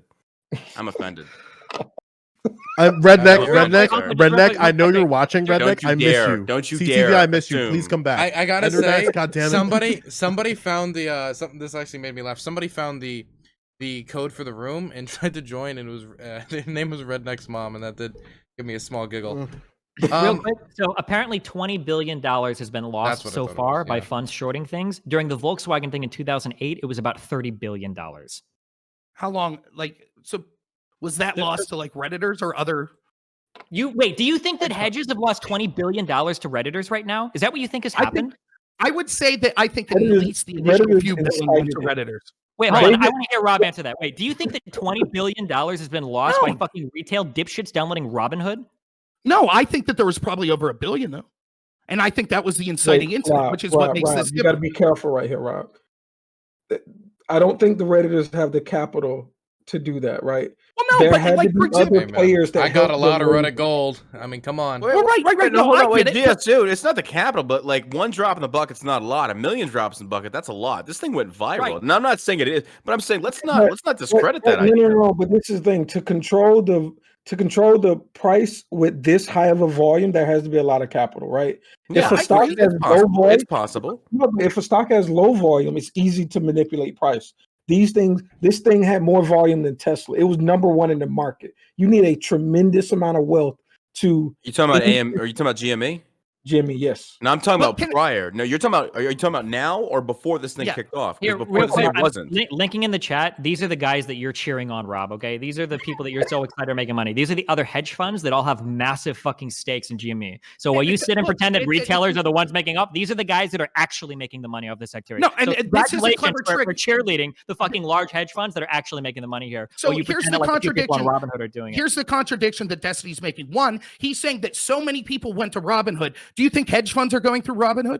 to No, invest? of course Wait, is not. that to us or is that to the chat? But so many people, the volume was so high Okay. through Robinhood. That's how many regular Redditors are going. Oh, But that's then on true. the other hand, Wait, you're saying, oh, wait, it was hold on. all the Maybe hedge this funds that is- were this making is money. not It a wasn't the contradiction. regular Wait, Redditors. this is not a contradiction at all. You're crazy. Sure it is. Just because there's a lot of volume for Robinhood doesn't mean that Robinhood carries the capitalization to deal with like fucking high-level hedge funds. Why are you even trying to compare these two things? The Like, point is, this would be the like, point no, is, this would be Robinhood, like, you're this would be saying like me. This would be like me asking my mom for a PlayStation 7, and then she's like, "I'm sorry, we don't have the money for that." And I'm like, "Oh, you don't have the money for that, but you paid the mortgage yesterday, mom. You lying bitch. What do you or piece of shit? Oh, we can't say the beard. You lying piece of shit, mom. Like, what do you mean? Like, you're talking about totally different levels of no, capitalization. I'm not. No, Is no, I'm PlayStation not. 7 out? Here's the point. Yeah, Here's the point. PlayStation 7. The truth is, Is there a PlayStation Listen. 7? Reddit told me. listen, Hey, here's go the buy point. Sony. You're I'm not giving saying, you're advice. saying that basically Robinhood had to do something that was Fair. damn near unprecedented because the volume was so Yes. high. But Correct. then you say the only people that we should focus on are the hedge funds that are making money. It wasn't the little guy that made money. So who were all the people in Robinhood that were investing if it was just hedge funds making money? Hedge funds do not use Robinhood Exactly. to buy and sell securities. But Exactly. Robinhood took on I don't know why you're saying exactly. Robinhood took on an unprecedented number of new clients, opening up an unprecedented number of new positions. Just because those positions are Unprecedented. new- yeah, unprecedented doesn't mean absolute value equal to that of what hedge funds are doing. Dude. Unprecedented. I didn't say they made as much as hedge funds. It's I said there were a lot of unprecedented. little people that were winning on this. And there You're- were, as you're admitting by Oh saying my it was God. unprecedented. No, I that's know. not It what that sucks to have means. your point You're, shown. no, you're just wrong. I'm not wrong. Explain it to me then. Explain Sure, it to me. let me There were an explain it to you. unprecedented Let amount me of people. explain it to you. Let me explain it to you. Robinhood had a lot of customers. They could theoretically be dealing in the tens of millions or hundreds of millions of dollars. Okay. Sure. They had a lot of new customers that were trying to buy a ton of a very risky security, and they didn't have the collateralization requirements in order to allow those trades to go through.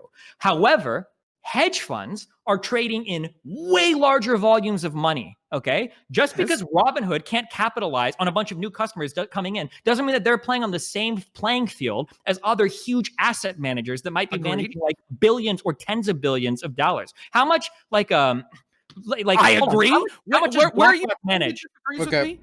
Okay, Wait, does anybody here know Okay, offhand wait, how get- much BlackRock? How many assets? Is it over $1 trillion? Can we take this for a second, because I do need to say that we need to start wrapping this up. So can you Okay, both yeah, wait, do I just one want to be response to each clear. other? Just real Thank quick. you, Jesus. BlackRock manages $9 trillion in funds. Okay, Okay. so? Robinhood manages less than 20 billion. Okay. Just because Okay. Robinhood has an unprecedented number of new customers coming in, it can't meet capitalization requirements, doesn't mean that they're a massive market mover like a massive asset manager or a hedge fund is. No one's saying that they're on the level of hedge funds. That's what you're just your trying to little- argue. That's not what I'm trying to argue. You That's your kind of are. imagination. Now you're What caught I out 'cause said you didn't know the specifically numbers, was, now you're going to walk it back. Go ahead, Rob. okay, I actually gave a specific number. I said that I thought these people could have been 1 billion of the 20 billion. Even GSU said that might be too high. It may be too high, but I clearly in the number that I was giving in an estimate was saying the hedge funds were 19 times bigger or 20 times bigger. So what the hell are you talking about, Destiny? The point I'm trying to make is there were a lot of regular people on the ground that made money. It might have only been a pittance of the hedge funds that also made money, but the people that lost money were 100% the hedge fund. That's who Yeah, lost. and in And absolute that's value, why the this hedge fund situation is is being probably- treated differently. And That's why the it's being hedge treated fund- differently. And when What do you you, think lost real money? quick, Because real it was quick, and I'll leave Volkswagen. you finish. It was hedge Real funds as quick, and I'll well. leave you finish. Real quick. And that's why when you say, oh, this is just, it was only the head, these are the shitheads that you're defending. No, that's what shills that are defending the hedge fund say, because they can't even accept that 1/20th or 1/50th of the money that was made from these big hedge funds went to regular people that were investing on I places don't like think Robinhood. that's the You case, but can't okay. accept that. So You you have have no to shield idea for the that's big true. businesses. There's no way that that's they, what that you're doing. $1 billion were made by fucking Maybe it wasn't a retail- billion, but there was an unprecedented level of regular people that were getting involved in this, as you admit. And you know what? There's going to be an unprecedented level of regular people that are going to Unprecedented. lose out when the stock crashes. So Okay. congratulations. let's- so let's- you were let's- wrong. You were wrong. Let's Got it. put a, let's Talking put a, about let's put a pin in everybody. Everybody. Yes, everybody, because John, you've been talking too much, and GSU, you've been talking too much, and Merrick, I can't get you to quiet down. So I need you all to get in line. And Destiny and Rob, I need you to speak up a little bit more. Okay. I know. So what we're gonna do now is we're gonna wrap it up. So we're gonna go around the room. Everyone's gonna give their final statements. But before that, I just want to say to everybody who's watching on other platforms, my name's Dylan Burns TV. You can use Dylan Burns TV on Twitch. That's DYLAN BURNS TV. I would really appreciate if you look me up on Twitch or my YouTube. We just passed 10K subs on YouTube. I really love that. And any support I would appreciate. It takes time to put these panels together, and yeah, I know it's a recession, I know everything's hard, so if you don't have anything to give me at this time, I understand, but any follows is appreciated. Now I'm going to go around the room, and everybody's going to do their last statements and your outros. Please remember to plug yourself. People will do their ending statements and forget to do their outros. And so I'm going to start in the bottom left-hand corner with Merrick.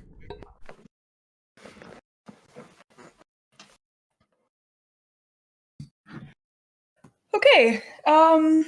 Yeah, I don't know that I really have much to say on this particular topic as far as an outro goes. That was a very interesting back between Rob and Steven. Thank you very much for having me on here, Dylan. I really appreciate that.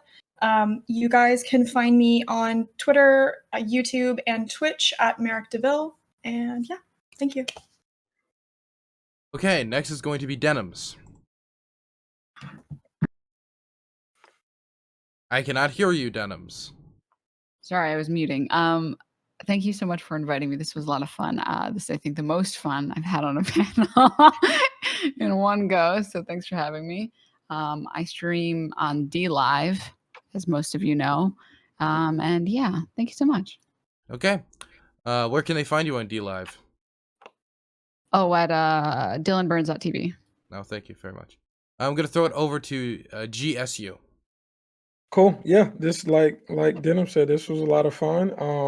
I'm happy that I feel like a lot of the core of these topics we all mostly agree. There were definitely parts where we disagreed, but I feel like most of the core issues we agreed on. So that I find a lot of happiness in that.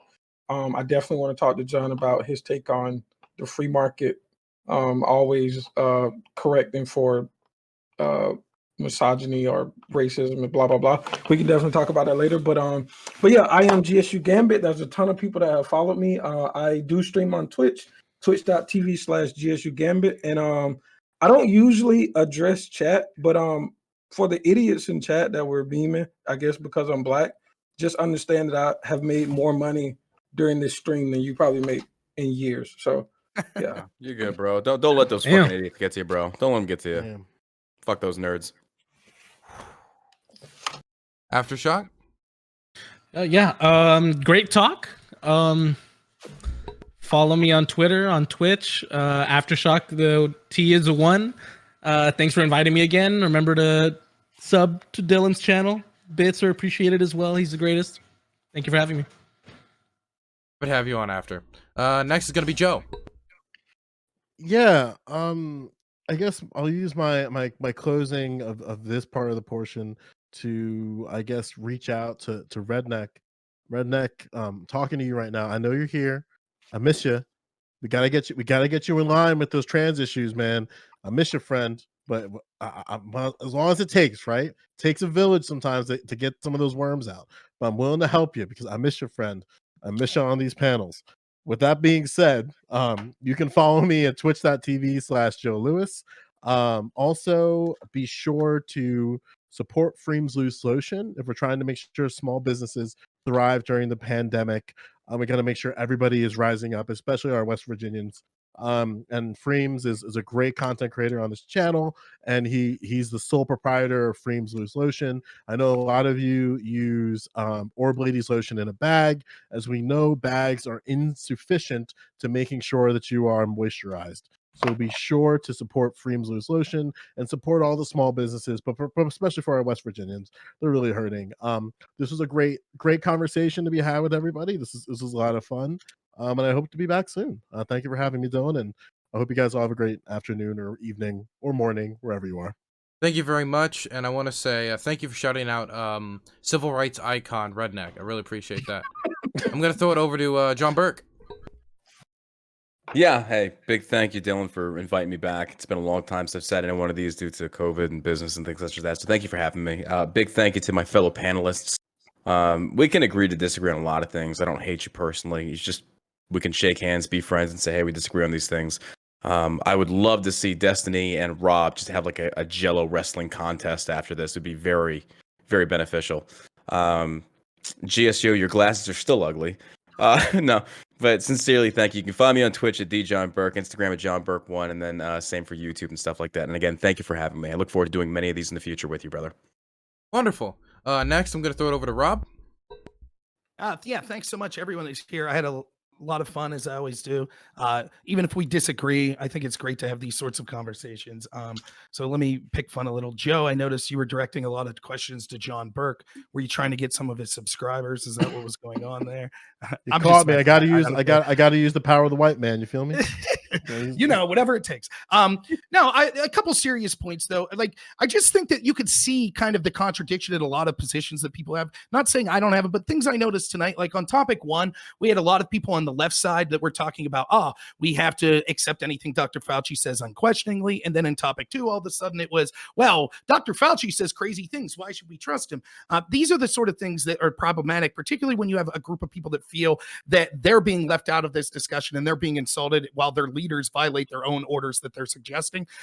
With Destiny, it seems like you're always willing to go to bat for the big billionaires. So congratulations. Maybe someday they'll leave you in their little club, whether it be PPP loans that you admit that yes, the big banks were first in line and that's a good thing, or whether it be, this sort of stock situation where we could see not just the media, not just politicians that are going after the Redditors, not just shutting down their free speech on places like Discord or Reddit and things like that, but we also see the stopping of trading and the things like that and the demonizing of the idea that little guys could even ever do one thing that would be able to take money from some of these hedge funds, even if 90% of the money was gained from other hedge funds. It's just incredible. But I'm not surprised because I believe in previous discussions I've had with you, you were also for the bailing out of these banks in 2008. So in the world of Destiny, a great leftist, the big business could do whatever they want, always get away with it, and we'll always make excuses for them. So I'm glad that there are people like you out there defending them. As for the rest of us, I think this is really an interesting time where people on the left and right can come together to see how this game is rigged, see how the reporting of it's rigged, and understand that until we have fair systems and things like the stock market and things like free speech and other sorts of things like that, then it kind of makes our votes and our ability to come together to have meaningful change in this country very difficult to achieve. And I'm going to throw it over to Destiny, and I do also want to say good luck in Nebraska. I'm really happy you're doing what you're doing. You're getting more involved, and you're doing it specifically on the local level. As somebody who has managed mayoral races before, I'm very happy to see you getting involved in one. Thanks, I try. I guess I'm not as good as doing the story weaving that Rob is. I hope that people notice that all of Rob's tactics, basically, if you're ever curious how to break down an argument of his, basically what it is fact one, fact two, fact three, and then here's a story that I have to tie them all together that I have no evidence for. It seems to be a really common thing that he does. So we saw him do it earlier when he was talking about old people being sent into homes to die so that Trump can be less popular as president. We saw him do it with the idea that hedge funds are calling up fucking Discord admins to try to get Discord channels banned. All of this stuff is going to be asserted absolutely without evidence. All of it can be dismissed without evidence. Rob will never present a single compelling fact that actually verifies any of the claims that he makes. All he does is take little disparate facts and then he tries to tie them together to make some grand conspiracy. Yeah, there's that. Yeah, that's basically all I have to say. Would you call him Rob 7? I'm sorry. Okay, that was out of line. Anyway, I had a blast, everybody. Thank you so much for coming on. Yeah, you're all free to go. Thank you once again, everybody in chat. I'm just gonna. Did we get closing statements from everybody? Yeah, I think we got everybody. Oh, okay. Is there somebody I'm missing? You want to bring Melania over, and was she listening in, or what was? John, what's the name of your business? What's up, brother? What's the name of your business? Just curious. There's three of them. There's shellshockcbd.com. It's an e-commerce and walk-in brick and mortar down in Richardson, Texas. We have a woodworking one that unfortunately we're having to close, Tipsy's Woodworking, because of COVID. And then we have Tipsy's & Co., which is a shaving one. Well, I'm going to head out, guys. You guys have a blast, okay? Thanks for coming on. I really appreciate it. Great show. Oh, wait. And one last thing. To everybody in chat, next week it's Hutch and Trihex. They're going to be coming on, so be sure to tune in for that at 8 p.m. Eastern Standard Time next Friday. Okay, wonderful. See you guys later.